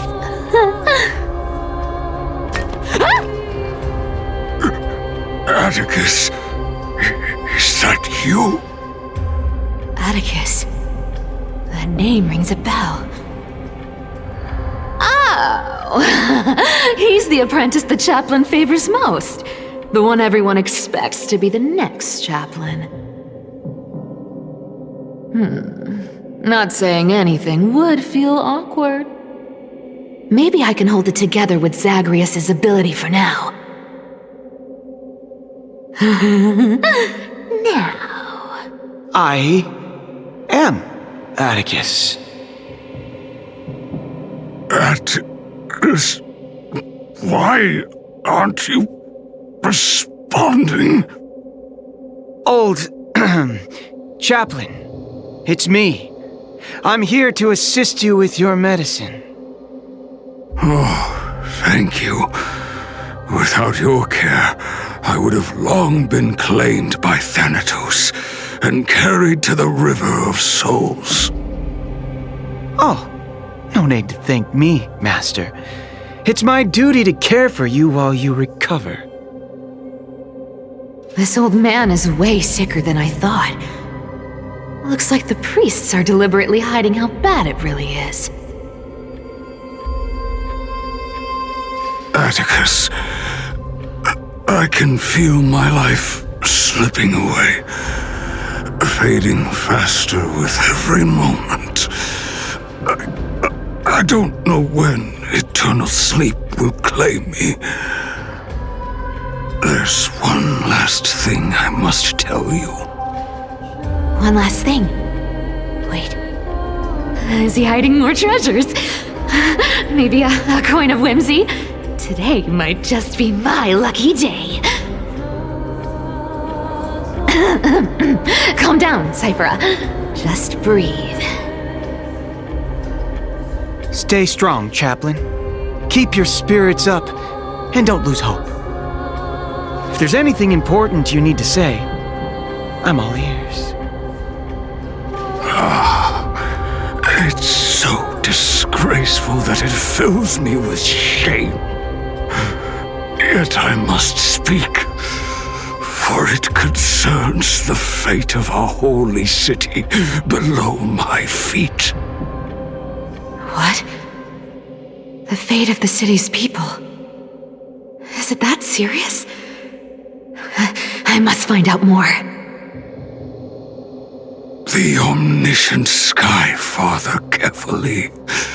Before they fell silent, I heard their last words at dawn cloud. It announced the prophecy has arrived. My mission has concluded, and I shall return to silence. The prophecy of Genesis. The Titan turned to stone. Heard it 1,000 times. Old news. What else you got? The eternal night is looming, but over the next 300 years, the Dawn device will safeguard the holy city, poised for the children of humanity to create miracles. The Dawn device, the miracle of Genesis, the usual cliches. Wait, did he just say the next 300 years? I have concealed the deadline the Sky Father set for everyone. I lacked the courage to carve the countdown to the city's new dawn into the hearts of its people. Atticus, you are 100 times more courageous than I am. Can you accomplish what I could not? Will you share this harsh truth with all the citizens of Akima? Atticus. Rest easy, Master. I will shoulder this heavy burden for you. I'll address the fallout of your indecision. Is that right, seamstress? Everyone in this world is unique in their own way. My moment to be a hero has finally arrived. And that was my stint as a priest at Dawn Cloud. Sure, the story's been slightly embellished, but every word of it is true. These are secrets that must remain undisclosed. I've never shared them with anyone. Not even Bartolos. You should feel incredibly honored to be the first to hear this. Unfortunately, you can't clap or comment right now. But that's beside the point. Getting to spill the secret I've been holding in for 1,000 years feels amazing right now. Honestly, I'm surprised at your persistence. I merely staged a slip-up for you to witness the switch of the core flame. Who'd have thought you'd follow me all the way to the Nether Shore?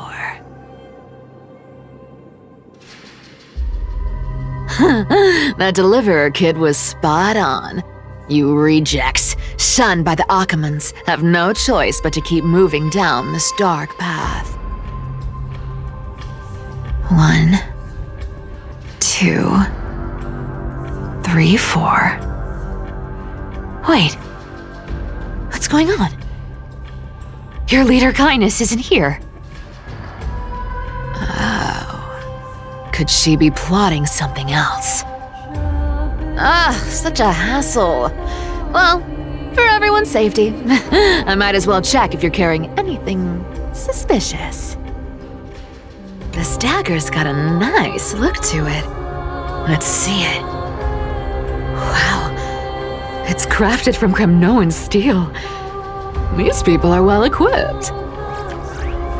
By any standard, you all are quite capable. Had you not strayed, you could have been guarding Akama, securing a stable income. Such a pity. In your next life, remember to choose a safer path and stay away from dangerous jobs like this. Let me take a look at what's hidden under that mask. Huh. Your face looks innocent enough. Who would have guessed that such a pretty face would hide a heart full of darkness? Appearances can be deceiving. It's a fool's game to judge someone's character just by their looks. It's amazing what the seamstress can do with her divine authority. She sees right through people with that golden thread of hers, beyond whatever facade they put up. As for using divine powers, I'm no slouch myself. Who came up with this uniform? It's got more pockets than it needs. Nobody wears this style anymore, do they? Back in the days when I was doing honest work for the Gold Weaver, I saw my fair share of these. Oh. What do we have here?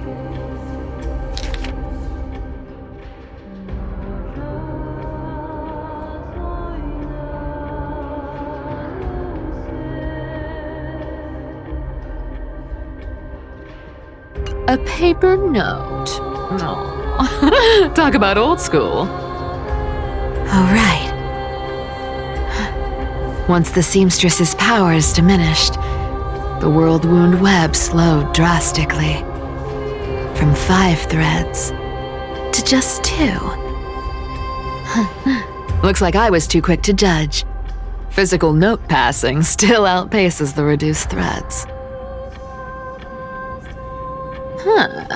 No trace of kindness. Is she hiding too well? Or has she given up? Well, I've done everything I could. Now it's in the hands of the Deliverer and his crew. Huh? What was that? The noise came from above. Could it be? Huh? It looks like they pulled it off. The Deliverer is impressive, no doubt. But some of the credit should go to the gray mystery from beyond the sky. I've crossed paths with them before. They're a little quirky, but their power, absolutely terrifying. With the core flame of Aquila taken, the flame chase journey is down to its final threat. They're already here. Barely gave me a moment to catch my breath. All right, then. Guess it's my turn to see what you've got.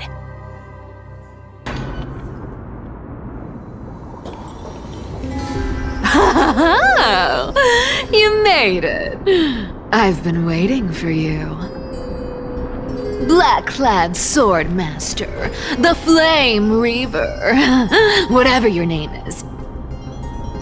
Look at you, sniffing around like a starving hyena, chasing the scent of the core flames.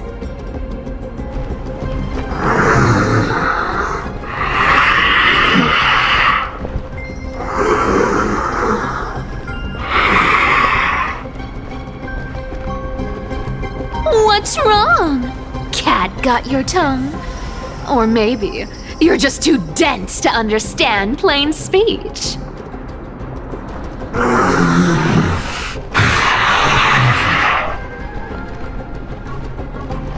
Throne of worlds, core flame. Must take back. You sad little thing. I've got you all figured out. Let me guess. You've been eyeing these last two core flames all along, huh? No wings, no allies. Oh, what a pity. Even with Aquila's core flame sitting idly in the sky, you're helpless to reach it. All you can do is sit and wait for the Chrysos heirs to bring it down, then swoop in like a brute to snatch it for yourself. Isn't that so?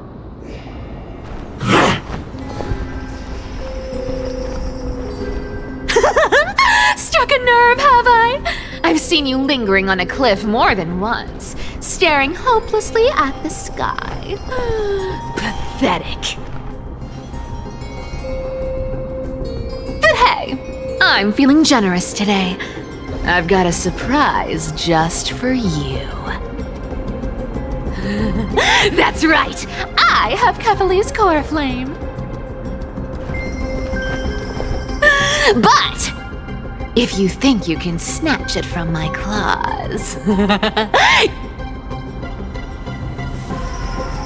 you'll have to catch me.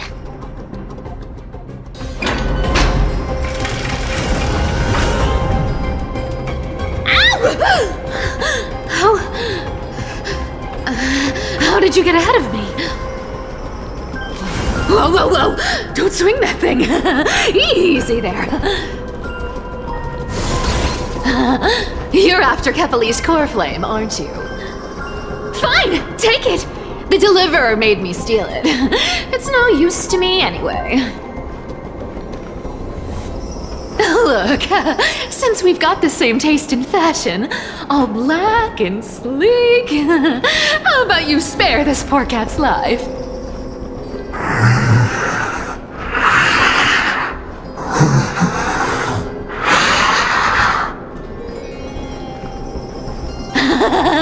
That's the spirit. You get the core flame, and I get to keep breathing. Everyone wins.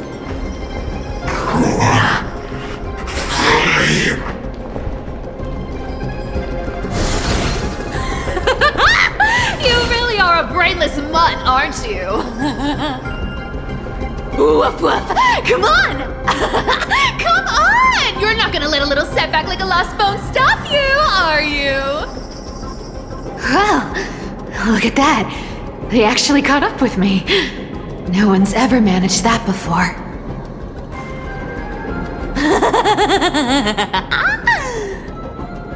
It's been a while since I've had a chase this good.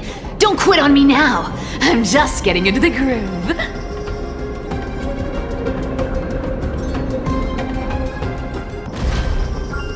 What? Still not here? Well, that's disappointing. Oh well, I guess I'll just... Wait around a little longer for you. Styxia, you're stunning. Oh, look who it is! The Flame Reaver. First time. Wait, no, not the first time meeting you. I'm the great hero of Akama, the deliverer of Amphorius. They say I'm destined to return Kefali's core flame and carry the weight of a new world on my shoulders. But hey, fairness is my thing. Fairness, and fairness. You want the core flame? Come and get it. But only if you beat me fair and square.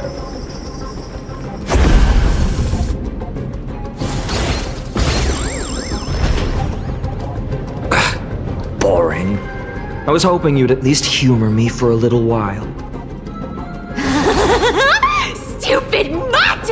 Fooled by the same trick twice! Bye-bye, Flame Reaver. Not as fun as I'd hoped. I guess a brainless brute isn't much fun when it comes to mind games. I seriously can't shake them off, huh? This is borderline impossible. They're not going to back off anytime soon. Well then.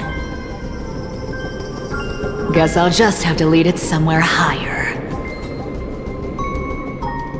Cyphera, do you still plan to go to Dawn Cloud? I've made up my mind. Don't think about stopping me, seamstress. Is it for the gem of all worlds? Does it even matter? You'll never guess whether I'm lying or telling the truth.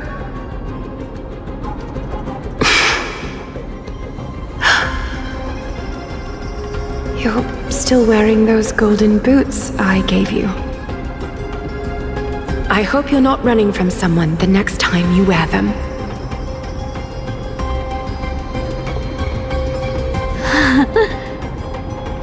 Aglaya, did you see that? No one can catch up to me.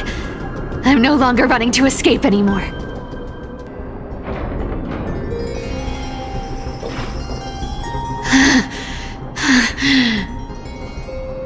You just don't know when to quit, do you? Can't escape. This is fate. Fate? I always thought only privileged city dwellers like to toss that word around. As if they couldn't get by without using it as an excuse. Cycles can't be broken. Cycles. Fate! Give me a break! Everyone has to walk their path. Those who cling to gods and prophecies end up as hollow shells of themselves. Back then, I was nothing but a scoundrel. A cheat, clawing and scrambling just to survive in this messed up world. If I'd given up and played along, this place would have been nothing more than a lifeless wasteland by now. Fine. It has to be me.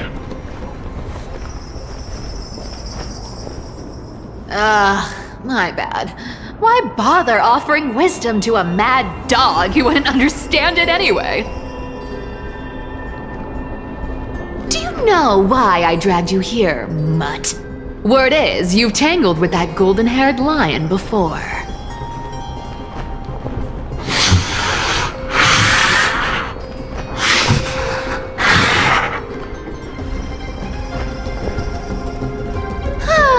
Looks like there's no getting away from you. And hey, that was a pretty good warm-up. Now, how about we spice things up with a bit of competition? As a fellow heir to the divine authority of calamity, I've been a demigod for 1,000 years longer than the little lion. Now, let me see if you're worth your title, Flame Reaver. Match my speed. Until now. But speed isn't my only trait. Today, you're getting the full See you around, bud.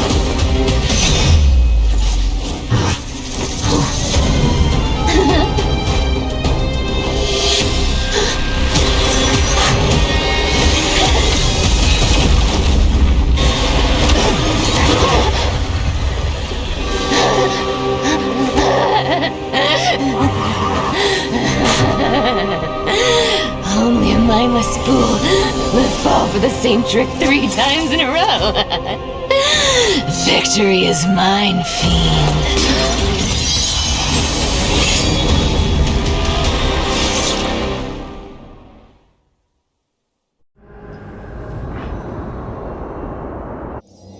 To all citizens of Akama, today I bring you 2 pieces of news. One sorrowful, one joyous. First, let us offer our blessings to the departed. Our beloved chaplain Foros has returned to the embrace of Sky Father Kefali. May he rest in peace. But citizens, do not grieve his passing. In his final moments, Chaplain Foros found peace. While he still had his wits, he heard the final words of the Sky Father. And that brings me to the joyous news I share with you today. Before the great world-bearing Titan fell silent, they spoke one final message to my revered mentor. And now, I shall share those words with every soul in Amphorius. They said, "The prophecy has arrived.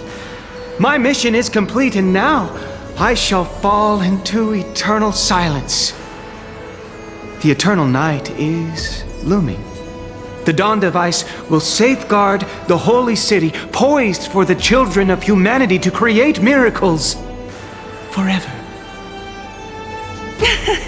Until forever? Skyfather's love transcends time itself, stretching across endless eons. Citizens, friends, as the newly appointed chaplain, I propose we host a grand 100-day celebration at Dawncloud. A feast in gratitude for the Sky Father's gift. Our mission is to transform the Sky Father's words into unshakable faith. For 100 dawns, through song and dance, every child of humanity within Amphorius will come to believe the light of the dawn device never fades. Kefali's protection has no end.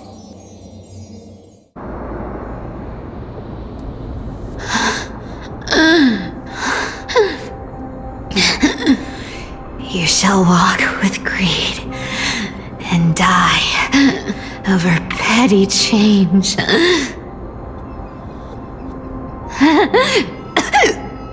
The prophecies, petty change, was quite literal after all.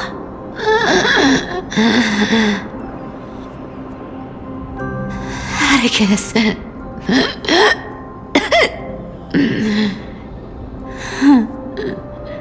He's a good kid. I stole your identity. I owe you an apology.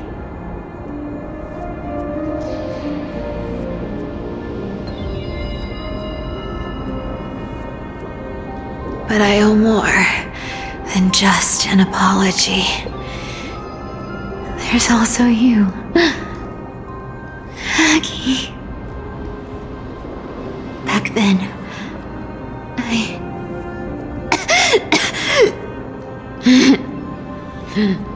I had to leave Akama. You see, you were so good at reading hearts. If I had stayed by your side, my fragile lies would have been exposed sooner or later.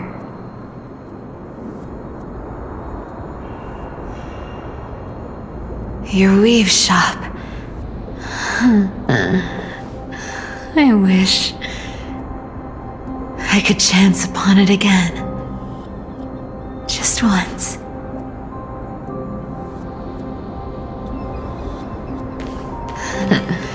To be scolded by you and Treeby.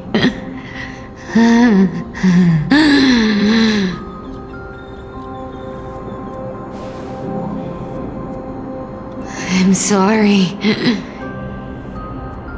In the end, I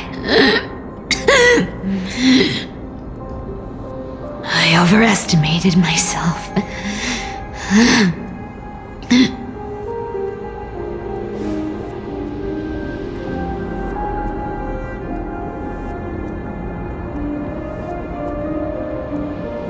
But at least there's one thing I did accomplish. Kefali's core flame is not here. It's safe. It's safe now.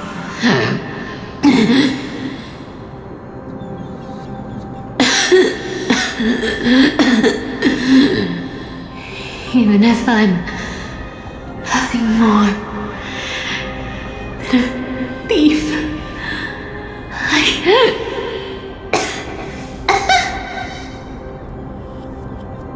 at least I did something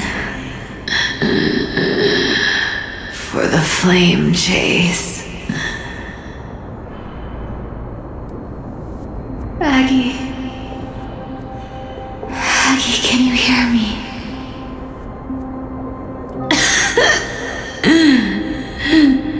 Say something. Anything. Anything. Please.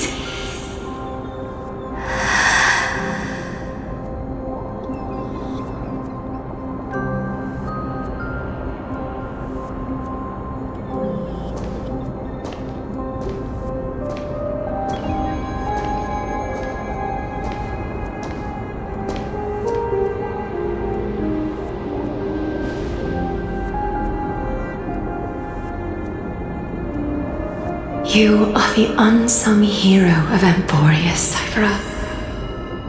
You saved us all. You betrayed the world. And in exchange, you earned humanity 1,000 more years of life.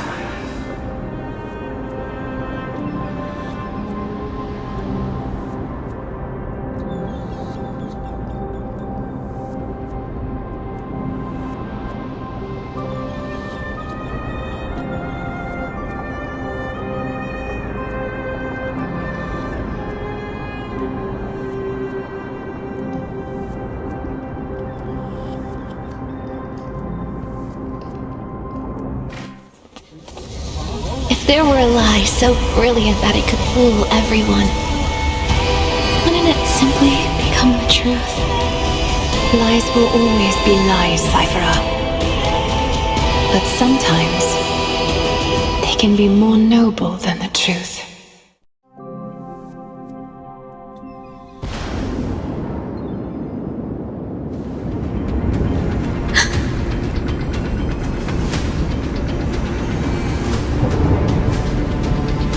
flame in my hand.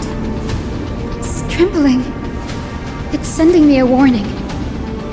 Lord Finan, in Amphorius' mythology, isn't the Dawn device said to be a gift from Aquila to Kefali? Why bring this up now? Let's focus on getting back down there. Lord Finan? Yes. Nearly every mythologist agrees Aquila gifted the Dawn device to Kefali.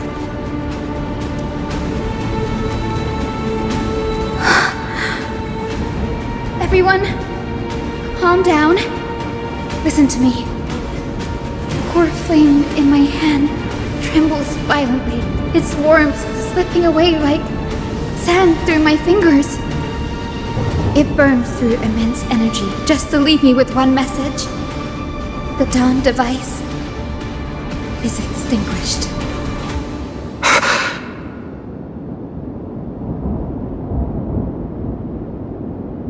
If the core flame's message is true, Akama has lost the Dawn device's protection.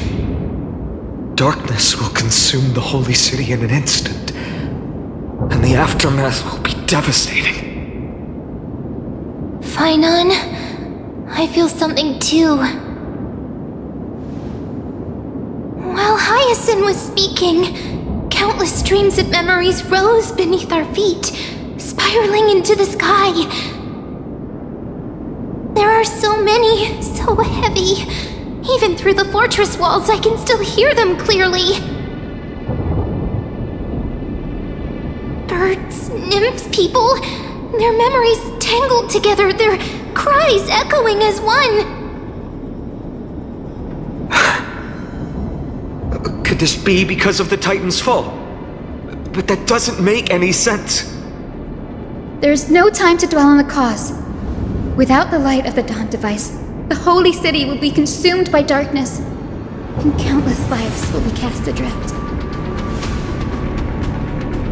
Everyone, you must return and fulfill the mission of the Chrysos heirs. As for me, Danny, you're still carrying Pagusta's spirit water, aren't you?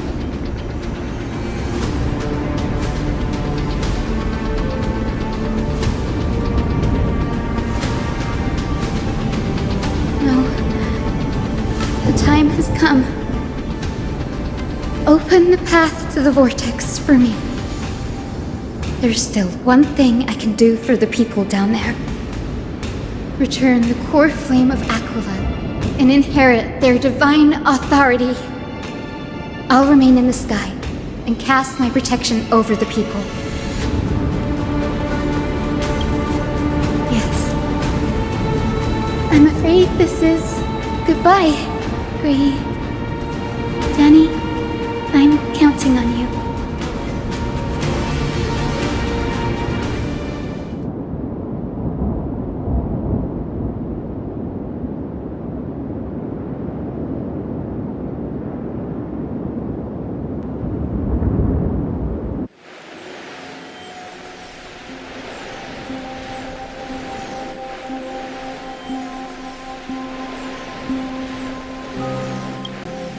It still feels unreal, even after seeing it a second time.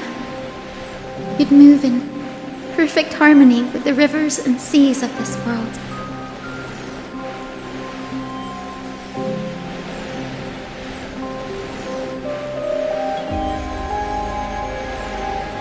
The Astral Express, isn't it?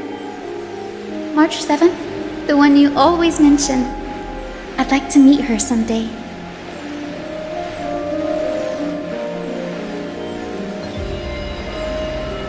I can almost see the three of you traveling together, laughing and sharing moments.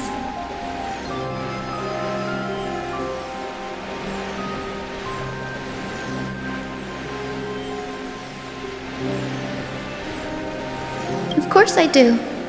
A sharp, aching sadness. I feel every bit of it.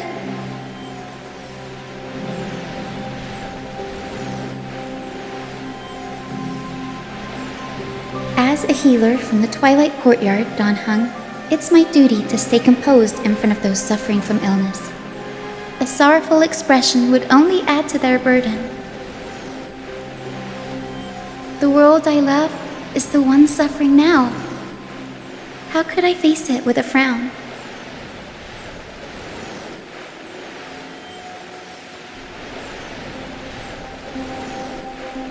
Goodbye, everyone. Please, become the heroes this world needs. And as for the final blank page of this epic, the lives and stories of ordinary mortals,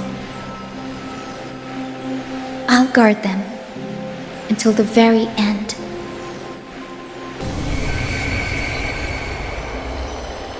Miss Hyacinth, are you really leaving?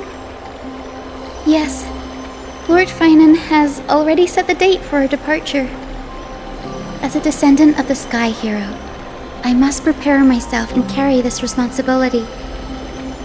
What about this new Twilight Courtyard? Believe in yourself, Clementine.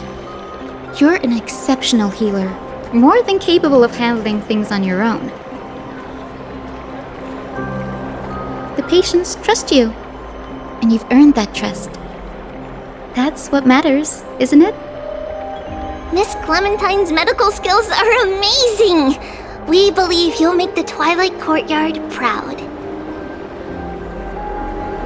Thank you, Lady Treby. I'll do my best. I just don't have the same confidence and certainty as Miss Hyacinth. No matter how severe the illness or injury, she always faces it with a smile. Honestly, I'm not confident about everything, Clementine. I've just learned how to hide my unease well. It's a skill I consider essential. It's hard to imagine anything making Miss Hyacinth feel uncertain. Well, shall I give you an example? Since Lady Treby happens to be here too. Wait, you're part of this? Look at the Flame Chase journey. Since Lady Aglaya took over the leadership of Akama, every Chrysos heir entrusted with the core flame, aside from Professor Anaxa, was personally chosen by her. I was the outlier. The hero Seliosi entrusted her bloodline with the legacy of the sky. Lady Aglaya's thoughts on my potential remained a mystery, even up till the day she left. So I've always carried a lingering doubt about my ability to fulfill this role. Lady Treby, why are you laughing? The answer Cindy wants is simple. Just try looking at it from another perspective. Imagine this. Knowing Aggie's personality, if she believed you weren't worthy, don't you think she would have considered other plans? Now that I think about it, I feel much better. I may not have Lady Aglaya's keen judgment, but I would never question your resolve, Miss Hyacinth. Thank you, Clementine. I had a sudden thought, Lady Treby. Before I depart, can you teach me the words for returning the core flame?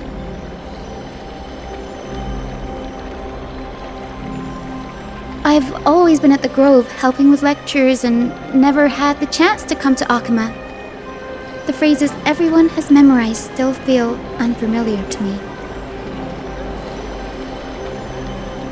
I don't want to embarrass myself in front of everyone when it's my turn to return the core flame.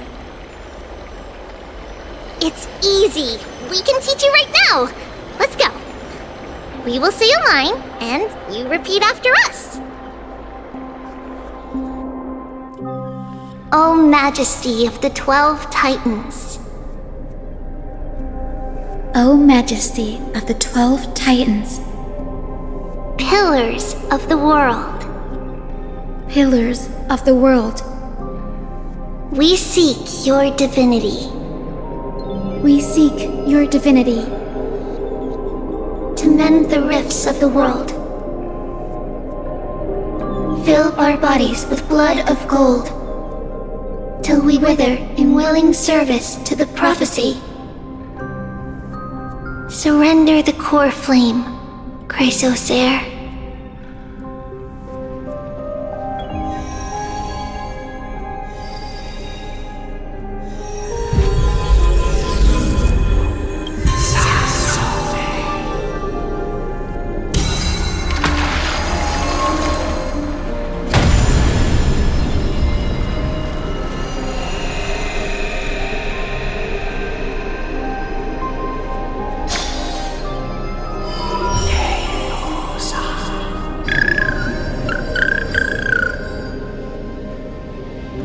Cinny, are they?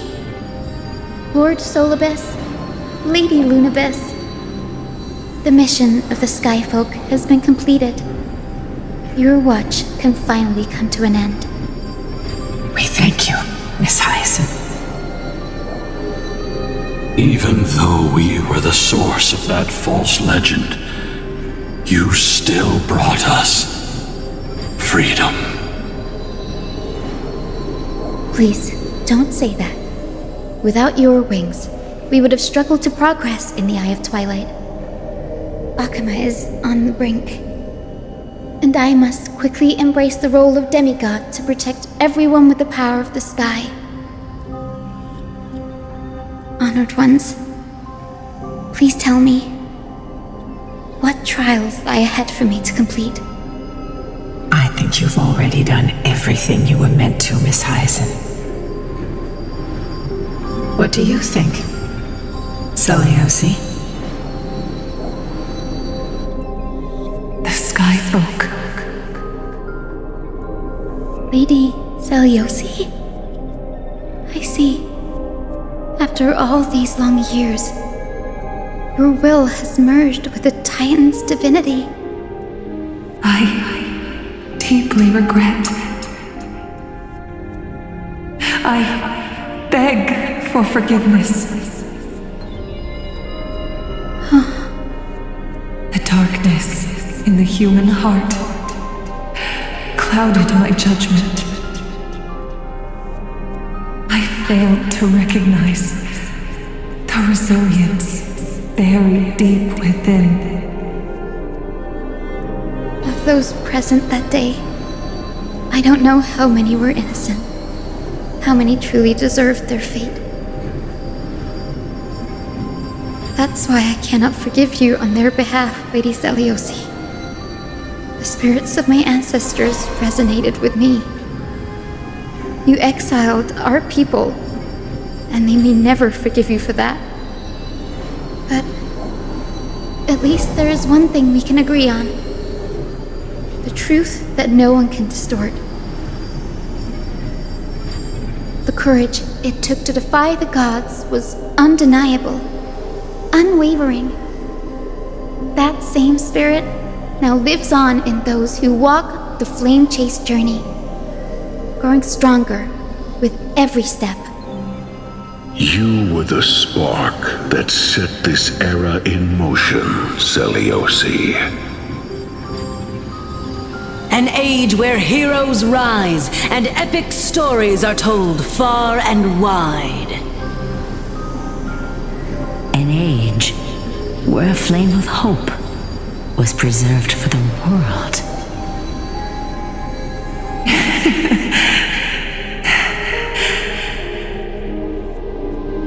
Perhaps this is what I longed for. Now, I can finally rest in peace. Even in that darkest moment, Lady Seliosi, you still held compassion for mortals, didn't you? Even with the Titan's power, you didn't punish the world by letting the sky fall.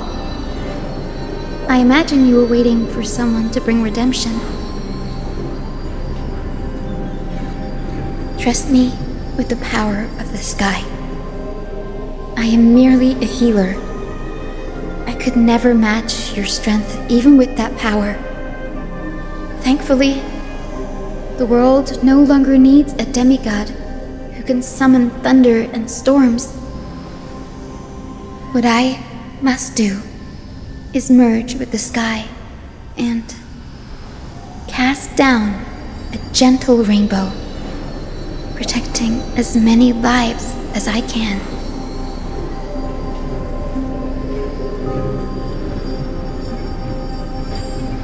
Professor Anaxa, do you remember that lesson? In the end, I followed the path of my ancestors, returning to the sky. I didn't return to the earth to walk with the people, but even so, I still achieved my dream. Hyacinthia. Thank you.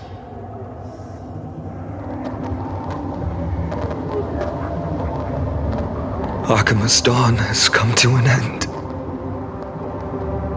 Why is this happening?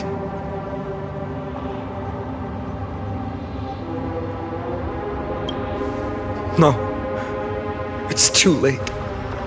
The sky had been completely swallowed by the black tide. This darkness, its power probably surpasses that of the Titans. All we can do is hope she can protect as many lives as possible. Is this the end for Akuma? Don't give up. We're the ones leading this journey, so we can't afford to lose our way.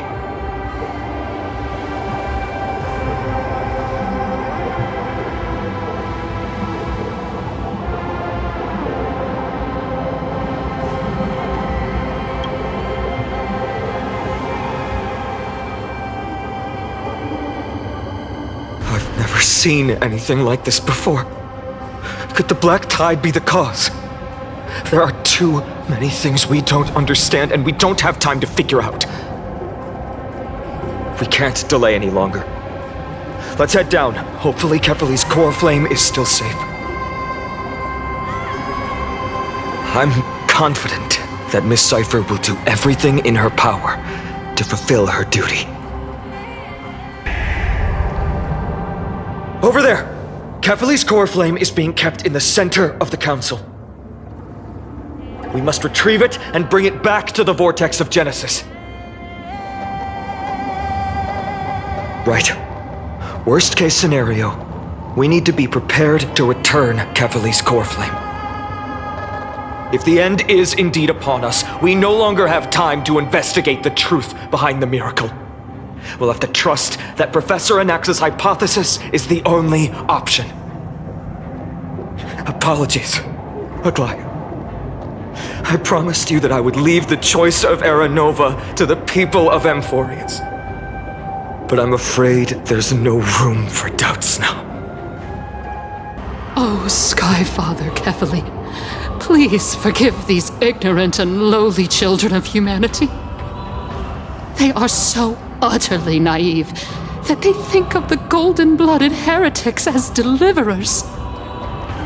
This blood-red sky and the raging flames and demons throughout the land will purge their foolishness. Kindness. Lord Deliverer, why don't you join me in praying to the benevolent Kefali? Cast your eyes on this ravaged land. All of this, sins committed by you, blasphemous heretics.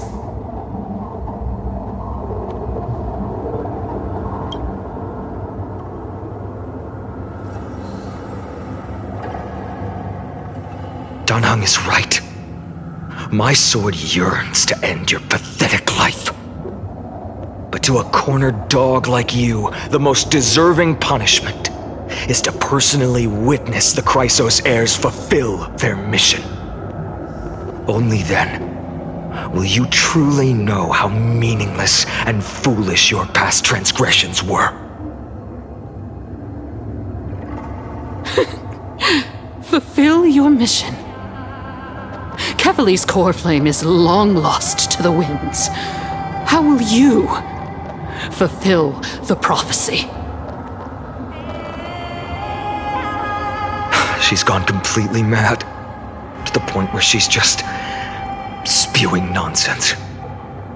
For the longest time, Kefali's core flame has been worshipped here. Only core members of the Council of Elders know how to activate the core flame casket.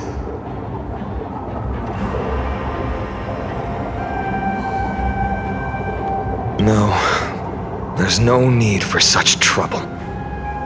Professor Anaxa taught me more than just what was in the textbooks. During his time at Dawn Cloud, Professor Anaxa conducted surveys in various areas. I still remember the words he used. I hope it works. All-knowing Father who bears the world, please share a glimpse of your merciful gaze with me. Cast down the Titan's fire that hangs at the pinnacle of the world, for your devout creations to behold.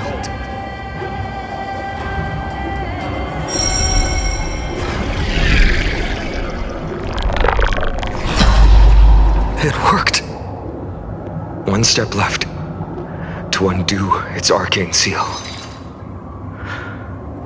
Partner, I may require your strength again.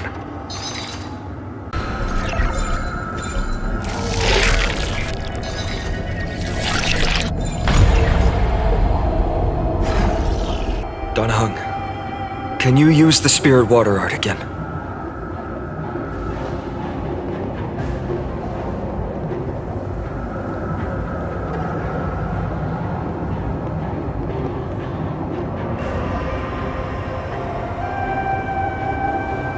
Is this also a result of the black tide? Looks like all we can do is sprint down the mountain.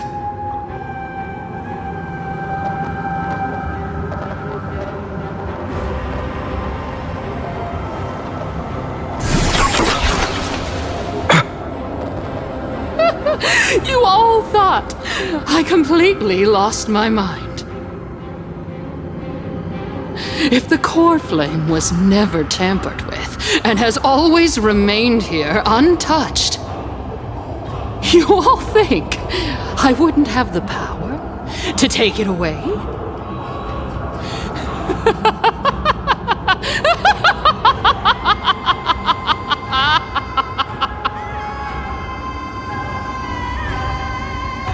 Calm down and think carefully. I'll do my job. So you need to make sure you don't die before you pay me. There's no need to worry about the core flame's whereabouts. Let's just descend the mountain.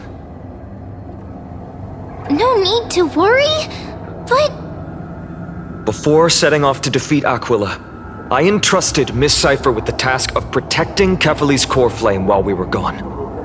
By any means necessary. If the core flame isn't here, that means she must have done something to it.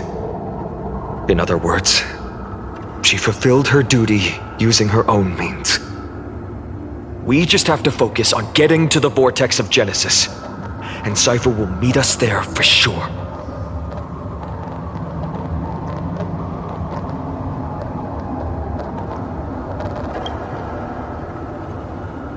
Friends, we have no choice other than to trust her. If the nearest ritual basin is 10,000 paces away, then what we have to do is to run in that direction and hope she meets us after 1,000 paces. If she doesn't show up, we will keep going and trust that we will see her at 2,000 paces. 3, 4, 5,000. I will keep hoping with the same resolve all the way until she shows up in front of us with her usual rebellious attitude.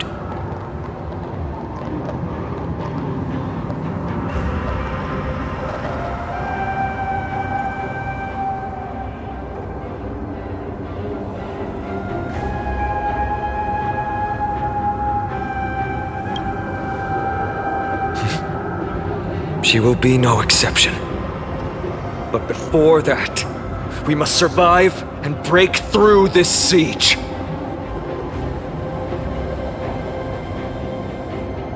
It's Club the Westland! Let me go! It's done. Let's go.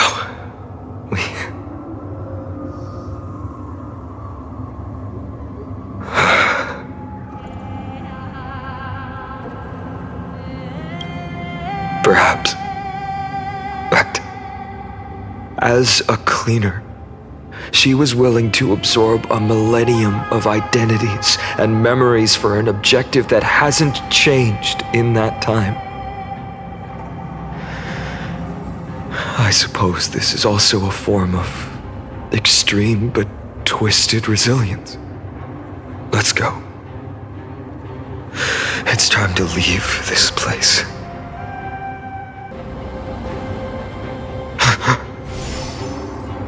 Everyone! Look, behind us! In the end, they still showed up. I agree. I've been waiting for a chance to face them head on. But not now.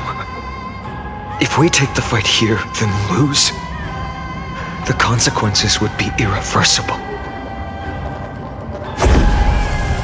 Come on. We have to get out of here. Keep running and never turn back.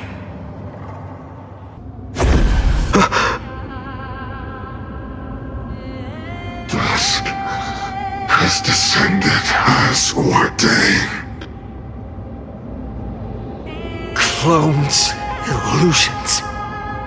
Nothing but cheap tricks to help you hide in the shadows. The sky has returned to its rightful place. This world must be reset. What are they talking about?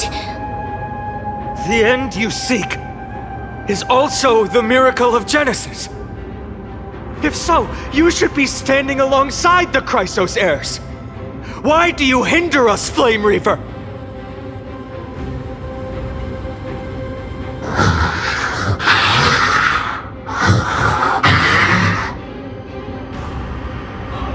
Dusk has descended as ordained. Must reset.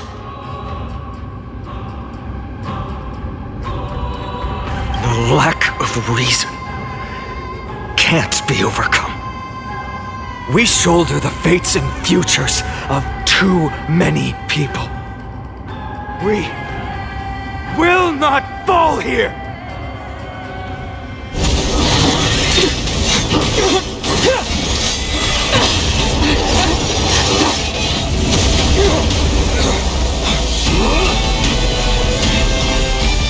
Leave this to Castors and me!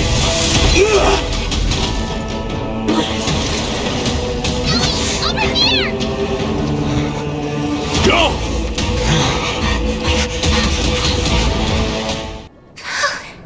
That was really close.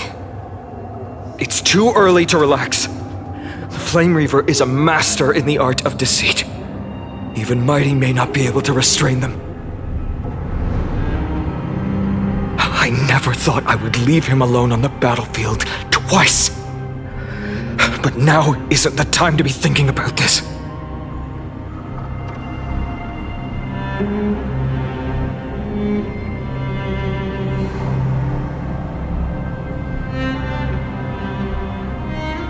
Protect us! Sky Father, save us!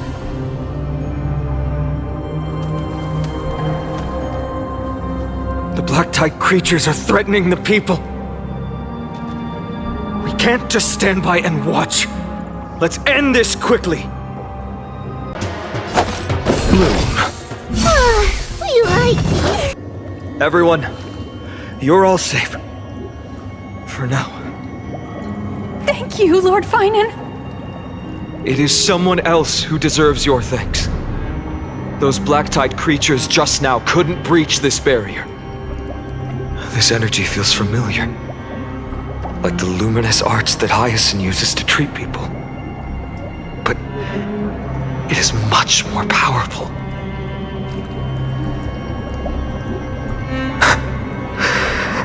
Yeah. Citizens! My companions and I can't stay long. Before reinforcements arrive,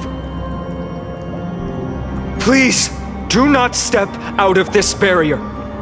This is a miracle left by the demigod Hyacinth. Please trust her conviction. Miss Hyacinth has also become a demigod, like Lady Aglaya?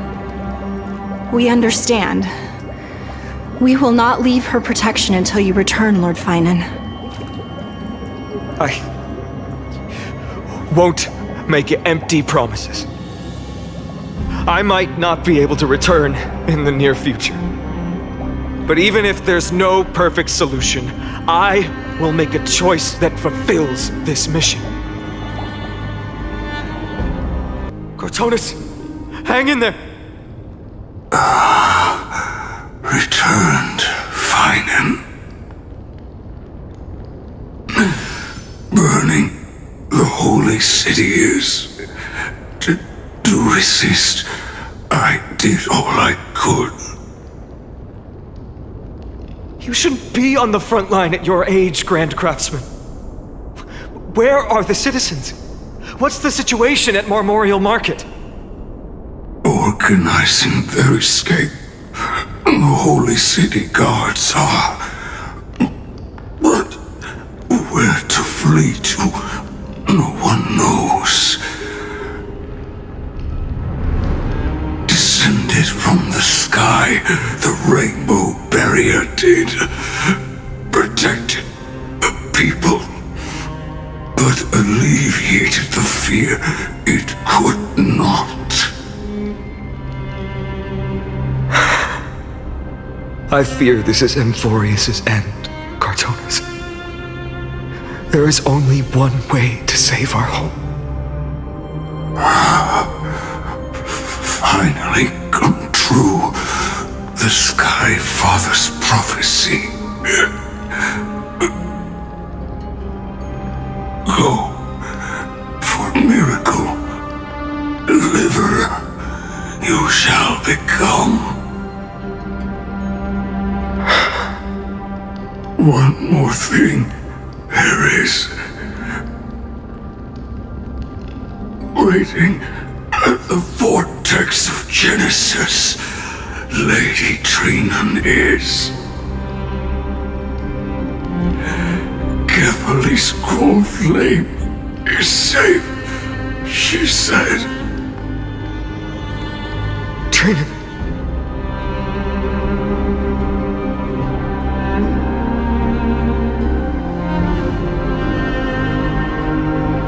Urgent. The situation is. Leave them to me. The monsters. Died. I should have kept me here. The power of the rainbow light did. But if destined, inescapable death is, why not leave behind some glory? You've been forging nothing but glory your entire life, old friend. For others, and for yourself. May you never see the slightest glimpse of war in the New World. Farewell, Grand Craftsman. Let us depart to the Chrysos Airspaths. For battle, these hands were not meant. But if to protect the holy city's future, they are needed. final moment, I will fight!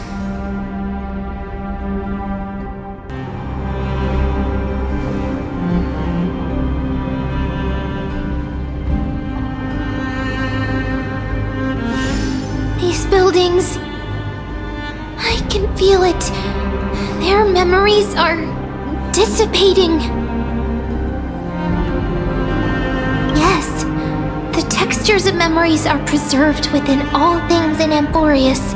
Even a single brick or tile holds countless traces of the past. There are no citizens trapped here, nor any signs of black-tide creatures. We have no reason to linger here. Let's head downstairs. The bath chamber isn't far away. Don't tell me that Mighty...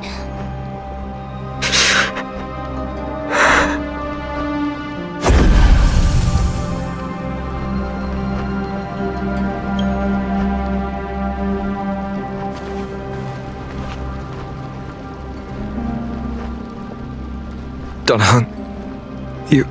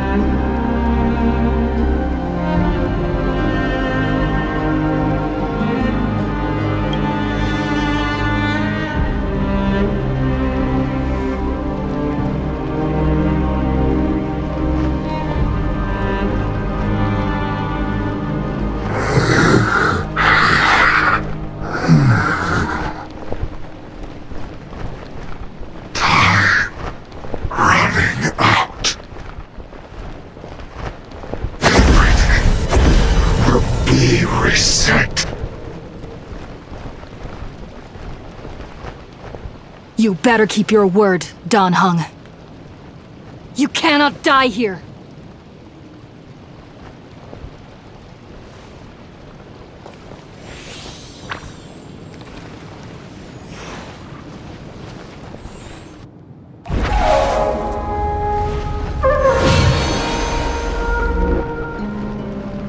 This power, unfamiliar.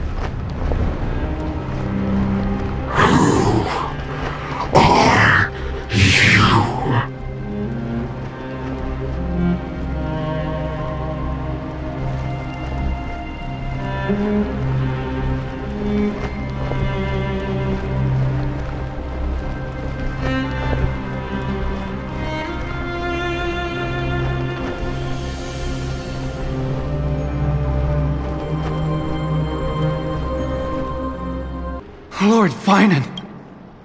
Finally! You're all back! Even in such desperate times, you still managed to keep your promise to me. I am grateful beyond words. Finon, what is this? The Flame Reaver is wreaking havoc in the city, and they still have many clones. Zeph, please get someone to inform Krateros, and have him lead the most elite guards to defend the city's passages. Until I complete the core flame ritual. Please, do everything you can to rescue the citizens in the city. Understood, Lord Finan. Nemosity, several citizens are trapped in the Garden of Life and are temporarily seeking refuge under Hyacinth's barrier. Can you dispatch someone to evacuate them? Though, I also don't know where to shelter them. Leave this to us, Lord Finan. Just focus on your own mission.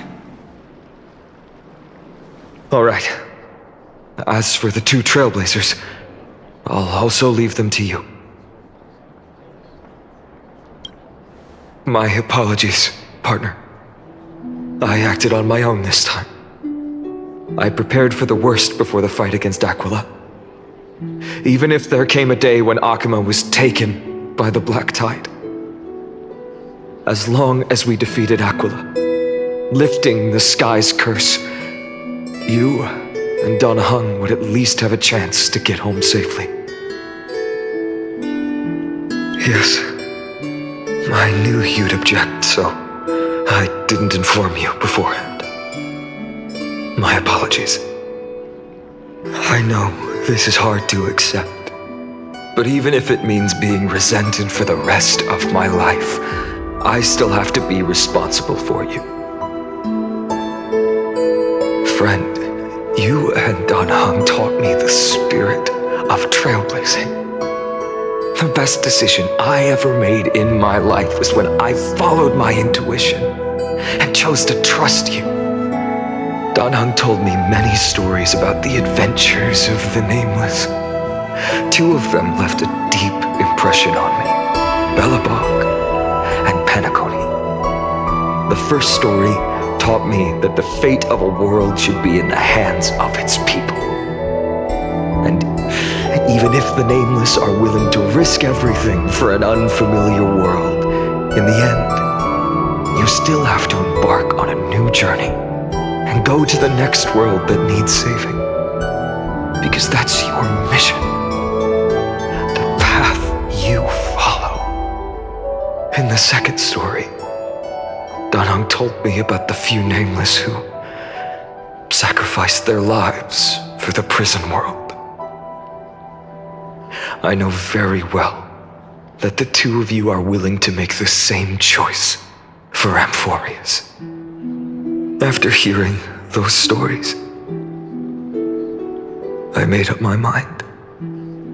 I won't let your journey end here. Somewhere beyond the sky, where Amphorians have never reached, there are many people waiting for you to come home. The prophecy has always remained shrouded in ambiguity. Even if the 12th core flame is returned, no one knows how the Era Nova will manifest, let alone if the miracle will extend its favor to 2 visitors from beyond the sky. Before stepping into a fate unknown, the last thing I can do is help you return to your family. Please, don't worry. Lord Finan has already entrusted Elder Lygus to fix your transport. Lady Trinan's Sentry Gate is open on the main street outside Akuma's walls.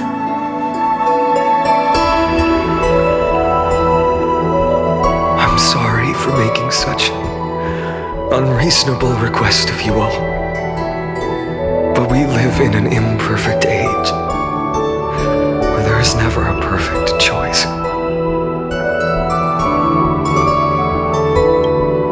Every one of us has the right to make our own choices.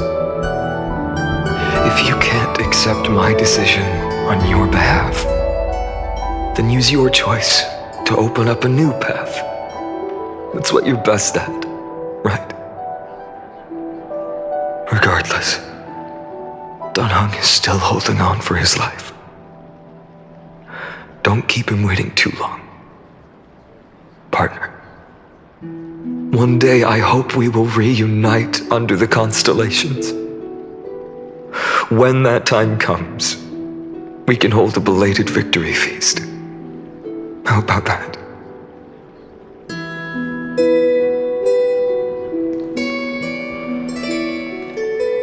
The spirit water has dried up. Blast. Why is nothing going right? Calm down. There might be another way in. The closest ritual basin, the other chrysospheres. Snowy! Trinan! I thought you'd be waiting at the vortex of Genesis. Are you alright?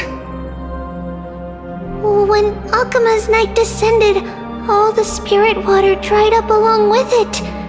We anticipated that you'd be on edge, so we came ahead to wait for you.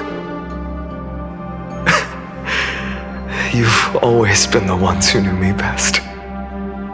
Kavali's core flame. You know where it is? Yes. Little Syphi protected the core flame well. No one would be able to guess where she stashed it. Bartolos, you can come on out. I don't have to pretend to be an envelope anymore! That was suffocating. Bartolos? What in the world? Hey, you better watch your tone, brat. That core flame that the entire world is after is currently nestled in the depths of my bottomless tummy. This certainly was unexpected. Huh? Your reaction's too composed. It's completely different from what I was anticipating. Bartolos, Snowy still doesn't know the truth behind Akuma's eternal daylight. You're right. Well, then you'd better strap in and listen up, brat. That girl Cyphera spun a grand lie that deceived all of Amphorius. She tricked all of you into believing that that giant ball on Kefali's back would cast light over Akuma forever. Not just that. She even managed to pull that dumb ascension trial and allowed me, the great Zagreus, to survive! Hey, Rat! You... still no reaction from you? Ugh, dang it. You're no fun at all. I'm sorely disappointed. So for the last 1,000 years, what maintained Akuma's eternal daylight was not Kefali's miracle, but Cypher's lie, woven using the divine authority of trickery. But now, the lie has come undone, which means... Well, you didn't guess wrong. Cyphera has already passed, and all her lies have scattered to the winds like ash.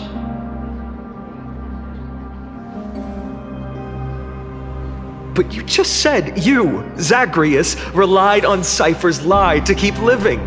If she is already... Guess you're not as smart as I thought, Pat. Don't forget, I'm one of the 12 Titans of Amphorius. And this core flame in my belly, is it not the core that maintains a Titan's life and divinity?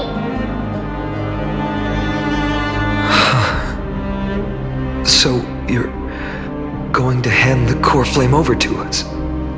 Just like that? Just so. How about it? Let's hear some groveling gratitude, huh?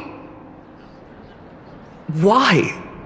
In the myths, Zagreus was the most cowardly and shameful of the Titans.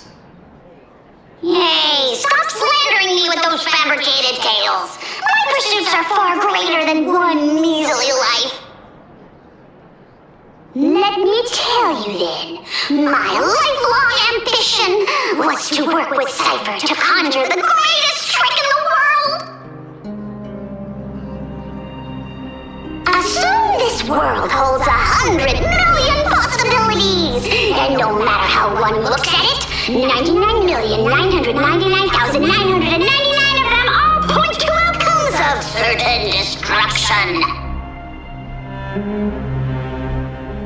But with an exquisitely brilliant scheme, we fooled all the fools, villains, and disasters of this world, and achieved that 1 in 100 million possibility.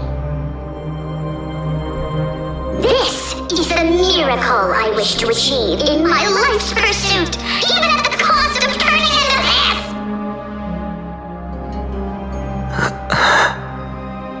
Take the core flame with you, brat. Go finish your mission. Remember this well.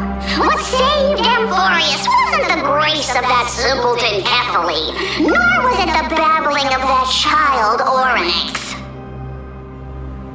It was the divine power of me, scorned by all, and the millennium-long lie of a cat-eared thief.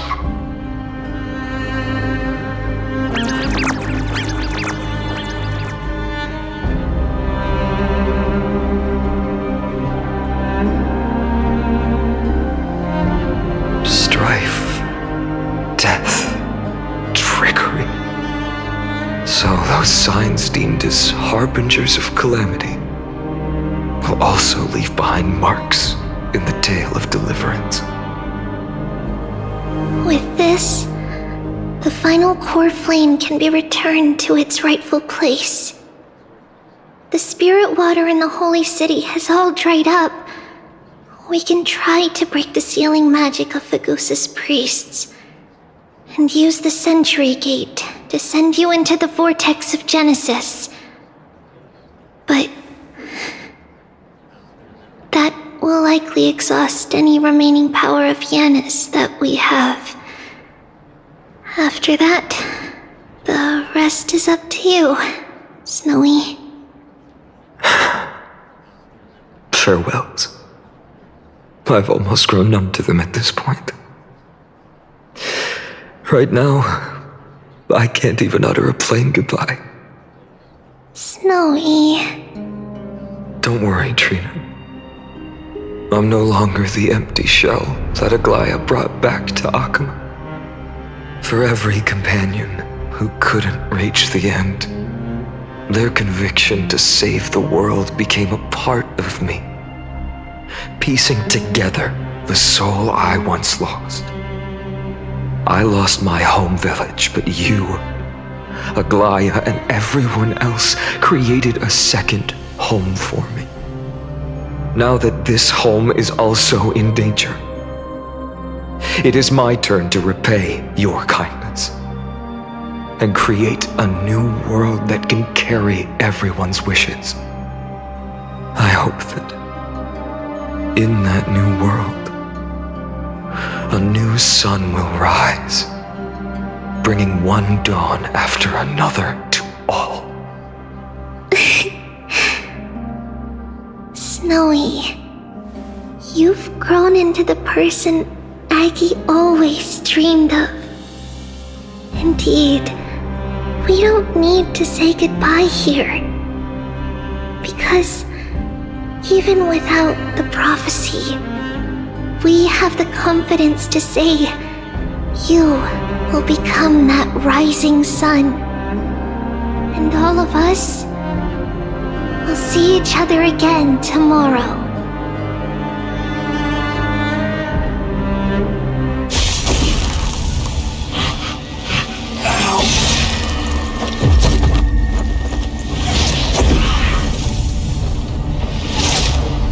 All shall bid farewell to one, and that person alone will witness the miracle. Such is destiny. Become the dawn. Deliver.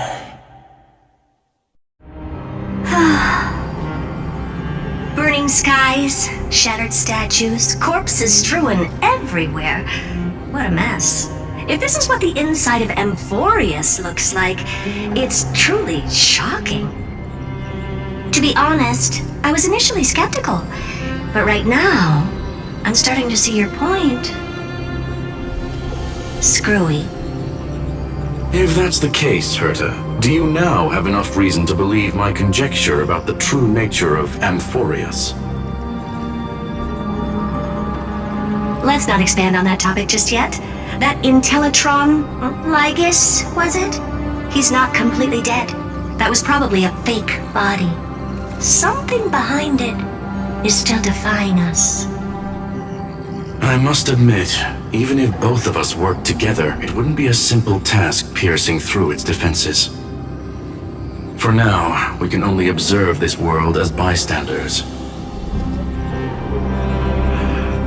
I knew we should have brought Stephen along. No wonder the Garden of Recollection wants to work with the Astral Express. Without the power of the Trailblaze, it'd be impossible to unearth this place's secrets. But in the end, The garden emerged unscathed, and it was the Nameless who got burnt. Curiosity definitely killed Aki. That big guy over there, the black ball spewing meteors, you think it's got anything to do with the Lord Ravager?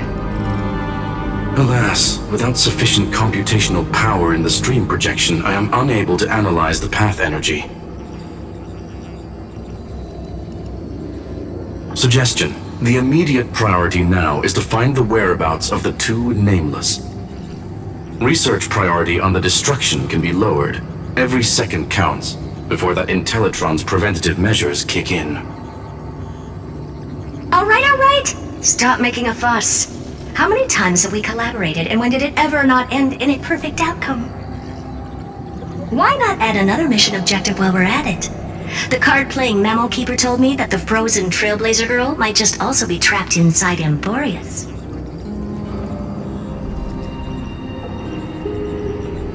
If time allows, I will also investigate March 7th's whereabouts. Herta, do you hear that? A wave of desperate cries from the heart of the mountain city. The lives there are undergoing intense suffering. Conclusion. The butterfly has already flapped its wings, and an impending storm closes in. The Nameless are important allies, and you and I have matters to attend to, Herta. I beseech you. In moments when a choice needs to be made, one must not be distracted due to personal interests. Of course I know that.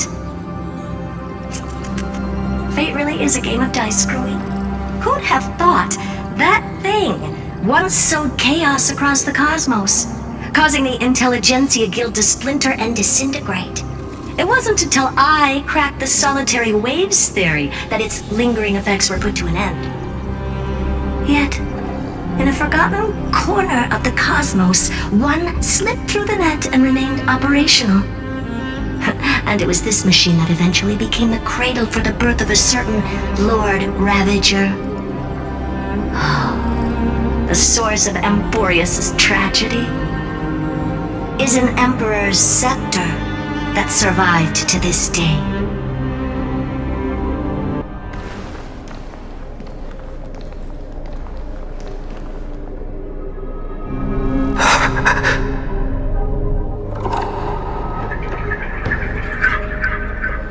This is what the world looked like originally.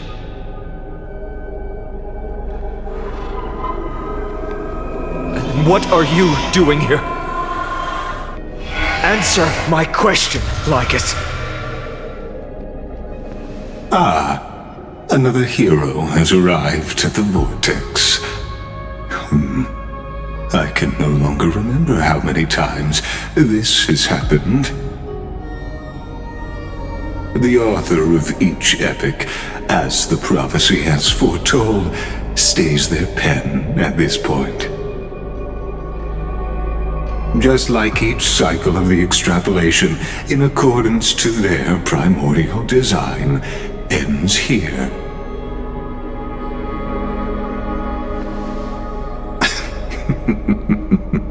No need to panic, Lord Finon. I stepped into this space purely for one purpose: to witness the prophecy's miracle of Genesis. You've never expressed interest in the Flame Chase journey. When my companions and I ran, bled, and sacrificed for the core flames, you never so much as lifted a finger. An indifferent observer. An Antikytheran who's neutral till the end. Why would you suddenly express concern for the Chrysos Heir's mission?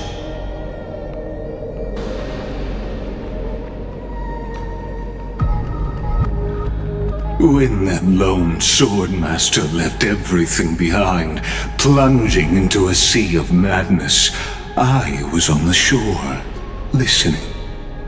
When that mighty lord shed his armor, filling the crevices of the earth with his iron bones, I was on the mountaintop, gazing down.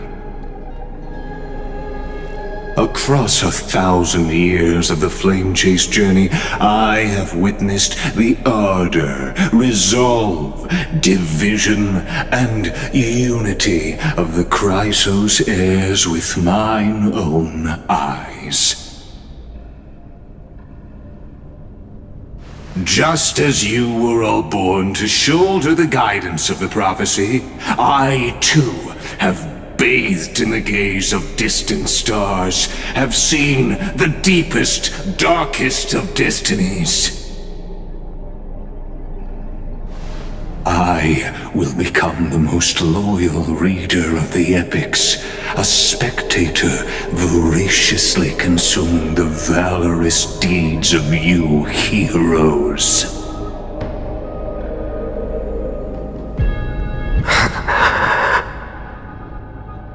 The gaze of distant stars.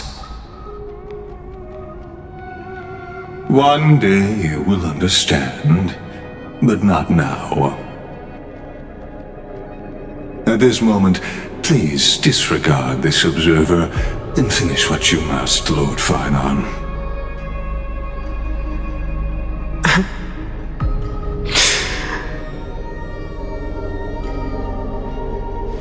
I once believed that as long as I chased the flames relentlessly, the fog before me would clear, and fate would reveal its truest form. But along the way, they, all who passed, never once received the justice promised by the prophecy. I have perceived. Outside the vortex, the world is collapsing, and the children of humanity are crying. But you, Lord Finon, will bury the old world with that core flame, bringing all things into a gray unknown.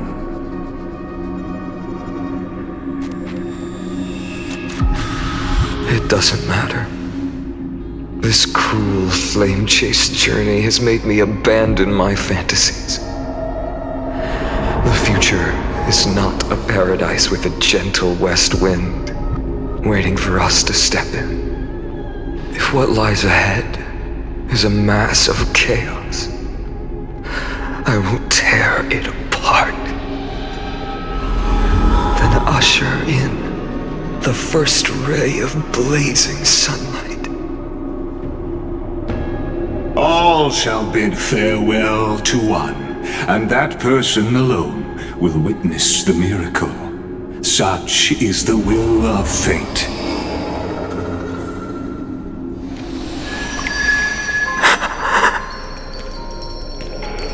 Yet this time, will an epic with endless cycles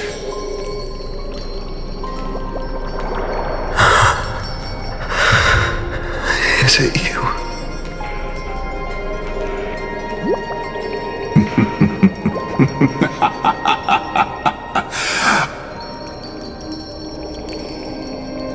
Turn a new page.